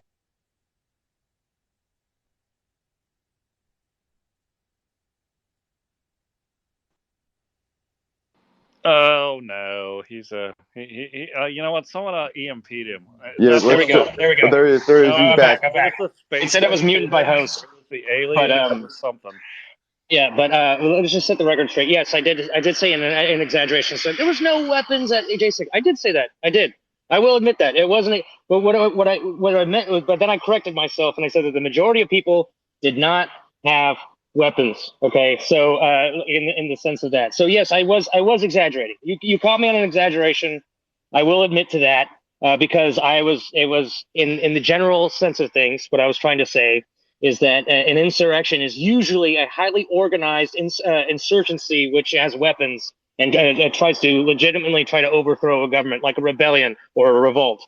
What we're trying to say is there would have been a lot more weapons than just a minority of a few, a couple guys with firearms. Bad actors, yeah. So legitimate. I'm trying not to lie. Okay, so let's just look, man. Everyone lies. It happens. You're playing into his games, man. No, I'm not playing anything to anyone's It's not game. a lie to make a mistake in speech. It's not a lie to make a mistake in speech, and then to recall your statement shows more integrity than anything else. So don't worry about misspeaking. I recall some of the things and I qualify later. I think about what I said and I might come back and say something else. Everyone makes mistakes. Yeah, these are, when we're dealing with just even the topics we're talking about, we have to be really, really on point. And anyways, we got Snickers has joined us, and Snickers, it's good to see you. And please join us and good afternoon. Hey, Mega, Sean. Hey, Eric, how you doing?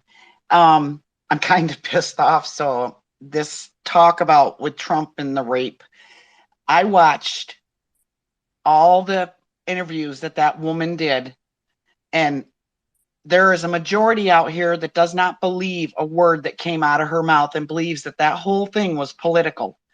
I believe it was political. Do I think he raped her? Hell no. In an open area like that and nobody around knows what happened. Come on, people need to using common sense. The court found him guilty. Yeah, like our courts aren't corrupt. That's all I got to say about that. Thanks for sharing your non-legal opinion. Well, I'm going to give you my opinion. How many times in stump speeches has Joe Biden, the friggin' liar that he is, said that his son Beau died in Iraq? That's a lie. He did not die in Iraq. We should impeach him. That's an insult to every young man and woman that I know several of that did die in Iraq. That son of a bitch is a lying screwball. Yes, that's bad. He shouldn't have done that. And his followers. And he keeps doing it. Yeah, maybe you ought to give him, hey, Mr. Top Secret's clearance. Maybe you should call him up and ask him to stop saying stuff like that. I will, and thank you very much for bringing that to my attention. At sniffing kids. Let's Sean, he's got his hand up. Let's hear from Sean. What's up, Sean? Well, listen, no, God, this is all fascinating. I've been listening way more than talking because it's been fascinating. But Maga, I have a movie trailer. It just a quick break. Give everyone a chance to breathe. If you'll allow me the time to play the movie trailer. Hell yeah! And Gail's in the house. What's up, girl? Let's do this. Go ahead, Sean. We'll take a little breather and get Highs in the room too. I'm sure he has something to say about some of the things we were speaking on. Someone kidnapped Molly! Corn Pop. Who's Corn Pop? Corn Pop was a bad dude, and he ran a bunch of bad boys. Who's gonna stop him? I'm the best qualified people for this job. Tex, you can't go after Corn Pop. He's killed dozens of men. $1 billion worth. Excuse me. 1,400,000,000,000,000,000. Or 1,400,000,000,000,000,740,000,000,000,000,000. Huh? 200 million people have died. Probably by the time I finish this talk. That can't be right. We choose truth over facts. Whatever. My point is, it's too dangerous. Why do you care so much about stopping Corn Pop? He poses an existential threat, and he's been stroking violence in our cities.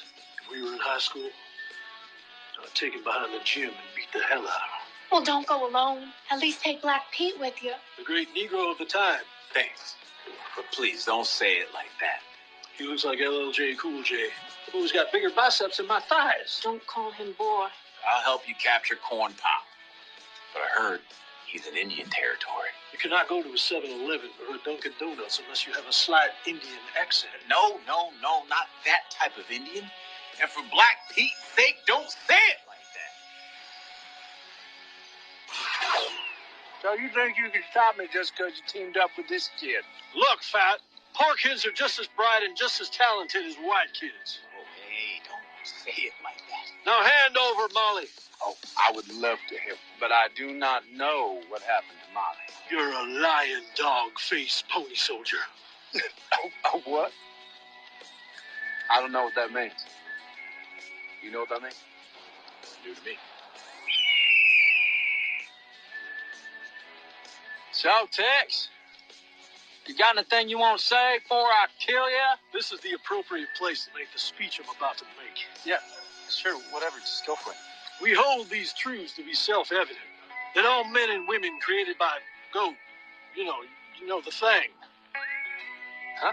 I got hairy legs that turn blonde in the sun.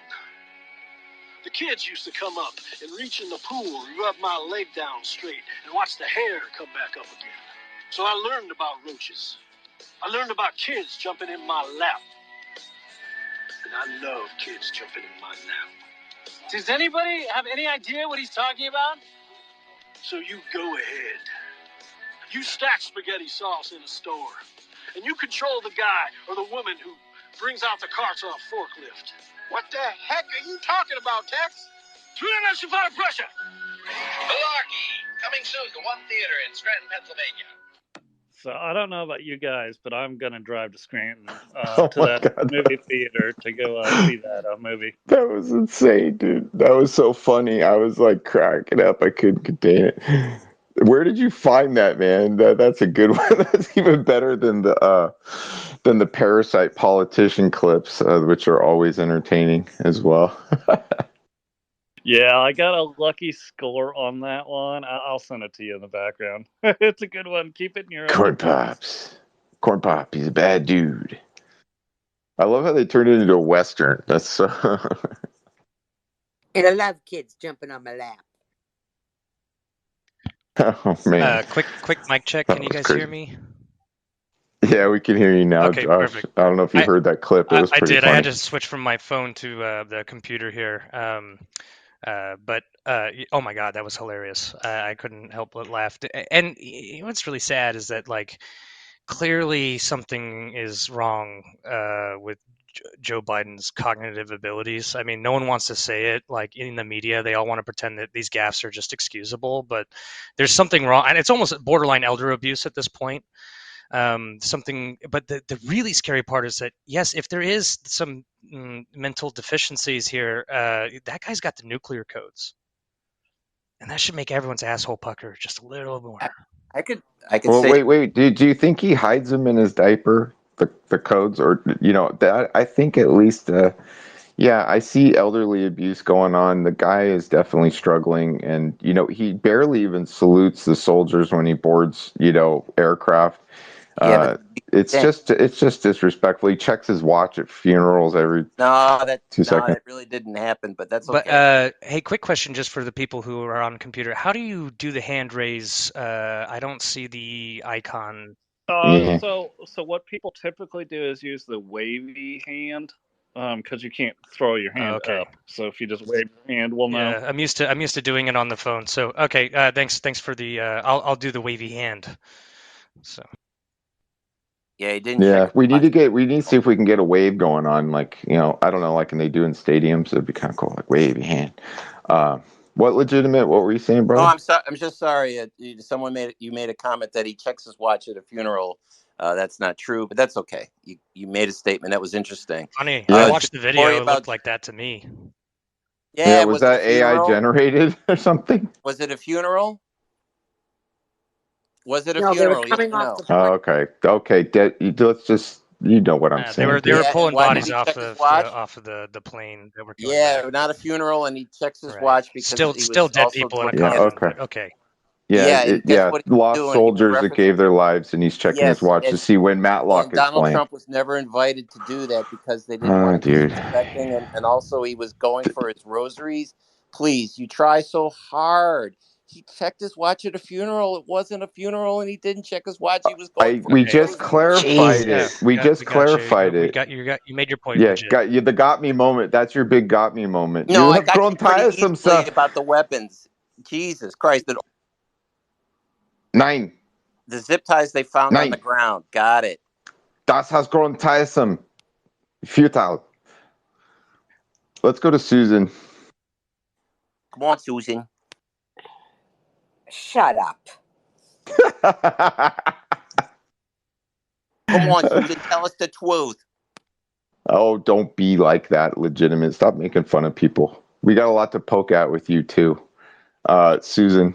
You're a Peter Piper. You know that, legitimate? I bet you are a Peter Piper. Oh, Peter Piper. Oh, yeah. Okay, I warned you. Don't go too far down that road, buddy. Please. I'm not the one calling names. Susan is. Well, you called me a liar, but that's Man, it would have been way cooler if he said lying dog face pony soldier, though. He is a lying dog face pony soldier. Thank you. It would have been more appropriate after that clip, I swear. I just don't want you guys to be demeaning to each other. That's all. Yeah. I know you guys are emotional. I'm sorry. I just want to know what legitimate I'm not. is the Democrats have made no mistake, have committed no crime. They're perfect, right? No, I've Can never you said that, but admit? that's funny. Can you admit to one thing? I Yeah, don't need that's to what I admit to thought. anything. I'm just trying to speak the truth. Thank you.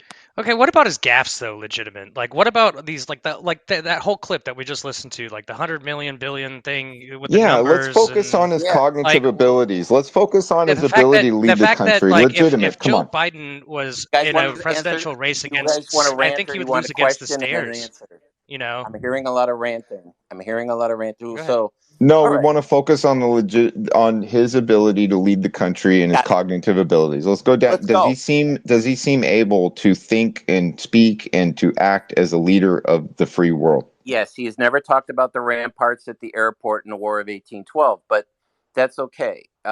He has been able to. He makes some gaffes in his speech. Obama thought there were 57 states, so people make mistakes. He makes some gaffes, and he's a little slower than he used to be.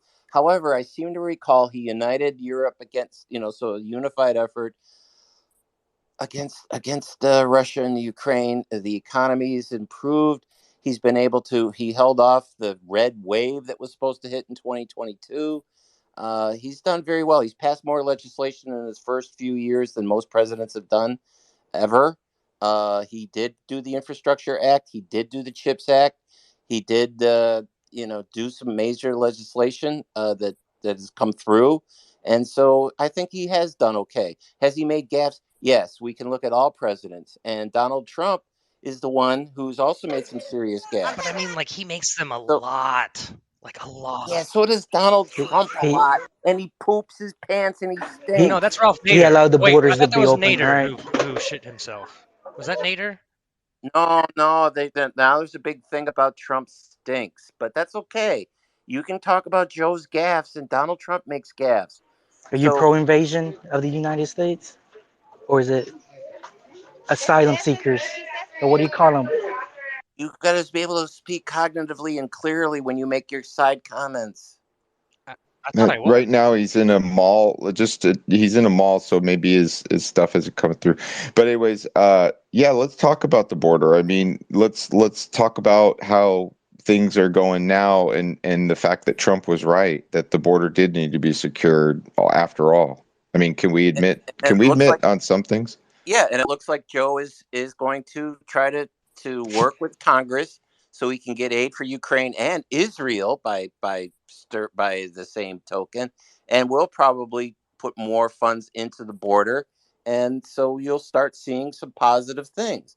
So, but So Trump was So right. for 3 years, That should have been a wall? focus. No, but- That should be a focus, right? Trump was right, Yeah. and now we're seeing the results of them obstructing him and being able to do that during his presidency. Well, you know, we've gone around and around on this.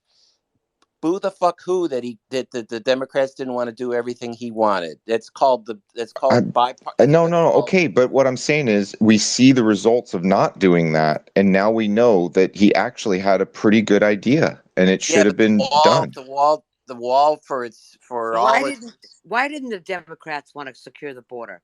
That's the big question. Because a lot of them They didn't want to do it with did the wall. every Democrat vote against closing the border? Why? How do you Mr. close the Democrat? border, Susan? Susan, how do you close the border? Why?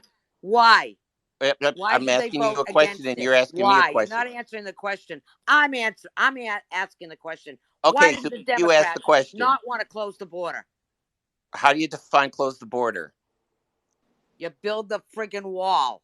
The Then you wall put the didn't net- work. What about Hey, secure? I you're think the interrupting word you me. want is secure the border. But go ahead. Yeah, secure the border. All right, Yeah, secure. secure the border. Close The it, wall secure doesn't it. work. You can climb over it. You can go Wait, over let's it. stop The wall- focusing on the wall. Let's just focus on the thought process. Okay, so why did the GOP vote why down do they border not funds? want to secure the border? Why did the I don't GOP care about wall. I don't Yeah, care why about did anything. Why do they not want to stop the influx of people just walking across into the country? Why not? So they're not stopping anyone. Not No, from the they're videos I not. looked. I don't call a carousel or whatever a revolving door into the country without turning people back to the place of their origin, or at least the first country on their path from, or is staying in Mexico and being processed. Did people come across the border during the Trump administration? Yes You're or not no? answering the question. Why did every Democrat, every single time it comes up for a vote against securing the border? You're not answering my question. The bill. Tell me what bill that was on, Susan. What bill did they vote for? Any of them? What? So are you trying to tell me?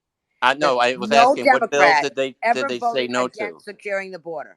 Is that the way you're No, standing right now? they voted for securing the border. Just what bill are you reciting? There's usually typical legislation. How about we can send $100 billion over to Ukraine, but they wouldn't give, under Nancy Pelosi, they wouldn't give Trump $5 billion to secure the border? No, they didn't want to build a wall, but that's okay. Why not? They did fund. Susan, if you let me answer. Why is there such wall discrimination? I want to know, what is it about this wall that is such a big deal? Why? Do you leave your door unlocked? Wait, do you leave your doors unlocked? Yes, when you get out of your car, do you don't hit your alarm button and just to secure your things? It's the color of the wall, not the character of the wall, that was the issue. So there you go. So the wall is inherently a bad. It's like it hates people, right? The color. The wall's right. It's a wall of hate. Oh, the color was wrong. The color needed to be what color? What Nancy Pelosi said. It didn't match the drapes. I'm trying to figure this out. It didn't match. Yeah, they were carpet munchers. Yes, they didn't match the drapes, but no, it was the color and the grade of aluminum that was a little off. So that's why. But no, they did vote to reinforce the wall in certain areas. They did vote to so put more border patrol on there. The wall is being funded, and if we want to spend 3 to 4% of our budget on Ukraine, that's what we do. We're also spending about the same in Israel. Are you against Israeli support? And if so, why are you so anti-Semitic? Wow. Okay, gosh, we went from the wall to now I'm in the Middle East. I would need a time machine to get to all these places. I admire what Josh does. He kind of gish gallops and throws everything at it, so I might as well try it. But Susan, hey, legitimate. If you're under 45, if you're 45 and under, you can join the Army or the Marine Corps or the Navy. I'm trying to find out where I'm trying to find where the Army is near me. But anyways, I do say that the Democrats do support the border funding, and they've proposed several bills to increase the border patrol, and the GOP didn't support it. So we can go on all day, Susan. What specific legislation did they say no to? I'm waiting. You know what? You're going to wait a long time. Well, good, Susan, because you made an accusation without any bearing. You're almost as bad as Josh. Never to secure the border. No need to. Democrats voted. That is a lie, Susan. Susan, they voted to put more funding for the border. There's several. Where is it? Where is it? Because the GOP voted against it, million, Susan. Most of them are young military-age men coming to this country. Why? Susan, why is the GOP not voting with the Democrats to put more funding for the border? Legit, Because wasn't they that want wait, legit, wasn't that tied to Ukraine and Israel funding though? That's the current one. And wait, and they said separate it. Well, no, but now they're putting it together. Separate. I'm referring to some legislation in the past few years, not the current argument. Well, which bills, legitimate? Which bills? I'm asking Susan. She's the one making the charge, so the burden of proof is on the accuser, not on the defense. Thank you for trying, though. So that's your mistake right there. We're not accusing anything, but if you're going to hold somebody to one standard, then you have to bring the receipts too. You have to bring the receipts too. Mega, time out. Susan is the one making the accusation that the Democrats don't want to support the border. And I asked, what specific legislation did they not support? And she says, you're going to be waiting all day or waiting a long time. So because she's just saying, I'm not going to do what you tell me to do. You look for it. You find it if you want to refute it. Well, she's one making the charge here. You know something? What, Susan? You're an asshole. MAGA. Oh, please, with the name, Susan. Burden of proof is on both. Okay, calm it down, legit, or I got to drop you down because you're now disruptive. Okay, now you've crossed the line into disruptive. Just to answer your question, why do the Democrats not want to secure the border, right, and allow migrants, right? The Dreamers, you had DACA, you had all these things. And let's get back to it. We can look at the videos, like there's just videos of just people coming in. What bill, Josh? I'm not saying bills. I'm legit, not talking about bills. legit. I'm just talking about. Wait, Josh. Legit, you gotta just stop. You can't keep that. Okay, just let Josh speak. Gail came up. I'm telling you, be careful. So Susan, just to say why they don't want to secure the border. Typically, right now they want to secure the border because it's such a big issue, and they know it's a huge issue up for the upcoming election. So they're going to try and do what they and pretend that they were the champions of the border. But they had a good solid 3 years of just letting people in, and a lot of them are unvetted. A lot of them come in, they get their court date to come to court for their asylum, but it's like sometimes some of them are from like all the way to like 2036. I've seen some ridiculous numbers. But the main reason is there's two main reasons. One is to have a subclass of people, right, who do not have the social security numbers and that are basically they have a subclass of people that they can exploit labor-wise, right? It's a labor force that they can exploit. Who's going to pick the oranges? Well, I don't know, anyone. But the reason why they're picking oranges is because they can't get a legitimate job, so they exploit them for their labor. That's one reason. The other reason is so that way they can illegally vote in states like California, which doesn't require a lot of like legitimately in California, they're just like, oh, you want to register to vote? They don't ask for like any identification to see that if you're a citizen. They're like, yeah, what's your name, what's your address, and that's about it. And guess what? Now they get to vote. And so what they're trying to do is they're trying to set up a populace in which that they can control these areas, right? They influx in these areas. That's why they're also porting them around they're around the country, so they can control certain counties and states, and they can influx it with illegal votes. And then when people try to argue that the votes are illegal, no one, the Democrats don't want an audit. They never want an audit. When the Republicans say, oh, we want, or anybody really, it doesn't even have to be a Republican, but when they say, hey, let's do an audit, let's figure out who's voting where and is this legitimate, suddenly the people who who benefit from illegal votes just they try to stop it. And now what it seems to be, because those were the main two, but now what it's starting to seem to be is that they're importing bad actors, because a lot of these people that are coming over, they're not getting vetted. What if they're Chinese operatives? What if they're Russian operatives? What if they're any operative? And the fact of the matter is that there's already videos of war-able Chinese men coming across the border, and it's been so unchecked and so chaotic because they lack the fiduciary duty to execute the oath of office as an executive branch, which is to execute the laws that the legislative branch have passed when it comes to the border. So it is seriously, and they could sugarcoat it and say it's about we don't want to be racist. It's not. They're just trying to. They're asylum seekers. There's millions of asylum seekers from South America because like what, Venezuela would be a legitimate, maybe a place to seek asylum from, maybe Cuba, but it's not. It's definitely not all of South America, and they're just using that as a means to import more people. And the fact of the matter is they're trying to dilute the waters because they give these non-citizens benefits that citizens don't get to have. And before Legitimate jumps in here and says that that's not true, that is absolutely true. They're housing them in hotels so that way people don't see them on the streets, because it would be a much bigger burden, and people could see it firsthand, the amount of people that come in if they weren't housed in hotels. So they want to get them off the streets, and then they house them in these hotels, like, because they don't have a place to put them. And it's like, well, here's something, right? The taxpayer pays the credit card bill for America, because the taxpayer doesn't pay for crap anymore. We pay the interest on the Federal Reserve. The Federal Reserve pays for everything. That's why the government is so crazy, because they're not beholden unto the taxpayer anymore. We're just the collateral that's used in order to justify this insane amount of spending. But where's my hotel room? Where's my free hotel stay? I'm a citizen. I pay taxes.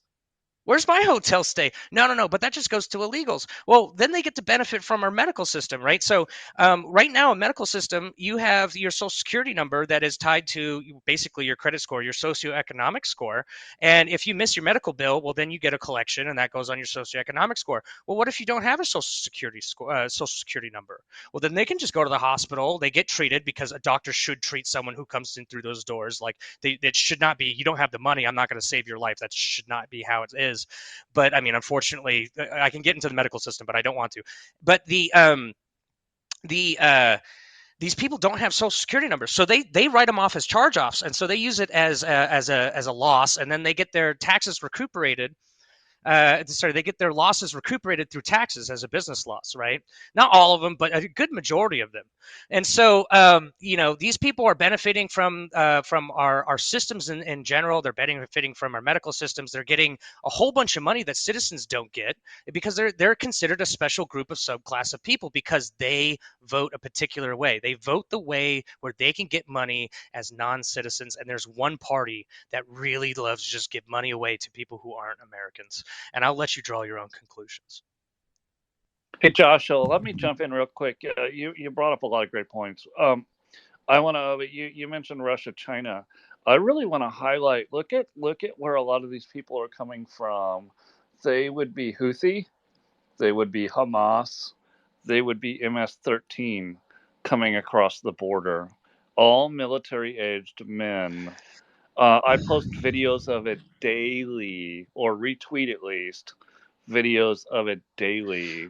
Like, yeah, we're allowing Josh. the invasion of an army. Go ahead. Josh, please, you got to pause. Gail came up, and I Cool. just have to say hi to her. She's been working on some projects, and Gail, it's great to see you. What's going on, girl? How are you doing?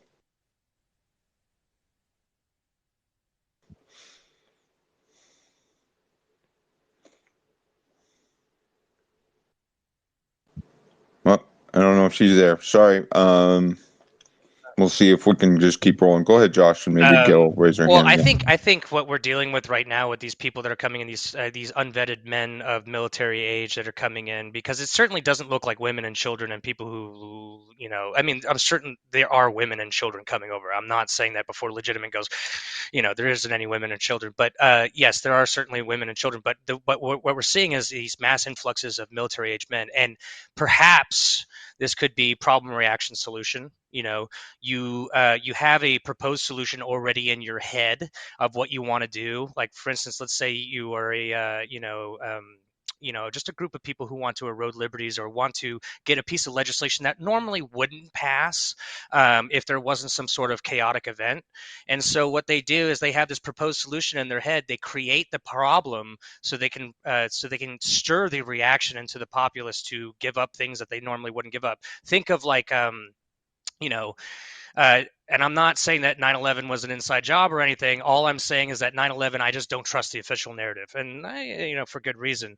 And I don't want to get into that. That's a whole nother can of worms. But if you look at this problem reaction solution, maybe that was something that they used in order to get the Patriot Act proposed, and over like basically within 48 hours, like after the towers fell, they had that piece of legislation ready to go. And it's possibility. I can't speak because, well, I don't have the evidence. No one really does. There's 100 pages from the 9/11 report that's still missing, but because as I get into, there's just not, we the people don't have the ability to investigate. We have bureaus that are supposed to investigate for us, but what if they've been captured by nefarious actors? Who knows? But no, I think it's problem reaction solution. I think that next year, and this is a recorded space, so everyone can listen to this prediction. It's just a prediction, and I could be absolutely wrong, but I think there's going to be some sort of event in which there's a violent event, maybe some terrorist attack, something like that. Maybe the Chinese invade Taiwan, and then they have all these sleeper agents in America, and they're all activated, and then to something like that. Something bad like that is going to happen because these borders have been basically open for about 3 years or so. And once that happens, there's going to be a political party. Probably it could be whoever's in charge at the time, most likely Democrats, but there's also the neoconservative Republicans who are just as war thirsty for the same things. And and they're going to have proposed, and it may even be a bipartisan bill just because of the nature of the chaotic action that occurred. And then it would probably be named something like the Freedom Act or Liberty something, or something that has nothing to do with the actual meat and potatoes of the bill. It's just going to be something that's proposed to the people, like, oh, you're against the Liberty bill? Like, no, I'm not against liberty, but you trying to say that the name of the bill is against liberty is insane. That's just another ploy, just like Patriot Act, right? And so it's just I predict that there's going to be some sort of event like that. I also predict, just by looking at the bonds market, that we're going to deal with a Q2 crash. That's just another prediction, so just keep that out there. And it's going to be a perfect storm of chaos, so they can justify some sort of ploy that they can use in order to secure the election, because they know that their litigations and these indictments and the 97 federal charges that Legitimate pointed out are all bupkis. It's all smoke and mirrors. They put it in their 91. courts. 91. Okay, thank you for the correction. It's all smoke and mirrors, man. And it's all like, okay, they're in our courts, but then it goes to the appellate court, and of course the appellate court's decisions usually don't make the headlines or get as spread as far by the propaganda media corps that basically centralized media in America, or the technocrats that run the platforms in the digital space. It just doesn't get as much traction as that first headline. Donald Trump was indicted with 91 counts of this, that. Oh, he was in a civil court, and it was it's just, the man is, they are trying everything. They're throwing spaghetti at the wall and seeing what sticks, and they're running out of options. And I hope we don't have a JFK situation here, but it looks like the predictive programming and what people are saying, it looks like they're trying to get the masses to understand that this could potentially happen and that they should like it when it does happen. And that's really, really terrifying to me. Again, these are just predictions and my opinions, and I don't pretend to have any secret knowledge or anything like that about what's going on. This is just someone who's looking at what I can discern and see. But and I'll park it there.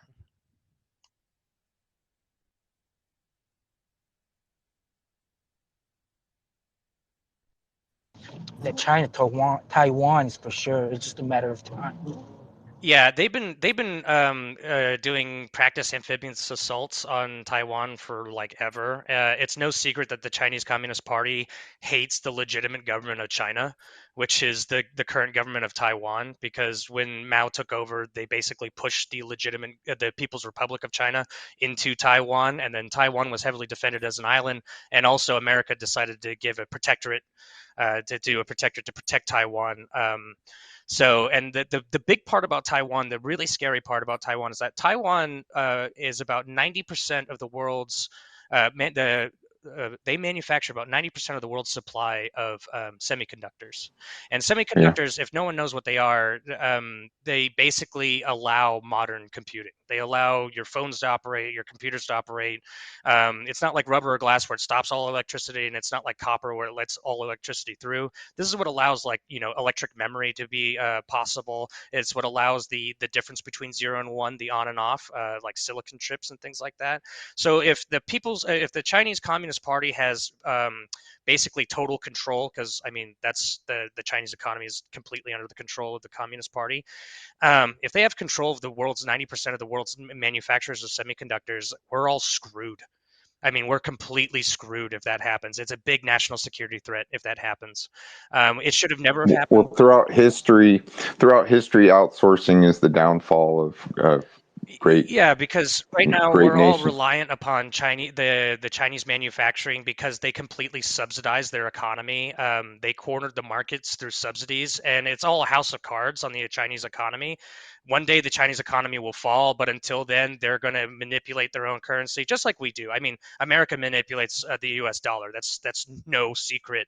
But Well, Josh, we got to take a break because Mr. Angelo's had his hand up for a while. I think he wanted to respond to Susan's all right, question. I'm not sure if she I can't DM'd see him. the hands, so I didn't know. I'm my bad. It's okay, boss. It's okay. I just gotta. I want you to stay. I just need Mr. Angelo. He's here. His time's limited. He's representing Michael Hoover. So please. Yeah. I'm not sure what the question was at all, but I did want to speak on the border. That I was talking with a Venezuelan in Florida when I was at a conference, actually, at a hotel, and he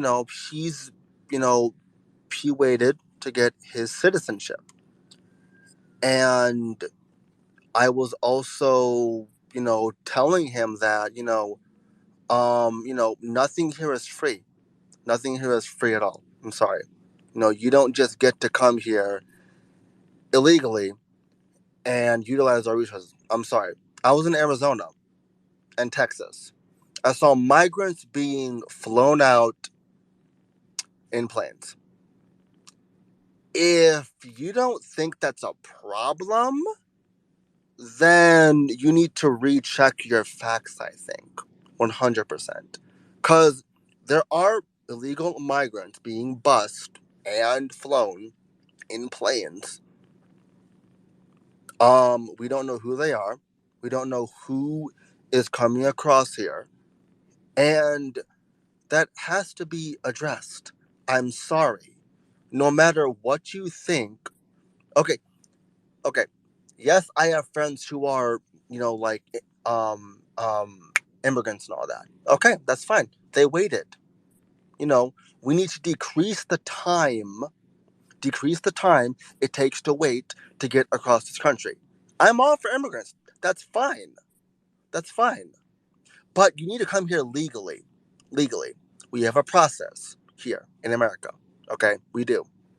And for someone to say, oh my gosh, you're wrong on this. I'm Puerto Rican. Okay, I'm Puerto Rican. But but I was born in the States and all that. And Puerto Rico has been a part of the U.S. for over 50 plus years, right? But the issue is that we have migrants who are coming across the border, and that needs to be addressed. Also, you can't use gang violence, to seek asylum and say that it's okay. Like Michael's platform, like I said, we have to deport illegals, build the wall, and another part of his border plan is to have people who are coming across safe countries stay there. That's his stance on that, right? But like I said, nothing is given free here. Stuff isn't handed on a silver platter, right? But thank you very much for letting me speak and all that. Thank you.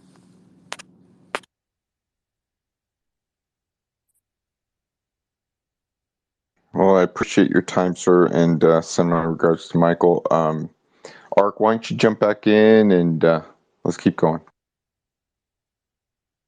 Ah, dang it, he left. I was just gonna legit. What's his name? He was scared. He was scared.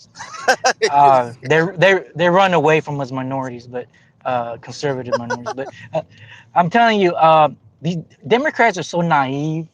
They can't comprehend. They can't comprehend that not just USA has serial killers. There's serial killers in Central America and Mexico and South America. And guess where they're coming? They're coming across that border.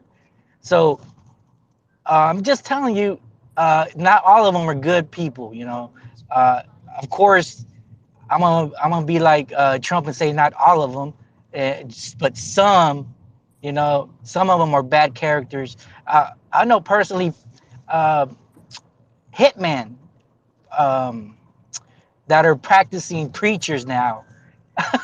It's crazy, but they're coming because that door has been allowed to come to be open, and and they don't want to be they want to find adventures, and they can always go back to their country, so they can commit murders here, and then when they get tired they just go back, and that's what many of them are going to be doing.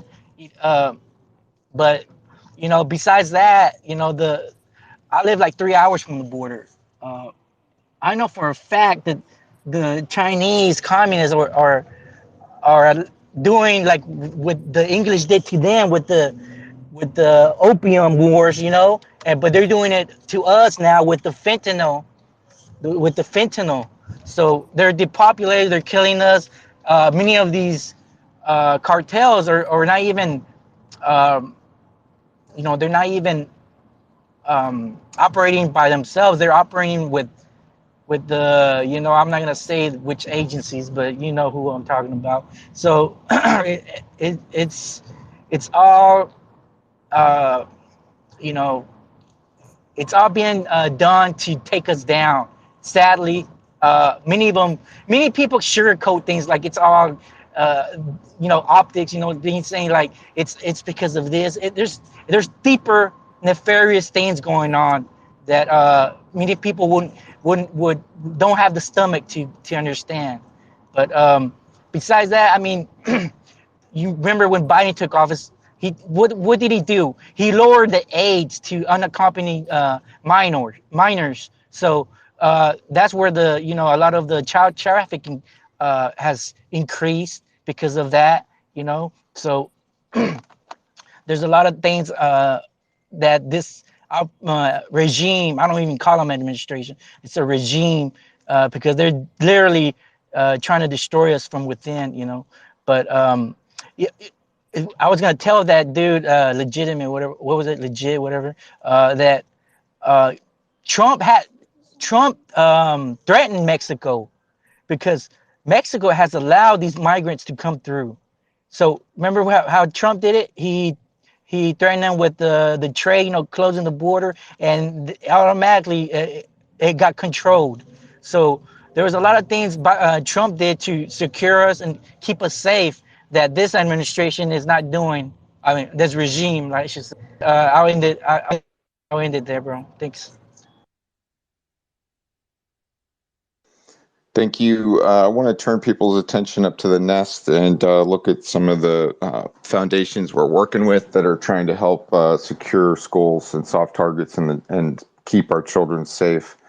It's a blueprint for success. It involves veterans and people that have served or maybe have experience to step in and help the organization save kids. So there's training, there's information, and the hope is that the founder, it's a not-for-profit.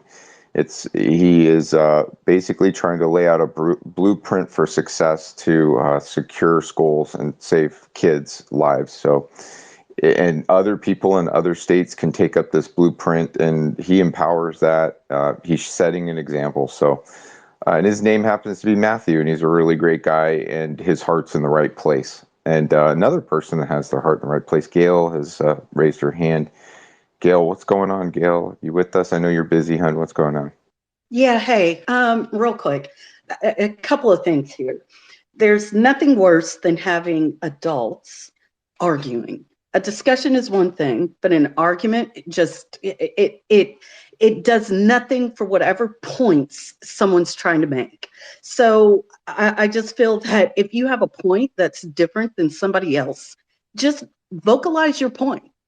You don't have to argue with somebody about it, because at the end of the day, they're never going to see things how you want them to see them, and vice versa.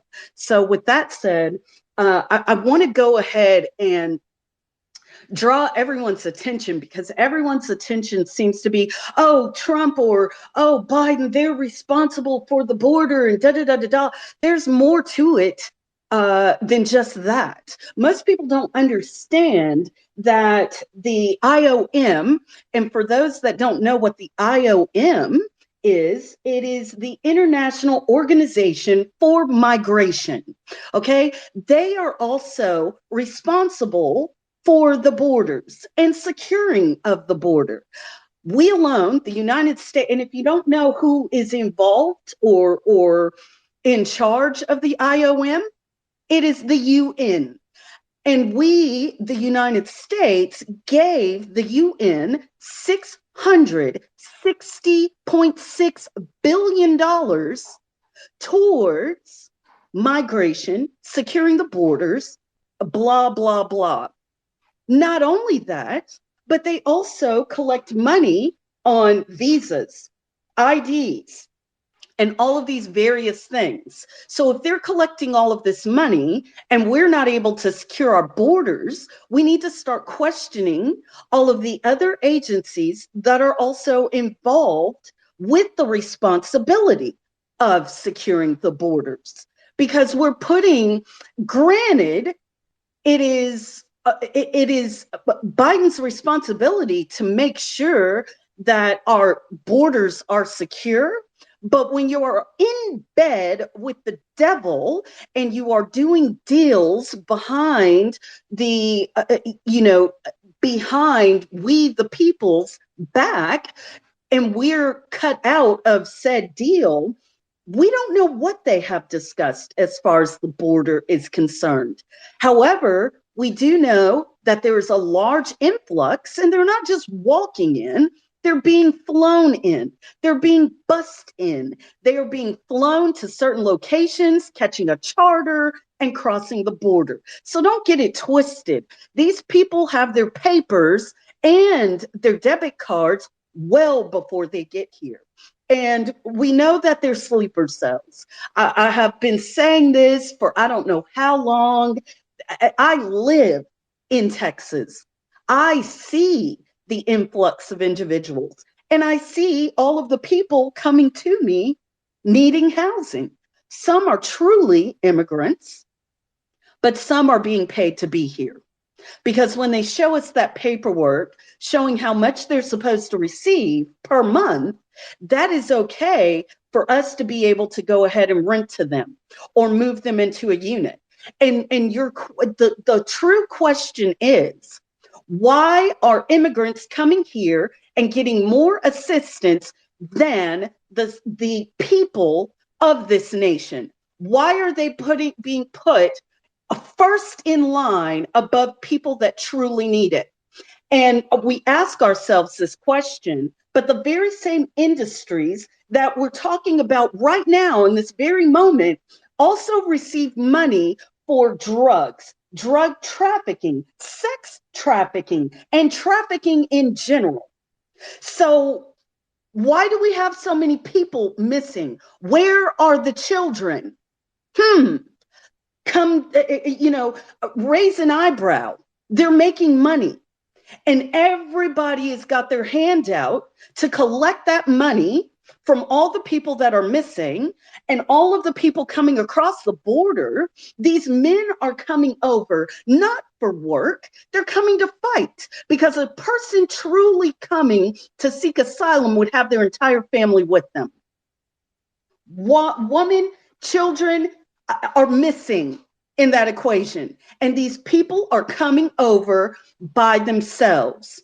So therefore, if we really want to take action, instead of complaining about what's going on, we need to formally address by way of a letter, calling out and putting on notice all of the agencies that are responsible for securing our border. And then we need to forward a copy of that to Congress, because they have a big portion of responsibility, because they release the money to be able to secure our borders. And then we also need to forward a copy to the president. That's all I have to say. Thank you. I like you, Gail. Well, I like you too. Thank you. Well, Gail is awesome, and it's really great that you decided to join us. I know you're really busy, your time is limited, you got a lot of projects going on, but man, it's always great to spend time with her, and she's a good friend and highly respected in the community. Miss Kitty, good afternoon. Hello. Yes, I love my Gail intro. She gets me fired up. It's my girl. Guys, I wrote some parody songs, and so I sent you some DMs, and I was like, can I sing them? And so can I go ahead and start singing them now? I don't know. I think we want to, we got our own parody thing going on, and I appreciate it. Let's let Gail talk, and then Sean and I will DM each other. We'll see if that's something we can do. Oh, okay. Well, I'll go back down and wait then. Thank you. Oh, well, I thought you might want to talk about everything we've been speaking about, because it's kind of a serious space. Oh, okay. No, I guess she left. Okay, Gail, what's up? No, I can't remember if I started by saying thank you for holding the space, Matt and Sean. Like I just get so pissed off by the border concerns and the lack of severity of the situation, and how we all feel the same way about the border, but yet we cast blame on each other, and we have nothing to do with it. It's the very people that are put in play and put in power that are to blame, because it appears that nothing is being done. And they can say, oh, well, we're working real hard. No, you're not. Because if you were, you'd be taking action. If you were, you would not be sitting so idle. And if you were, you wouldn't be scattering these individuals out across our nation. Half of them show up in cities, and all they know is where they're going. They don't even know what they're there for, because they haven't given orders yet. But make no mistake about this. Call it a prediction or what, but all of them have access to the internet. And I believe the more we start spreading the message of how we are not their enemy, we want to embrace them as a friend. We feel their pain and frustration.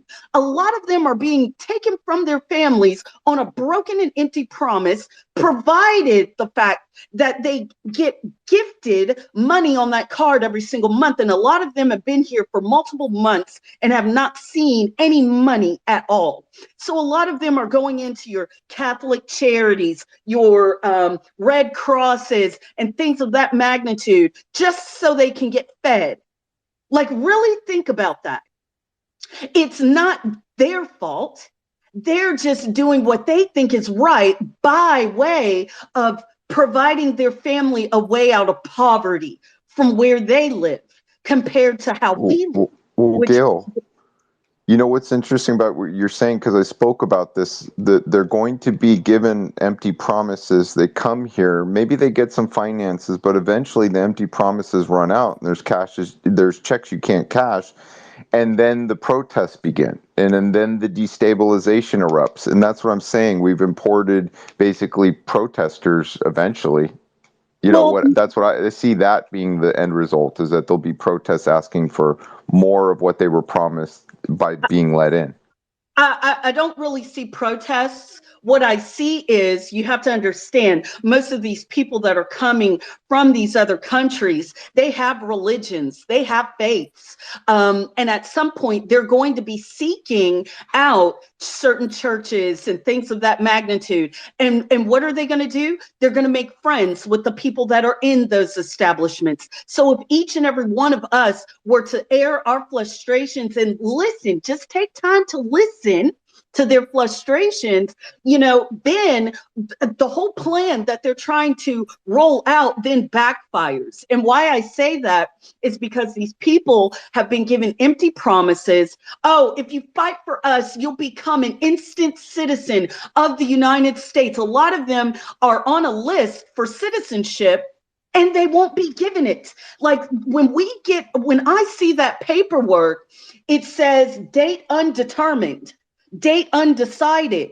That's because they have been given a promise of XYZ amount of money, XYZ housing, if they can find it, and then they are provided citizenship based on. What is it based on? Is it based on you turning, our very government providing income to these people to do bad against the citizens that already live here? We already know that they want to depopulize and destabilize, okay?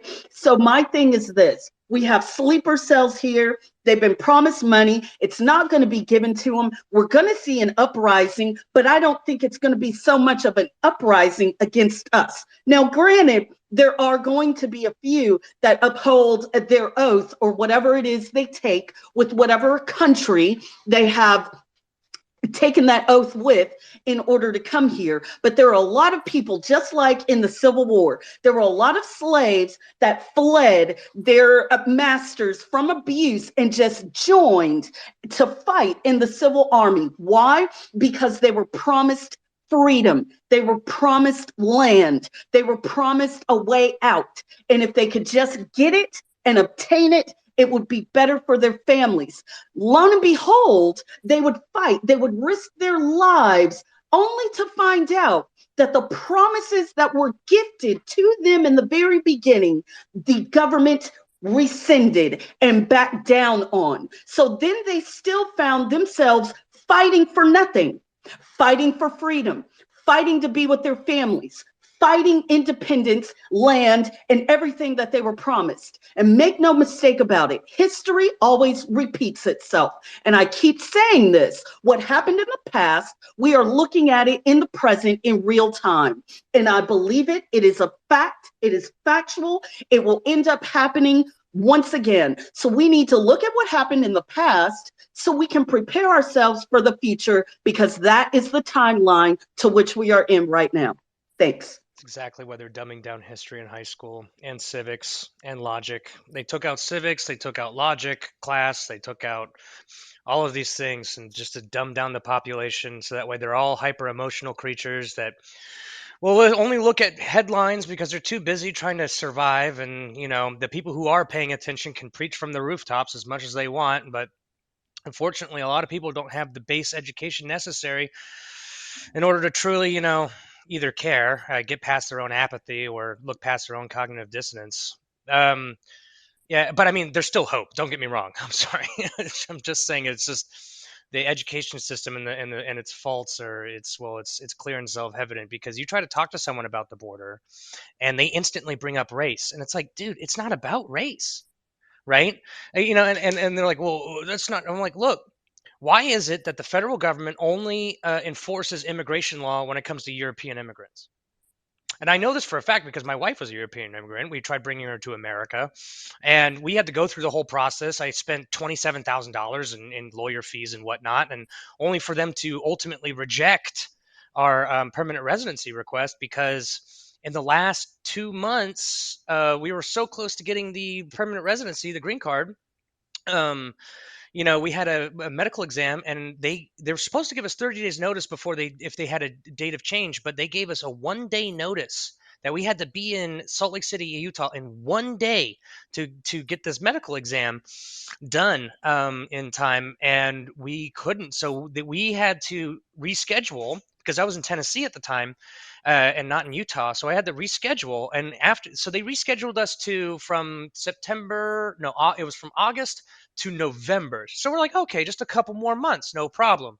We've been waiting this long. What's the big deal? And we get to November, and then they changed the vaccination requirement to include an experimental vaccine, the COVID-19 vaccine. And we were like, no. And because we said we're not taking that, and we're not subjecting ourselves to that because we have a right to say no. I mean, if we don't want to subject ourselves to an experimental vaccination shot, that's our decision. We said no, and they rejected her. And so basically she could stay in the country if she wanted to as a pseudo citizen, like as a second rate class citizen. She couldn't actually get a driver's license. She couldn't actually work. I mean, granted, we could have broke the law, but that's just not the people that we are. And so we had to move to Italy to keep the family together. Right. So because that's the country of her origin. They only enforce the immigration laws on European citizens. So it's not they're trying to get the poor and the downtrodden and the victims because that looks great on the news. And they can just keep influxing, and then they're gonna try and send them into Republican strongholds to try and change the vote there. Because I mean, that's what this is really about. It's about creating an invasive force, kind of like death by a thousand cuts. Some of them will be there to illegally vote. Some of them are going to be there to be sleeper agents. Some of them are going to be there to, stress out the mechanisms we have to help our own downtrodden, right? Our welfare, our food stamps, the medical system, and all these things. They're there designed to create chaos. Again, we get to problem, reaction, solution. Because I believe that the people in charge, both Republicans and Democrats, mostly Democrats, but both parties have these agents that don't care about the sovereignty of our nation. They don't. That's the reason why they don't have us pledge the allegiance anymore. They don't care. They legitimately don't care about our own sovereignty. They care about their own bank accounts because they're cosmopolitan. They're world citizens. They don't particularly care about being a United States citizen or doing the right thing by their own constituents, because some of them, their constituents are the illegal immigrants. They're the ones who did vote for them, and they know that. That's why the liberals are vehement when someone says, "Well, we need voter ID." Because they know if voter ID was faithfully implemented in the correct way, without any actual suppression, they would lose their votes. They would lose a lot of their strongholds. Texas isn't flipping blue; it's just being invaded. And the Texan whose grandparents and their great grandparents, third generational Texan, fourth generational Texan, they're still the same. They're still from the same culture and whatnot, but now we have this influx of foreign cultures coming in. And it's funny because they try to tell us that we need to be tolerant to their cultures. If we like some aspects of their culture, it's cultural appropriation. If it's something or rather like that. The whole point of this, honest to God, in my opinion, and this is my opinion, the whole point of this is to disrupt the sovereignty of our own nation. I believe that you have a group of people, globalists, you could call them Taylorists, corporatists, pseudo-fascists, socialists, whatever you want to call them, people who advocate for the erosion of liberty and impose, centralized power, because then they're in power and they can get their buddies in power and then they enrich themselves and so on and so forth. But I think that there's a group of people that legitimately want to see the sovereignty of America dissolved, because that's the last remaining force in the earth, military force on the earth, that could stand up to a global regime. And that's why they're trying so hard to eradicate our sovereignty. And I believe that there's a lot of people compromised within our own government. I believe that, and that's on both sides of the aisle. And I believe that look at their wives, man. Look at who they're married to. Look at the Chinese citizens that they hang. Look at Swalwell with that Chinese spy Feng Feng. And then we get into the Chinese war doctrine, you know, death by 1,000 cuts. Maybe this is what they're using. You know, they're trying to erode our system by any means necessary, by any avenue necessary, one small cut at a time, one small cut at a time, until you bleed out. And that's where I feel like where we actually legitimately are right now, and that's why a lot of people are angry. And I think that they're trying to create this division using polarization to destabilize our country, because a civil war, if we have a civil war, nobody wins, and the people who want to see the eradication of American sovereignty win. I really believe that. I really believe that there is a group of people that are just they don't care about America. They want to see America fall. And there are adversaries, and some of them even call themselves American. They're American when it's convenient, but when it comes to their groups, they don't have allegiance. They don't swear allegiance. And then they try to group people that are nationalists, people who are patriots, that care about their country, who want to put their own country first, that want to say that the government shouldn't be spending money on non-citizens. They should be spending their money on citizens, so that way we can help each other, because that's the whole point of having a nation. But then they try to say, "Oh, you're a nationalist, therefore, oh, guess who also were nationalists? The fascists in the 20th century were nationalists. Ergo, you're a fascist." No, I'm a libertarian. I'm a libertarian, nationalist, populist nationalist, classical liberal. That's how I would point myself out to be. But they say that I'm a fascist, which is laughable, because I'm the farthest thing from a fascist possible. But modern day fascists will call the enemy fascist, because they know that there's a stigma associated with the word fascism, because it stems from them basically the unholy alliance between governments, non-government organizations, international and non-government organizations like the IMO, like the World Economic Forum, like the WHO, people no one elected for, but somehow get to determine policy. Well, Josh, a lot of what you dropped is really good, but there's some hands that came up from you speaking. I don't see hands, so I know. That's why I'm helping you out, brother. Helping you out, all good. Don't worry about it. Just listen for a second, because Legitimate raised his hand, then we got Get came up. So let's go to Legitimate, and then I'm probably going to shut down on the hour. But Legitimate, go ahead. Hey, thanks. And interesting. Yeah, it's just always, again, trying to interject truth into arguments or facts. Big concern about Texas being invaded.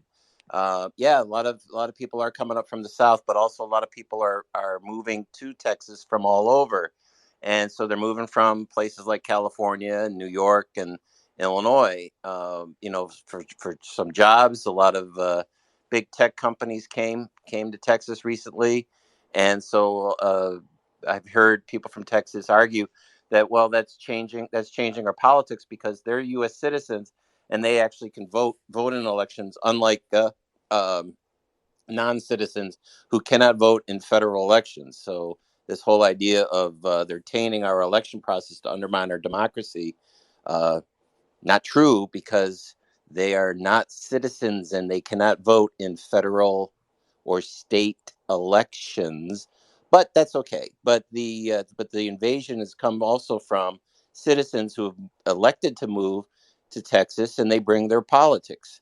Well, do you agree that the influx of immigration that's we're experiencing right now, illegal immigration to be specific, is taxing our social systems and disenfranchising Americans from the services that they should receive? And just to that point, I put something up in the nest that I wrote on that. Gail spoke about it. My argument was specific to Josh's claim that these illegal aliens are voting in our elections and I'm most impacted by federal and state elections. And I didn't know that Swalwell was married to Feng Feng. I think they dated.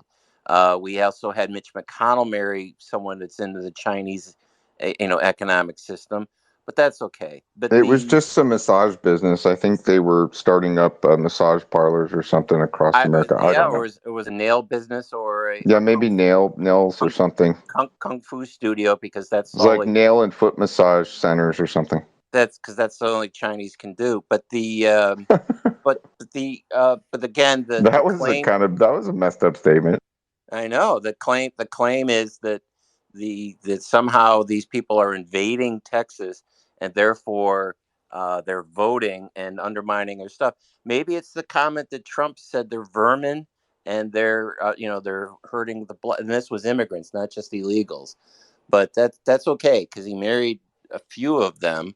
But that's okay. But again, I just trying to point out facts that illegals are not Yeah. voting in federal and state Okay, great. elections. Oh, can I? So, but we can all agree that there's a strain on our economic system Yes, and there social is, and services and all that, and medical and all that. yeah, and we've also said that there's a supply and demand issue. Yes, and also the claim that there's an open border. Those words together are not factual. The border is not wide open. That means there's no one being stopped. So this whole open border stuff is just semantics, bumper sticker bullshit to go after low information voters that go, "Hey, Maul, look at that. The border is all open." Legitimate. Do you think Trump is kind of like Santa Claus? He knows who's naughty or been nice, and he's making a list and checking it twice. Trump? Well, he's vowing revenge when he comes back, and it'll be interesting if he does come back. Who he does go after? He'll go after everybody that's hit him because that's all he's got. When you don't hear his policies, you don't hear he doesn't want to debate Holy even in crap. his own party, and all it is retribution and rhetoric. It's just the same shit he did. The last time he ran. He didn't build infrastructure. He didn't have a new health plan. He didn't finish the wall. You could say, well, he was blocked. He didn't do this. He didn't do this. Sorry, promises made, promises not delivered. He was going to pay off the debt in a few years. Didn't happen. So, Okay. Let's get to get Can I high, retort? and those are talking points. Well, no, Okay, great. I want to let you, but I got to let Get High speak because he's been patient and he's been listening and he's been in and out of the room. But I'm going to pull up the soundbite that I have. It's going to be, I think it's what if Trump were to return, what it would sound like. Get High, go ahead. I'm going to contradict everything I heard in the I can't hear you, boss. You got an audio problem. It sounds like a lot of static. Maybe unplug, plug back Okay, is in, that do better? something. Sounds like you're in a rainstorm. Okay. I'm Yes, going to sir. contradict everything that I heard. Everything. Okay. So I'm going to start with. Well, that's a lot. So Oh, why I don't am. you just be specific on one thing and just stop at that, and then we'll go to the next thing I one know at how a to time. start. So thank you. So I'm a non-citizen national of the United States. And I keep hearing words like American, national. I keep hearing all these words being used synonymous, which they are not. Which they are not. And until we understand the legal terms that we use and what they mean and how to syntax these and put them into context so there's actually value there, we're not going to get nowhere. We're not going to get anywhere. So what I did is I provided up in the bubble a whole bunch of things. So I'm going to go with the Supreme Court cases, which is the third picture. And this is what it says, people. Okay? Hold on. I'm going to read it verbatim. Hold on. Check this out. Well, Paul, you might want to put stuff down in the pill Oh, where you'll it's get a there lot too. more It's there too. activity. Right. Okay, good. Thanks. Okay, Just making so sure, this is what boss. it says. It says the government of the United States. That's one, people. And of each state of the several states are distinct from one another. So now we're talking about 51 different distinct states. Shall I read again? The government of the United States and of each state of the several states are distinct from one another. The rights of a citizen under one may be quite different than those that he has under the other. Okay, so people, it explains immunities and privileges in there. Also, so this is what the Supreme Court says. This is not for you to interpret. It's for you to read word for word and apply it. So if you want change to the United States is located in DC. Do we not know that the United States is a corporation? Do we still need to kid ourselves? We sit here, we talk about Trump and Biden and Hunter and all these other politicians. Do you know your sheriff's name? Do you know your county clerk's name? Do you know anyone who was elected in your local community? Now, I heard things about school, education. The word civics came up. Civics? Really, people? Did you ever look up in the dictionary what the word civics means? It means the rights and duties of a citizen. Oh, a citizen, huh? A citizen to what? The de facto organization that makes you a U.S. citizen, not an American, not a national. It makes you federal property. Do you not know this? Do I need to give you the documentations where the United States themselves tell you you are registered chattel? You are a second-class citizen. You think I'm lying? You think I'm kidding myself? No, no. The word civics means the rights and duties of a citizen. What is a citizen? A citizen is one that owes an oath and allegiance to something. An oath or an allegiance to something. Where is your oath? Where is your allegiance? So now I hear this word sovereignty. Oh, sovereignty. Oh, we the people sovereign. No, the people are not sovereign. Sovereignty comes from 1776 with the Declaration of Independence, which should not be construed with the federal Constitution 1787. So, 13 colonies, 1776, got their sovereignty from the crown. That means the state, the nation, the empire, individual, got their individual sovereignty from the crown. It did not go to the people. It went to the state. So now, you want to be sovereign from a state, for a state, of a state? You need to be a national of that state, not a federal chattel, U.S. citizen. Whatever state you were born in, that's what you are. That's your nation. Now, we can go look at government documents for this. The simplest one I found, without going into the IRS individual master file, go Google that. IRS individual master file. That's the file that they have on you. Individual master file, IRS. Google that. It'll take you right to the website. You can go right down to the full Freedom of Information, make a request, and you can get your whole individual master file too. So now, the United States is your biggest issue. Let's be honest here, people. When has the United States, or any government for that matter, ever helped its people? Never. But the nation, your state, it has its own constitution, which is distinct from the United States Constitution, because the United States Constitution has limited power, limited. It's written in the Constitution. The word limited is there. The word limited is there. We use the word limited for what it means. Like when we go to the Second Amendment and it says, will not be infringed. I know what the word infringed means. So if it will not be infringed, guess what? End of story. Your opinion does not count. So now the document, government, United States document for a passport, simple, DS-11 form. DS-11 form. All you need to do is read the penalty of perjury.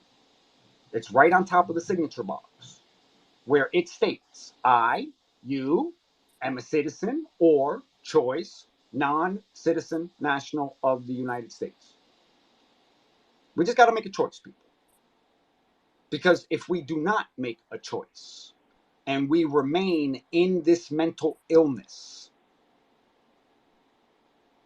we're going into the New World Order. You will have real ID January 1st, 2025.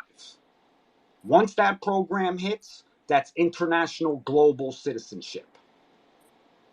Let me tell you what's happening today, people. Today, right now, they're changing flags. They're changing state flags. I know most people don't understand what it is to fly a flag. The United States has a whole section on how to respect that flag, how to fold that flag, how to fly that flag, everything about that flag. If that banner changes, the Constitution changes. This is happening today, people.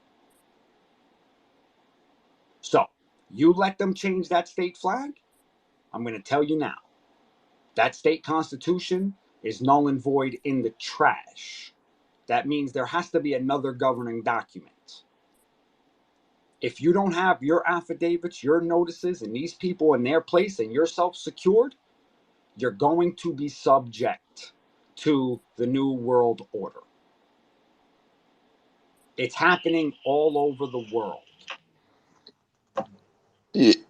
Dude, a lot of people speak about, if Trump comes back into office, it'll be the end of everything. So, I just had this quick clip of what it might sound like if Trump gets voted back into office, according to the It's not going to make a Democrats. difference, but go ahead.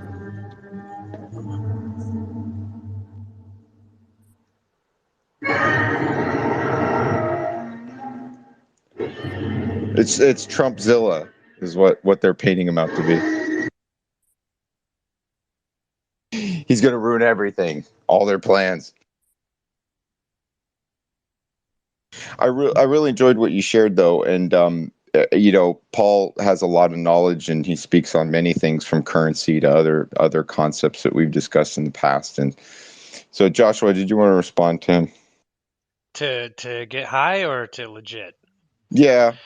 I mean, anyone. there's that. We're going to be wrapping it up here at 4 I o'clock. think I know what he's talking about when he talks about the U.S. as a corporation. I kind of looked into it. I'm not super big on it, but I know it had something to do with the treaty that was signed after the Civil War with England about the debts that were passed or something like that. That's about as far as I got. I don't mean to cut you off, Josh. Listen, I am not here to promote any type of sovereignty, any type of other program besides expressing the law itself.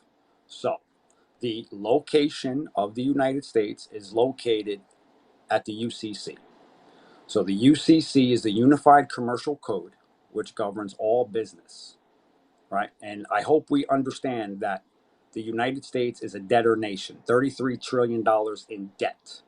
For you to be in debt, you got to be a corporation. You understand how this works out now? I do. I actually get high. What I would be very interested in is if you follow me back, send me a direct message with some of the information that you have, so I can do some more research, because you're just touching on subjects I have no. So I'll actually give you the code where it says it in plain English. It's UCC 9307. Scroll down to paragraph H. So that's UCC. Well, Paul, yeah, CC 97. Yeah, look. We're talking about stuff that we kind of touched on before you came in. You're kind of going into that area, and I mentioned that between the 1800s and the 1900s, that the U.S. was doing a lot of things and they secured the federal or the IRS was formed. And by 1917, they had already wrapped up many different campaigns, from Hawaii to Guam to Samoa to some of the things we've talked about. And by that time, all of these different campaigns and these different locations were wrapped up, and it all kind of pivoted around the forming of the IRS and the Federal Reserve. A lot of different things were going on between that time. And so you talk on currency and things like that. And I kind of briefly mentioned the Middle East and that the shekel is basically their currency, and it remains that way. It's been that way for ever since Mesopotamian times. But anyways, I wonder what your perspective was on, because we're dealing with a fiat system and things like that, and a lot of people speak on, tangible items. And I think that's one of the things that a lot of people don't understand is that we're playing with kind of what I would consider monopoly money, and that having gold-backed currency or having some tangible item that backs something, is really vitally important. A lot of people have been trying to go into Bitcoin and secure their fortunes in other places, and some people collect precious metals. Some people do all kinds of things, and I know that, I don't want to get into the unit of weight and currency too much, but what are your thoughts on securing yourself and yourself in that way with what you see coming down the pipeline in the future? This is rough. Yeah, it's rough, especially in only 10 minutes. Let's start with lawful money. Anyone can go and just bring up the definition of lawful money. Lawful money is any form of currency issued by the mint and not the Federal Reserve. Any form of currency issued by the Treasury and not the Federal Reserve.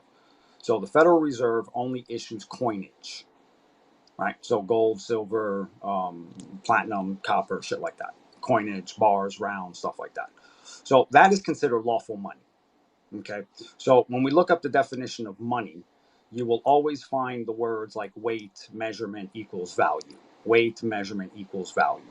So when we were on a gold standard, there was something called the Coinage Act. So we can go to the Coinage Act, and inside the Coinage Act, it will define a dollar or a unit. Okay, so if let's just say we go to the Coinage Act of, 1792, a dollar is defined as 24 grams pure silver, 27 grams standard silver. So if it doesn't weigh out to that, it's not a dollar. Okay, so now we get into negotiable instruments. So bonds, sureties, policies, shit like that. That's where the Federal Reserve and that's where the Social Security comes in. So the Social Security Administration is an insurance policy that they give you. So when you fill out that SS5, you are now receiving benefits from that Social Security Administration because they have this policy out on you. This policy gets traded in the private. All right, you're not going to find this on the S&P 500 or anything like that. This is a private document done in private business. Now, you can become private. You can take a hold of this stuff and you can go now and deal with this, no problem. So, all of U.S. securities are defined at 18 U.S.C. 8. 18, United States Code, Section 8. It's U.S. securities or U.S. obligations, all right?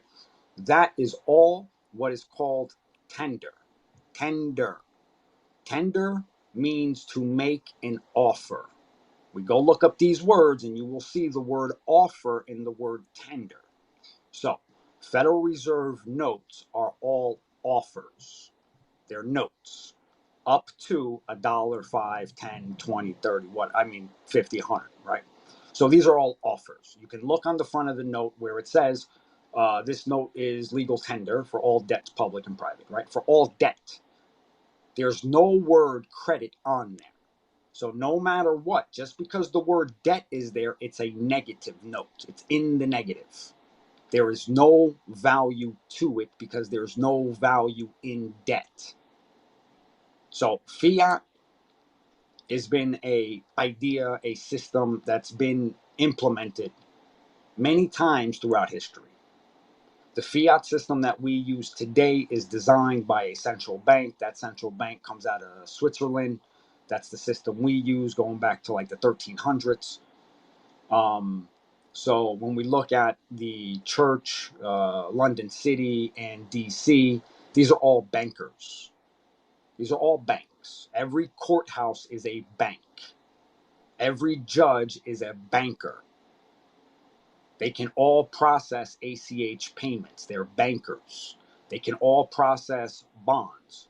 more than likely what's called GSA, bid bonds, and what's the other word? Performance bonds. So any court that you go to, they function on these bonds, bid bonds and performance bonds. So your traffic tickets, your summonses, all these things, they're called writ of assistance or writ of execution, aka bill of attainder. In the Constitution, it says no bills of attainder or ex parte shall be passed. And if we just go to the simple Google, and type in bill of attainder and writ of assistance, that's all. The Google will tell you how it's the same. So now we get to citizenship. Citizens of the United States, you know, those federal people, those people, they receive bills of attainder. Why? Because the Constitution doesn't really apply to them. Doesn't apply to them. Remember, the Supreme Court case I put up top. The rights of one may be quite different than he has under the other. United States citizens don't get rights. They get immunities and privileges. That's why it's a privilege to drive. It's a right to travel. Everyone has the right to travel, but you get the privilege to drive. See how that works out? So, Yeah, you know, we're coming up on landing and then possibly the close of the show. So I got to turn to my co-host Sean. can I just end with the cryptocurrency just so everyone a little? Oh, sure, please. So guys, on my page, or you can do Google yourself, there's something called ISO 222.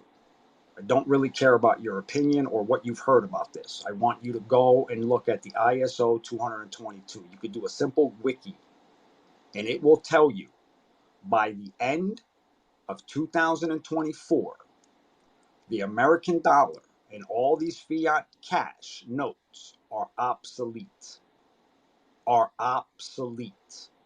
The banks are closing in front of your faces. Every time you go to one of those branches, there's less people there, less branches you can go to. I'm telling you now. The cash thank you. is done. Now, there's a company, and right with this, there's a company called Hedera, Hedera. It is the new system. It is what's replacing SWIFT. Hedera. Please Google it. Please look into it. Their main company is a BlackRock company called Hashgraph. Hashgraph, one word. These people control the world, and they're bringing you into the global citizenship. Beware. Thanks for your time. Thank you, buddy.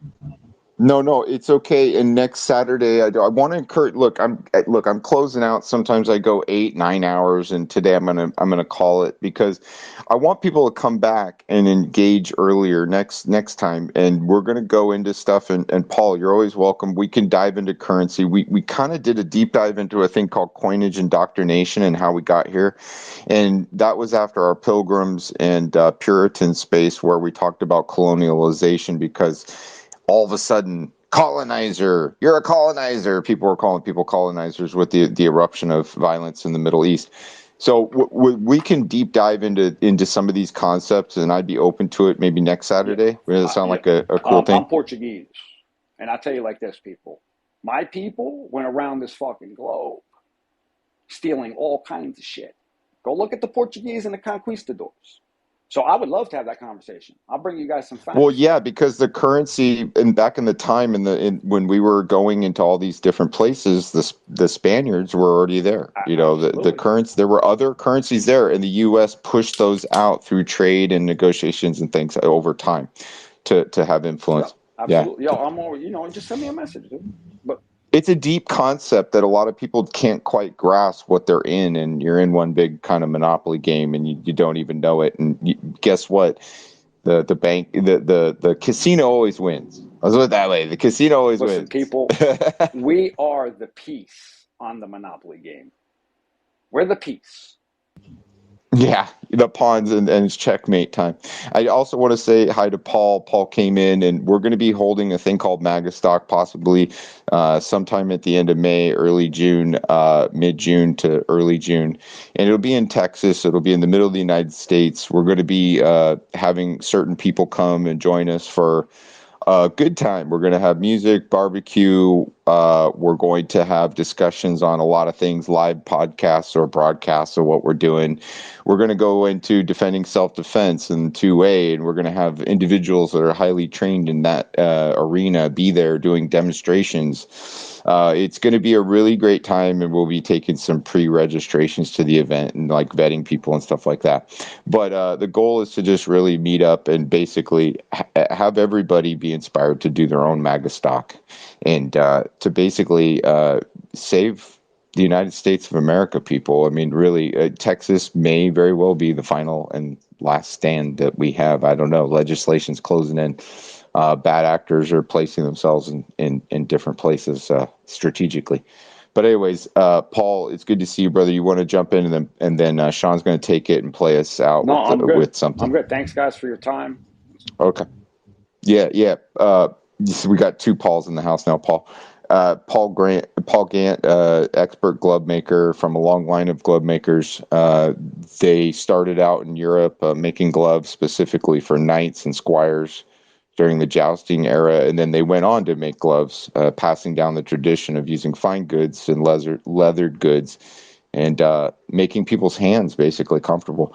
Paul Gant, please say hi. Yeah, I just wanted to say hi. I'm glad to see everybody in here and this. And I'm sorry I was late coming into the space. I wish I'd gotten here earlier. And I want to wish everyone a Merry Christmas. Legitimate, Josh, Get High, Gail, you're awesome. You are awesome, dude. And I just, Archangel, everybody that came in, it's just been really great. And I wish I'd come in a couple hours earlier, but I just had some, it's the holidays, so go to hell. There's violence erupting all around the world, and you had you were saving the world, and you just didn't have time because there was important things to do.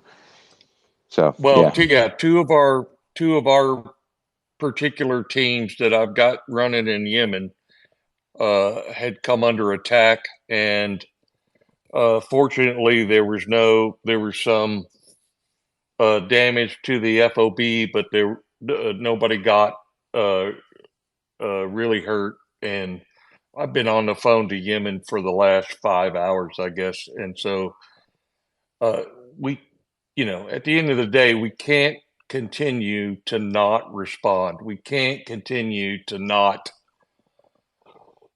take out the Houthis and put up with this where we're letting major oil and logistics companies go all the way around the continent of Africa. I've never, ever in my life seen anything like that. And so that's all I got to say, Matt. It sounds like some things are kicking off. It sounds like little things are kicking off here and there where people feel unable to do so. Yes, sir, indeed. Well, God bless you, Paul. And, Paul has joined the MAGA Mission team. I want to welcome him to the team. He's been a great contributor. He's doing work in Texas with certain candidates out there and the Allegiance Program Foundation.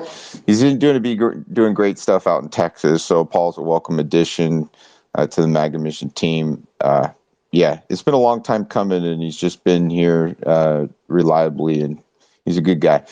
So please follow Paul if you can. He's well versed and based, and he's a true patriot. Anyways, I want to thank everybody that came in too. Sometimes I go longer, sometimes I go shorter, but I'm here generally every Saturday at 10 o'clock, and it generally, what sucks is lately, because Trump has been doing so many different rallies, it just happens to be right when I'm doing my space. So no big deal. Love it, and want to see you guys in the future. So great space today, man. Great stuff. Great debates, and maybe they might be seen as an argument or something, but in reality, we got to hash this stuff out, because if we don't know what the other side is thinking, then we don't know anything. We just know what we think. And then, also polls and things like that, they're really deceptive to make people think that Trump is leading in opinion. So it's a surefire, sure in the bag, got in the bag, and just sit back. We cannot sit back. We have to act like we're behind, because we are behind. It's an illusion if you think that we're ahead, and to hear the polls like, oh, of course Trump's going to be in office, right? Well, look, your vote is really important. So register, make sure you do it. And Paul, jump back in, brother. Yeah, I just wanted to say one thing. Did you guys see the Trump rally in Waco? Holy mother of Thor. That was really, really epic. The rally that he did in Waco. It was just huge. If you haven't seen it, there's plenty of that posted out there on the interweb. Go look at it. Really cool. I was there, Paul. It was great. Oh, you were there? Oh, cool. Yes, sir. Oh, yeah. Man. Do you live in the area? I'm in West Texas, but I traveled to Waco. So I also went to Robstown, near Corpus Christi, where he had the previous rally. So. Yeah, I'm in East Texas, so we're probably 12 hours apart, because Texas is just that big. So in this space, yeah, I hope he comes next year soon. So. Today I learned that zip ties are a weapon of war and used to overthrow government. Yeah, I know. We took away so much, didn't we? Yeah. Apparently, if some people that wanted to vote for you have zip ties, and you told them to go home, that makes you guilty of insurrection, sedition, and that's what makes you allowed to get off the ballot. I mean, how much mental gymnastics do you have to go through, man? Like, how many? Dude, pepper spray too is it's deadly, and you could really overthrow a government with pepper spray. Like legitimately, if that was the insurrection, if that's what you had, was the majority of the insurrectionists had zip ties, pepper spray, maybe a couple actors had a pistol or two. Dude, you ain't getting nowhere. It wasn't a legitimate threat. Yeah, it was the lamest insurrection in the history of forever. Sorry, I just had to say it was a joke, but go ahead. You guys are... Josh, I think you're gonna have to bring records of bills and have 4 laptops ready to go when you're debating that guy. The FBI was like looking at the footage and being like, "What kind of zip tie is that from? What store? Let's track their credit cards." For their phones. You know what's really funny about the phone tracking thing? That's how they got them, right? It was tracking their phones. But anytime I get my phone stolen and I go to the police to track my phone to get my property back, suddenly they can't do anything. Huh? How funny is that? Also, I just want to shamelessly plug Art for Patriots. Real quick. Oh, of course. Joshua is a partner with magamission.org. We have a gallery section. You can check out his work. Please go check out his work. Art for Patriots is a really great concept. His images inspire people. They motivate people to continue to stay in this and not to give up. And they're inspirational. They truly are. And we really appreciate the partnership, Joshua. Yeah, great. Yeah, it's awesome, Joshua. It's really awesome. I put some Santa pics in the pill if anyone wants to take a look, because Christmas. And Midjourney version 6 just came out, so things are gonna look awesome. Like I'm astounded. After Christmas, I'm kind of waiting till Christmas, because I know if you guys go on artforpatriots.com right now, it's kind of more of my older stuff. I haven't really had a chance to sit down at the computer and just get it into the website. But as of my goal is January 1st, all the new stuff is going to be on there's still some good stuff on artforpatriots.com. And I do plug this, and a lot of people don't. I look at my traffic and I don't see a lot of things going on, but that's fine. I haven't really started the marketing campaign. This is the soft open, so I would love to see early adopters, people come in, just take a look. And maybe if it's on the something, maybe we could do a discount thing, because I love all you guys here. So, but artforpatriots.com, I'm trying to pull myself out of debt, man. I'm trying to claw myself out of debt. Josh, I might be able to help you with that. With marketing. Oh, dude, any marketeer, dude, send me a DM. Wait, who is that? Archangel? Here we go. Yes, I got a network that maybe will push you.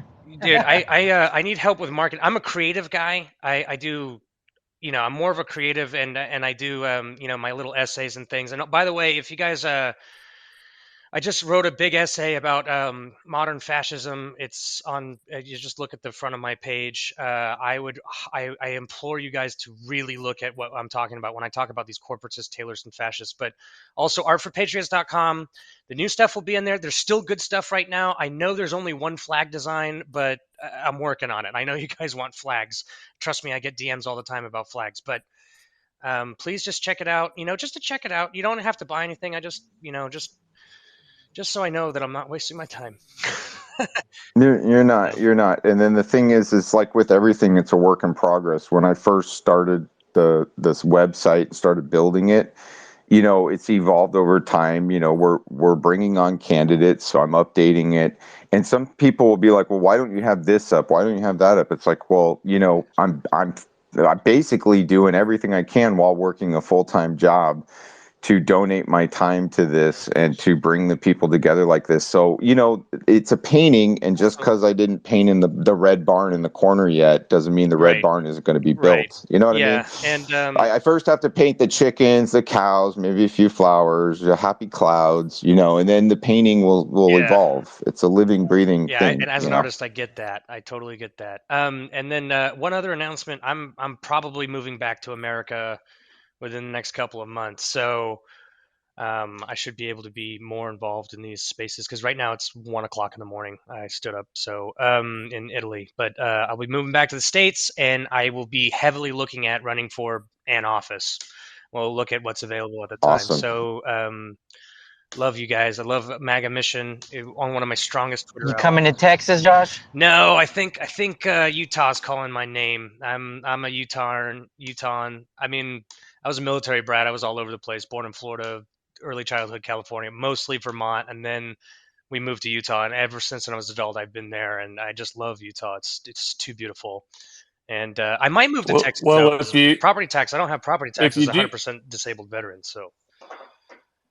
Yeah, if you do decide to come to Texas, I'll talk to my people and see if I can get you a visa. Oh, I don't need a visa. I'm a U.S. citizen. Oh, you're talking about my wife. No, that's No. I'm just jacking with you. Oh, okay. Yeah. Oh, I get what you're saying now. Okay. The border joke. Matt surrounded himself with Texans, so we got I'm him. telling you, I'm surprised. Well, I'm not surprised, but there's on Twitter, there's either New Jersey people or Easterners, or there's Texans, and there's a ton of them Just out remember, when you try to call out Democrats who don't support border security, you have to know the name of the bill. Just remember that, everybody. Know the name of the bill. My God, is that guy serious? Okay. That's right. Anyways. I need to get a roll. Hey, Ark, you better be coming to Magastock, Ark. Oh, I didn't even know until now, but I'll for sure go. Oh yeah. Hell yeah. When's the date? We're still working on some of the dates and how we're going to set it up and stuff, but yeah, you know what season? You definitely be welcome, Joshua. Where's this again? Where's it? Is it in the Metroplex, or where's you gonna have it? No. I've got 20 acres about an hour and a half east of the Metroplex, and we're going to have it out here on my ranch. Oh, okay. It's going to be a pretty select group of people, and we're going to be connecting with them and inviting them, and then we'll be opening up some registration to come, and it should be interesting. Hey, Sean, did you want to play us out, brother? Yeah, and then you know what? It's the last Saturday show before Christmas. I figured let's just go out with a Christmas tune, right? And then we'll close it out. I thank you so much to everybody who has participated or listened. We appreciate each and every one of you. Let's play a little Christmas song. Did you know that your policies would drive us underwater? Biden, did you know that your policies would trans our sons and daughters? Did you know that your policies will punish what is true? The church that you subscribe to does not subscribe to you. Biden, did you know?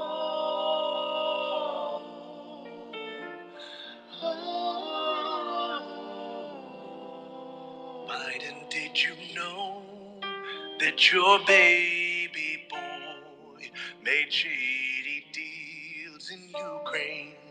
Biden, did you know that your baby boy loves Parmesan and cocaine? Did you know that you shouldn't touch these women like you do? When you sniff that little girl's hair, it's borderline Me Too. The war will cease, the debt increase, and the dead will vote again. The crime will leap, the dumb will speak, while we say come on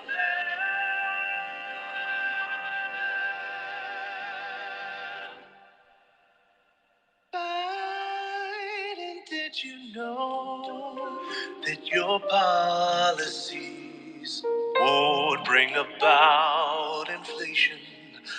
Biden, did you know that your policies would one day ruin the nation? Did you know that your policies make Harriet's reign seem bland?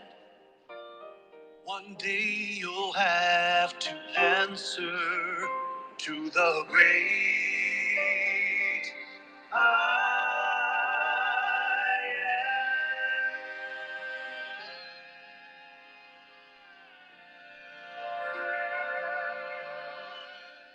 Awesome. What a great space, man. Thank you so much.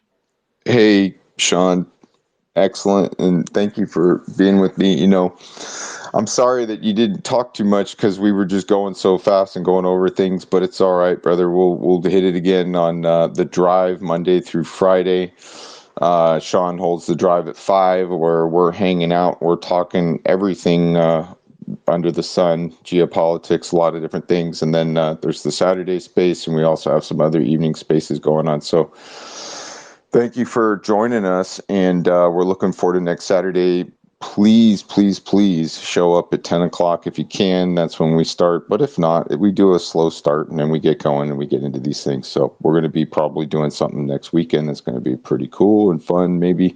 But I'm wishing everybody a Merry Christmas and a Happy New Year's and a safe and happy holiday season with your family and friends. I want you to have love in your heart, keep the faith, don't give up, and we're going to keep fighting until we make